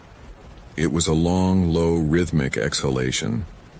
It sounded like a massive pair of lungs drawing in a breath of frigid mountain air and releasing it with a heavy, wet rasp that dragged across the night for 5 or 6 seconds at a time. It was human in its cadence, but vast in its volume, as if a chest the size of a log cabin was breathing slowly out in the dark. I stayed motionless in my bag for over 20 minutes, listening to that slow, deliberate breathing. It didn't move closer, nor did it recede. It simply exhaled, paused for 10 seconds, exhaled again, and then, without any snapping of twigs or shifting of gravel, it ceased. When the sun finally crested the eastern ridges, turning the mist floating above the creek into a pale gold haze, Thomas stepped out of his tent, looking pale. He didn't ask me if I had heard it. He just looked at me while he poured hot water into his instant coffee mug, his hands noticeably stiff. He said he thought a big bull elk had wandered down into the timber and caught a windpipe full of dust. I agreed with him immediately, because the alternative, acknowledging that neither of us had ever heard an animal produce a sound with that kind of chest volume, was not something either of us wanted to carry down the trail. We finished our patrol and returned to the White River Ranger Station on Thursday morning to submit our logs and cross-reference our field notes. Maya was at the front desk, sorting through wilderness permits for the upcoming weekend. The weather forecast was calling for an unusual late summer fog bank to roll in off the Puget Sound, pushing thick, cool marine air up against the western slopes of the Cascades, which would trap moisture and severely drop visibility throughout the upper park. While Thomas went to the back room to clean his service weapon and restock our first aid kits, I sat down at the wooden desk near the dispatch radio and started logging our mileage. Maya leaned over the counter, sliding a pink carbon copy report form toward me. She asked if we had encountered a solo hiker named Douglas Sterling while we were out near the Fire Creek drainage. I checked my logbook and shook my head. I told her we hadn't seen a single permit holder past the Sunrise Junction since Tuesday afternoon. She tapped her pencil against the counter, her expression tightening with mild concern. She explained that Sterling, a 45-year-old high school history teacher from Yakima, who was an experienced long-distance backpacker, was overdue by 24 hours. He had registered for a 5-day solo loop starting at Lake Eleanor, planning to cut across Grand Park, descend to the White River and pull out at sunrise. His vehicle, a green Subaru Outback, was still parked at the trailhead off the Forest Service road near the park boundary. Missing hikers are not uncommon in Mount Rainier National Park. People sprain ankles, misread topographical maps, get caught in sudden downpours, or simply overestimate their physical endurance and decide to camp an extra night to recover. But Douglas Sterling was different. His permit log showed he had hiked the northern loop every single August for 12 consecutive years. He knew every switchback, every water source, and every emergency shelter along the path. Maya said she had already notified the chief ranger, and if Sterling didn't check in by 6 that evening, a small ground search team would be dispatched at dawn on Friday. She asked if Thomas and I were up for going back out. I hesitated for a fraction of a second, the memory of that strange, heavy breathing at Fire Creek lingering in the back of my mind, but I nodded. It was our job. That night, the heavy marine layer arrived exactly as foretold. It didn't fall from the sky like rain. It crept up from the lower river valleys like a living gray tide. By 4 o'clock on Friday morning, when Thomas, Maya, and I gathered at the White River Ranger office to review the search grid, the high Douglas firs surrounding the parking lot were engulfed in a thick, wet fog that reduced our headlamp beams to short, milky cones of light. The temperature had dropped by 20 degrees overnight. Our search group was small, 3 uniformed rangers, equipped with heavy packs, high-frequency radios, tracking kits, and winter outer layers. The plan was simple. We would drive 2 vehicles up to the Lake Eleanor trailhead sweep along the path into Grand Park, and split the grid near the northern rim of the meadow, where the terrain breaks off into steep, timbered canyons that drop down toward the Carbon River. We left the pavement of State Route 410 and turned onto the narrow gravel Forest Service roads that snake through the dense timber of the Ment-Baker-Snoqualmie National Forest before crossing into the national park boundary. The road was lined on both sides by massive, dark trunks of hemlock and fir, their branches dripping with condensation that rattled against the roof of our truck like falling pebbles. When we pulled into the small gravel turnout at the Lake Eleanor trailhead, Douglas Sterling's green Subaru was standing there, cold and deserted. The windshield was covered in a layer of yellow hemlock needles and fallen fir scales. I walked around the vehicle with my flash lantern, shining the beam through the tinted side windows. On the front passenger seat lay an open notebook, a half-empty bottle of water, and a small leather-bound map case. Everything was intact. There was no sign of forced entry, no broken glass, no damage to the tires. He had simply parked his car, hoisted his pack, locked the doors, and walked into the trees. We strapped on our gear, adjusted our radio holsters, and hit the trail at 6:15 a.m. The trail from Lake Eleanor ascends steeply through a dense forest of subalpine fir and mountain hemlock. In the heavy fog, the landscape was stripped of all color and depth. The world was reduced to shades of ash gray and deep moss green. The silence we had experienced earlier in the week was even more pronounced now. The wet fog absorbed every sound, dampening the scrape of our boots against the damp earth until it sounded muffled, as if we were walking through a carpeted hallway. Maya took the lead, her eyes fixed on the muddy edges of the single-track path, searching for print patterns. Douglas Sterling had been wearing size 11 boots with a distinct V-shaped lug pattern on the soles, a detail noted on his permit declaration form from his equipment list. Within 20 minutes, she pointed her trekking pole at a clean print pressed into a patch of soft gray mud near a small stream crossing. The print was clear. Sterling had walked this way, moving south toward Grand Park, but beside his print, barely discernible in the waterlogged mud, was something else.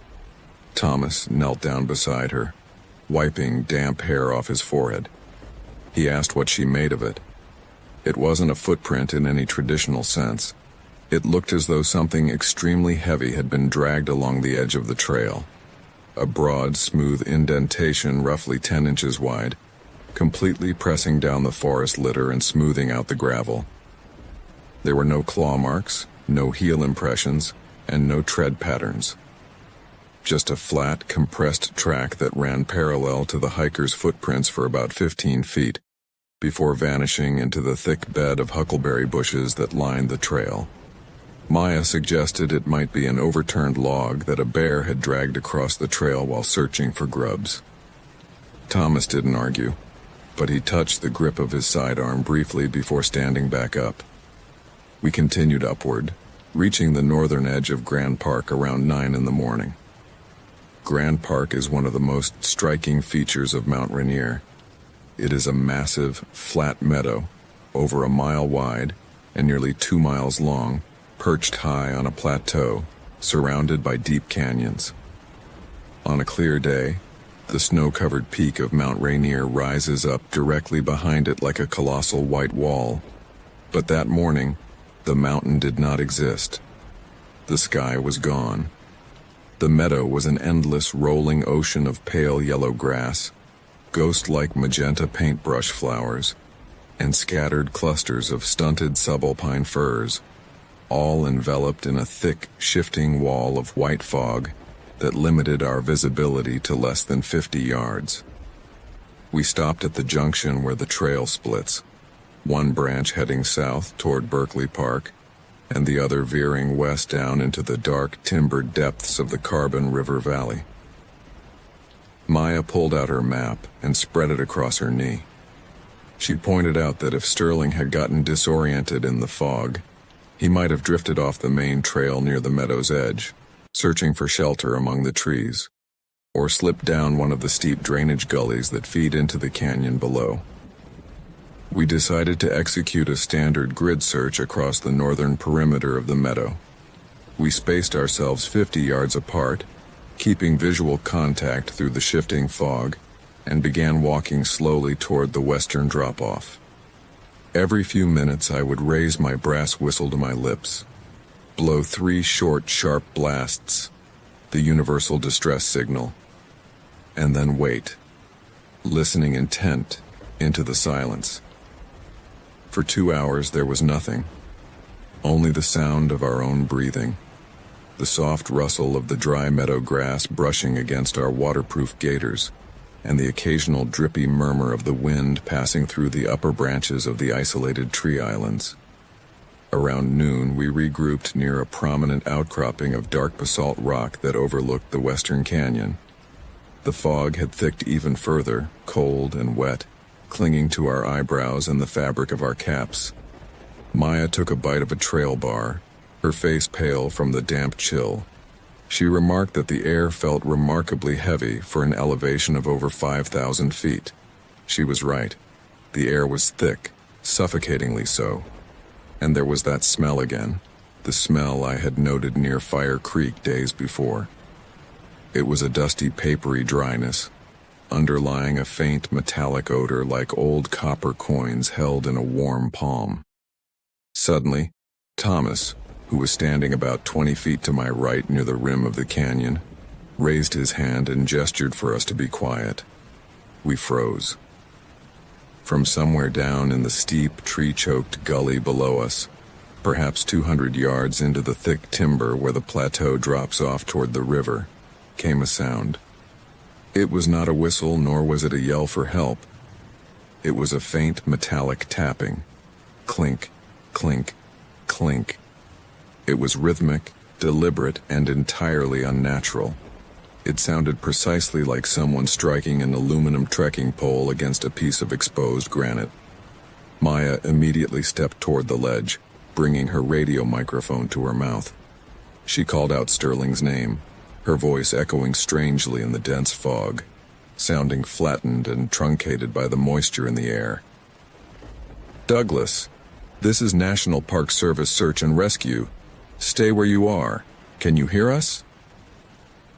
We waited. The wind stirred the pale grass at our feet. Clink, clink, clink.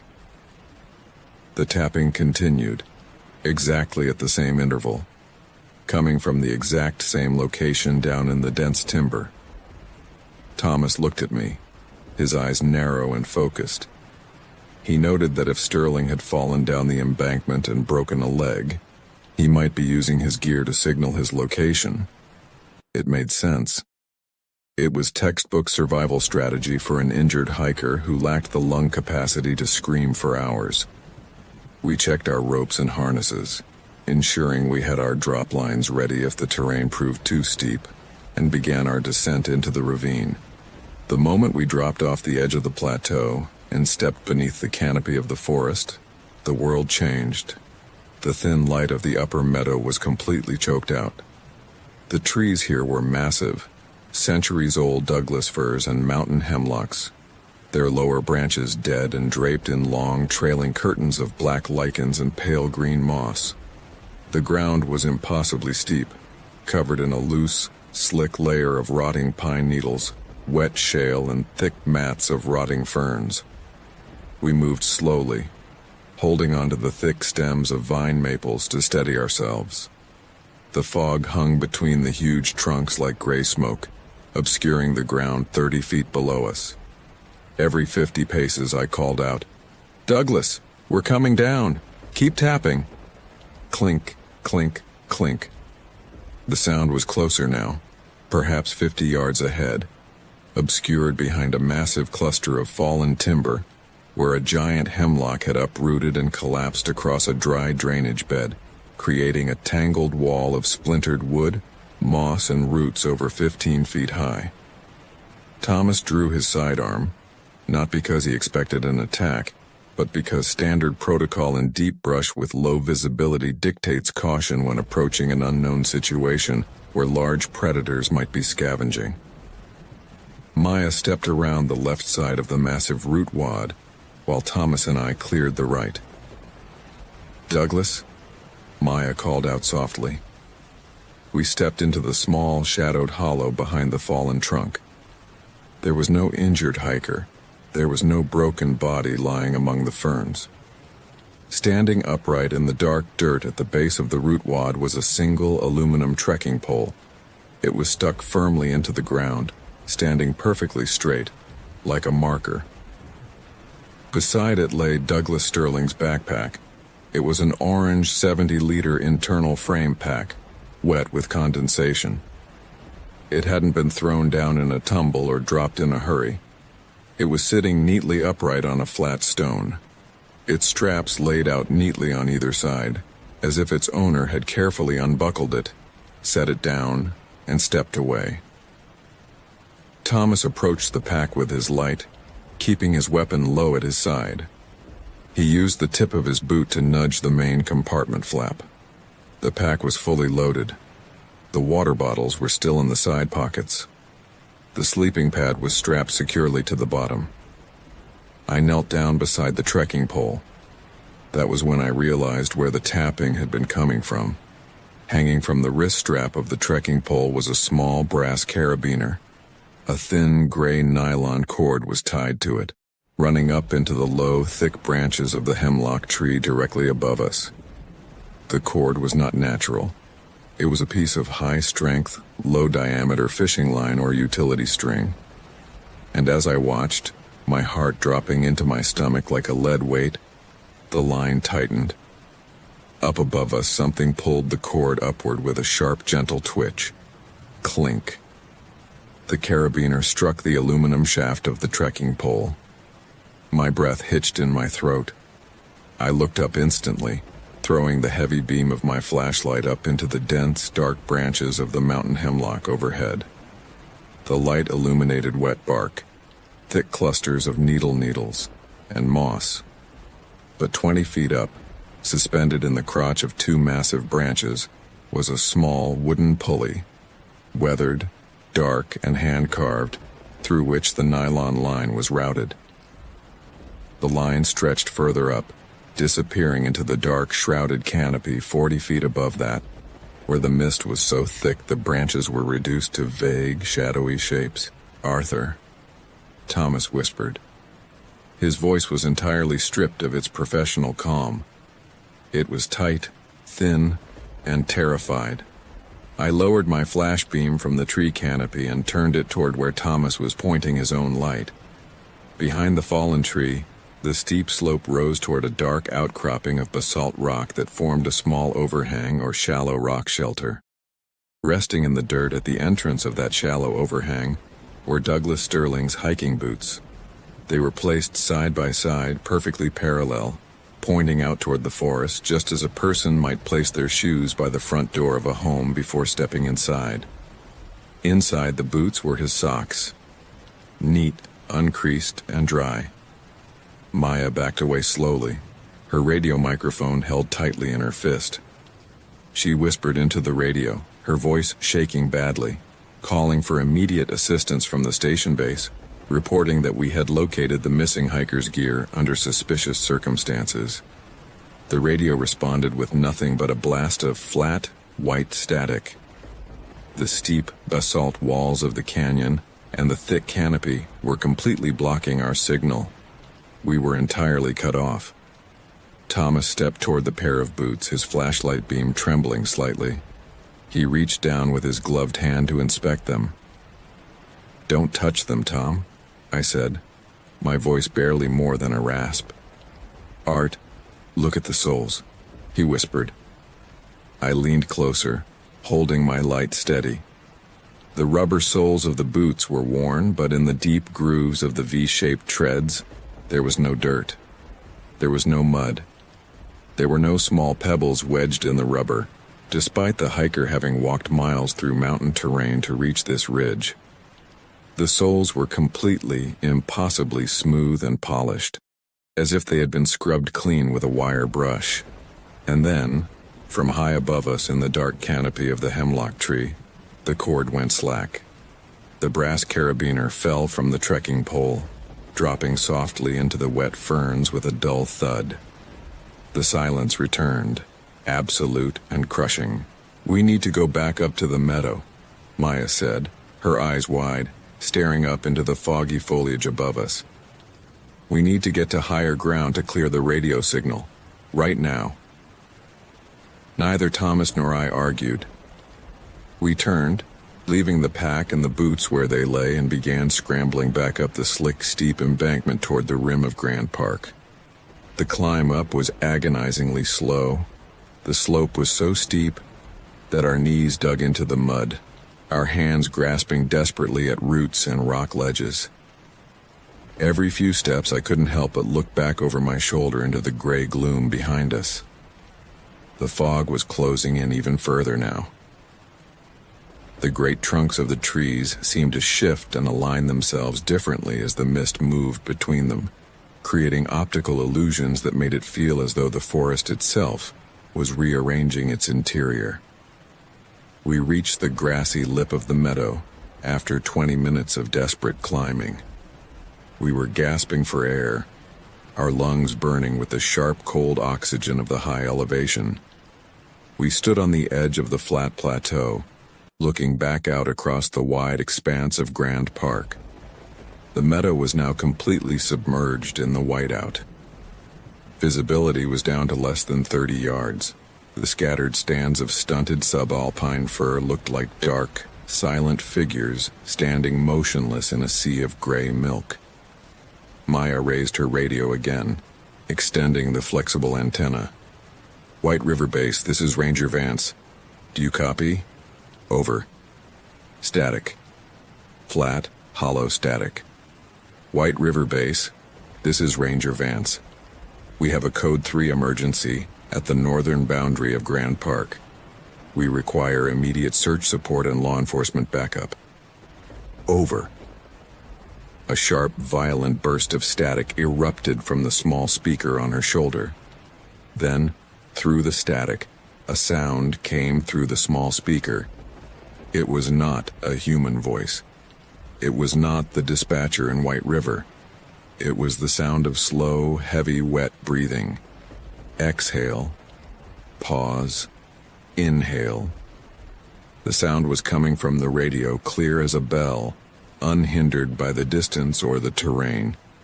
Maya dropped the radio as if it had turned red hot in her hand. It hit the wet grass, the speaker still emitting that low, rhythmic, wet, raspy breath. Thomas bent down, snatched the radio off the ground, and slammed the power knob off, killing the audio. "We're heading back to the Lake Eleanor trailhead," Thomas said, his face drained of all color, his hand resting tightly on his sidearm holster. "We stick together. We don't stop for anything. We stay on the trail." We turned to face the direction of the trail that led back toward Lake Eleanor, a path that traversed nearly 2 miles of open meadow, before dropping back into the thick timber where we had parked our vehicles. We began to move. We didn't run. Running in the backcountry when you are panicked is how people break ankles or lose the trail entirely. But we maintained a fast, aggressive power walk, our eyes constantly scanning the fog ahead of us and to our flanks. The meadow, which had seemed so wide and open hours before, now felt like a terrifying trap. In every direction, the world ended 30 yards away in a seamless, featureless wall of white mist. The stunted fir trees appeared out of the fog, sudden and sharp, looking like tall, thin men standing perfectly still, waiting for us to pass before falling in behind us. After 15 minutes of walking, I realized something was horribly wrong. The trail under our boots was gone. Instead of the packed dirt and crushed gravel of the maintained Park Service trail, we were walking through thick, undisturbed tundra grass and low mats of alpine heather. We stopped. Maya looked down at her feet, then turned in a circle, her headlamp beam cutting through the gloom. "We missed the turnoff," she whispered, her voice trembling violently. "That's impossible. The trail runs straight across the plateau. You can't miss it." "The fog," Thomas said, trying to force his voice to remain steady. "We drifted off to the east when we came up from the gully. We just need to check the compass." He pulled his compass from his chest pocket, holding it flat in his palm. I stepped closer to look over his shoulder. The brass needle inside the liquid housing was spinning. It wasn't pointing north. It was turning slowly, smoothly, in a continuous clockwise circle like the second hand of a slow clock. "The basalt," Thomas muttered, though his voice lacked any conviction. "High iron content in the rock. It's interfering with the magnetic field." "There isn't enough iron in these rocks to cause a complete rotational spin, Tom," I said, my mouth dry as ash. "You know that." We were lost. High on a flat, featureless plateau in a dense fog bank, with no visual landmarks and no working compass. Then from somewhere out in the fog ahead of us came a sound. It was a voice. It was faint, muffled by the mist, but distinct. "Hello? Over here. Help." It sounded like a man's voice, rough, strained, and breathless. Maya took an impulsive step forward. "Douglas!" she shouted into the gray void. "Douglas, is that you?" "Help!" the voice called again. It sounded perhaps 40 yards ahead, hidden behind a tall cluster of fir trees that loomed out of the mist like a dark tower. "I'm down here. I broke my ankle. Please." Thomas reached out and grabbed Maya's pack strap, pulling her back hard. "Wait," he whispered. I looked at Thomas. He was looking at the ground. The sound of the voice had come from straight ahead of us, but as the words "Please, I'm down here" faded into the quiet mist, there was no echo. There was no rustle of grass, and the cadence of the voice was wrong. It didn't sound like a man shouting in pain. It sounded like a recording played at slightly the wrong speed. The vowels stretched out just a fraction of a second too long, the pitch perfectly flat, completely lacking the natural rasp or tremor of a human being freezing in a wet alpine meadow. "Maya," I said quietly, my hand trembling as I drew my flashlight. "When you logged Douglas Sterling's permit application, did you read his emergency contact form?" She looked at me, her eyes wide with confusion and terror. "Yes, why?" "Did you ever hear his voice?" "No," she whispered. "I only saw his paper form." "Then how do you know what he sounds like?" She froze. The realization hit her like a physical blow. The color vanished from her face completely. The voice spoke again from the mist ahead of us. "Help!" it repeated. The tone, The pitch, the exact spacing between the words were 100% identical to the previous call. It was a flawless mechanical repetition. Then, 30 yards to our left, a second sound joined the first. It was the sound of a brass whistle. 3 short, sharp blasts. A pause. 3 short, sharp blasts. It was my whistle.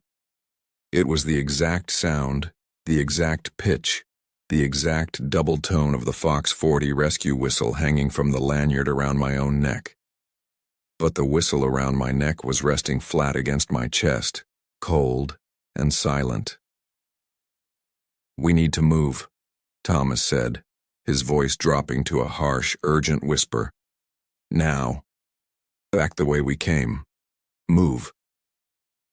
We turned on our heels and began walking briskly back toward the direction of the canyon rim, the only physical boundary on the entire plateau that we could definitively identify. As we walked, the sounds followed us. They didn't chase us with heavy footfalls or terrifying roars. They moved along our flanks, just outside the radius of our visual field in the thick fog.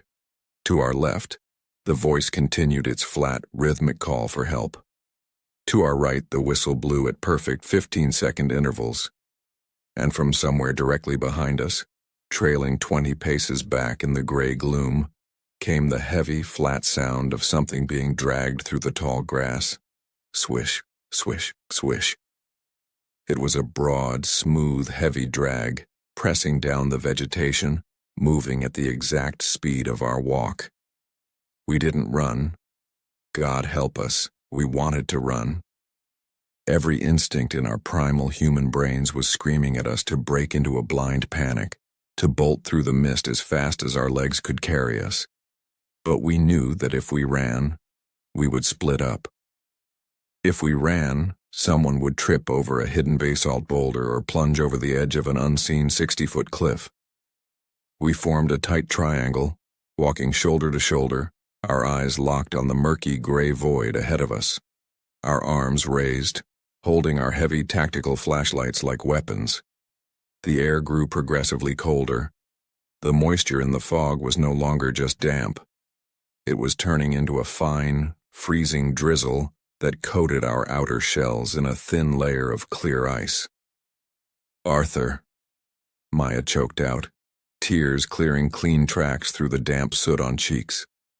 "It's getting closer." The dragging sound behind us was no longer 20 paces back. It was 10. Swish, swish, swish. I turned my head slightly, keeping my body moving forward, and cast the high-lumen beam of my flashlight back into the fog behind my left shoulder. The light illuminated the thick, gray curtain of mist. And there, hovering roughly 8 feet off the ground in the middle of the pale fog, was something that caused my mind to completely stutter. It was not a face. It was not a head. It was a shape. A tall, narrow, vertical silhouette that seemed to absorb the light of my flashlight rather than reflect it. It looked like the trunk of a charred tree, but it moved with a fluid, seamless motion, sliding across the surface of the meadow without any rising or falling motion that would indicate legs or steps. And around it, the fog was not gray. The fog directly surrounding that shifting shadow was a deep, bruised violet, swirling in tight, unnatural eddies as if drawn toward it by a powerful vacuum. As my light beam hit it, the voice to our left stopped instantly. The whistle to our right cut off mid-blast. The shadow in the fog paused. Then, from the center of that tall, dark, featureless, vertical shape, a sound emerged. It was not a yell. It was not a voice. It was the sound of my own voice, crisp and clear, recorded from hours earlier when we had first dropped into the gully behind the fallen hemlock. "Douglas, we're coming down. Keep tapping." The words were spoken in my exact voice, my exact intonation, but they were cut and stitched together.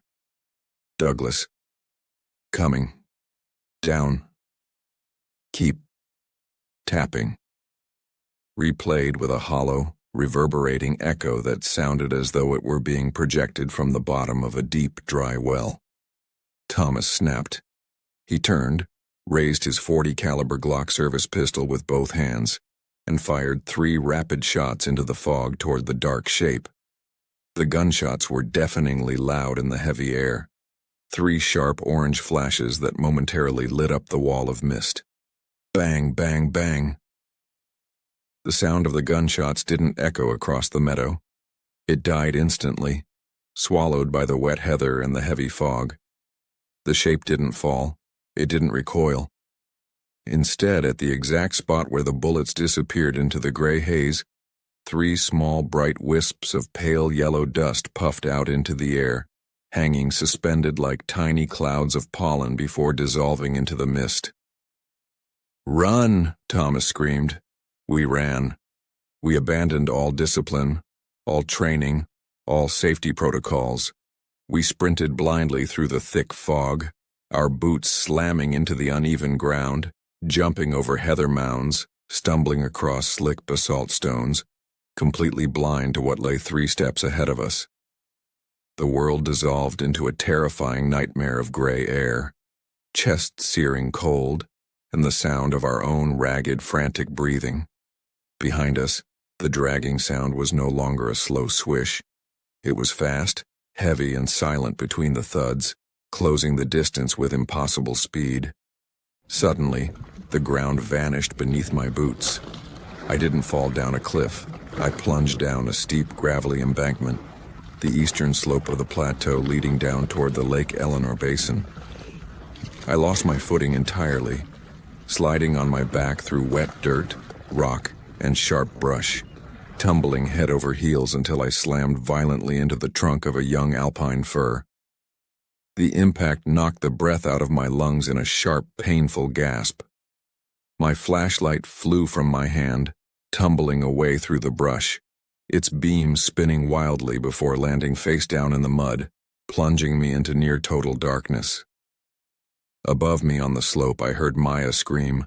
It wasn't a call for help. It was a short, sharp, cut-off shriek of pure, unadulterated horror. "Maya," I tried to shout, but my crushed chest could only produce a weak, wheezing cough. I scrambled to my hands and knees, my fingers digging into the cold mud, searching blindly for my light. From 15 feet up the slope through the thick, dark fog, I heard Thomas shouting, "Get off her, get off." Then came the sound of more gunshots, 2 shots, fired in quick succession, followed by the heavy metallic sound of a slide locking back on an empty magazine. Then silence. No struggle, no growls, no heavy thuds of a physical fight. Just the wet, cold sound of the mountain drizzle falling through the needles of the fir trees. I found my flashlight, my fingers slick with cold mud and my own blood from a deep scrape on my forearm. I switched it back on. The beam flickered weakly before holding steady. I dragged myself up the slick gravel slope, using branches to pull my weight upward. "Thomas!" I choked out, my voice raw. "Maya!" I cleared the crest of the small embankment and stepped back onto the flat grass of the meadow's edge. The fog was still there, heavy, silent, and cold. 10 feet away from me lay Thomas Callahan. He was sitting on the ground, his legs stretched out in front of him, his back resting against a large, lichen-covered basalt boulder. His service weapon lay in the wet grass near his right hand, empty. He was staring straight ahead into the fog, his eyes wide, his pupils dilated so large they almost swallowed the blue of his irises entirely. He was breathing, fast, shallow, erratic gasps.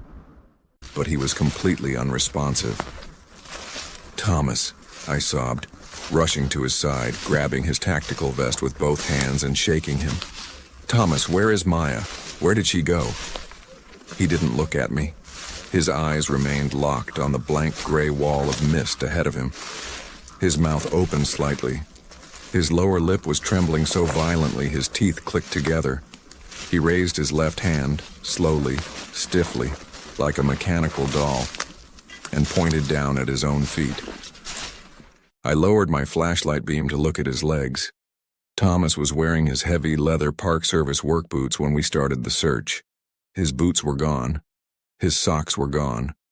His trousers were rolled up neatly to his lower calves. His feet were bare, resting on the frozen grass, and the skin of his feet was completely, terrifyingly clean. There was no mud on his soles. There was no dirt under his toenails. There was no blood from the rocks.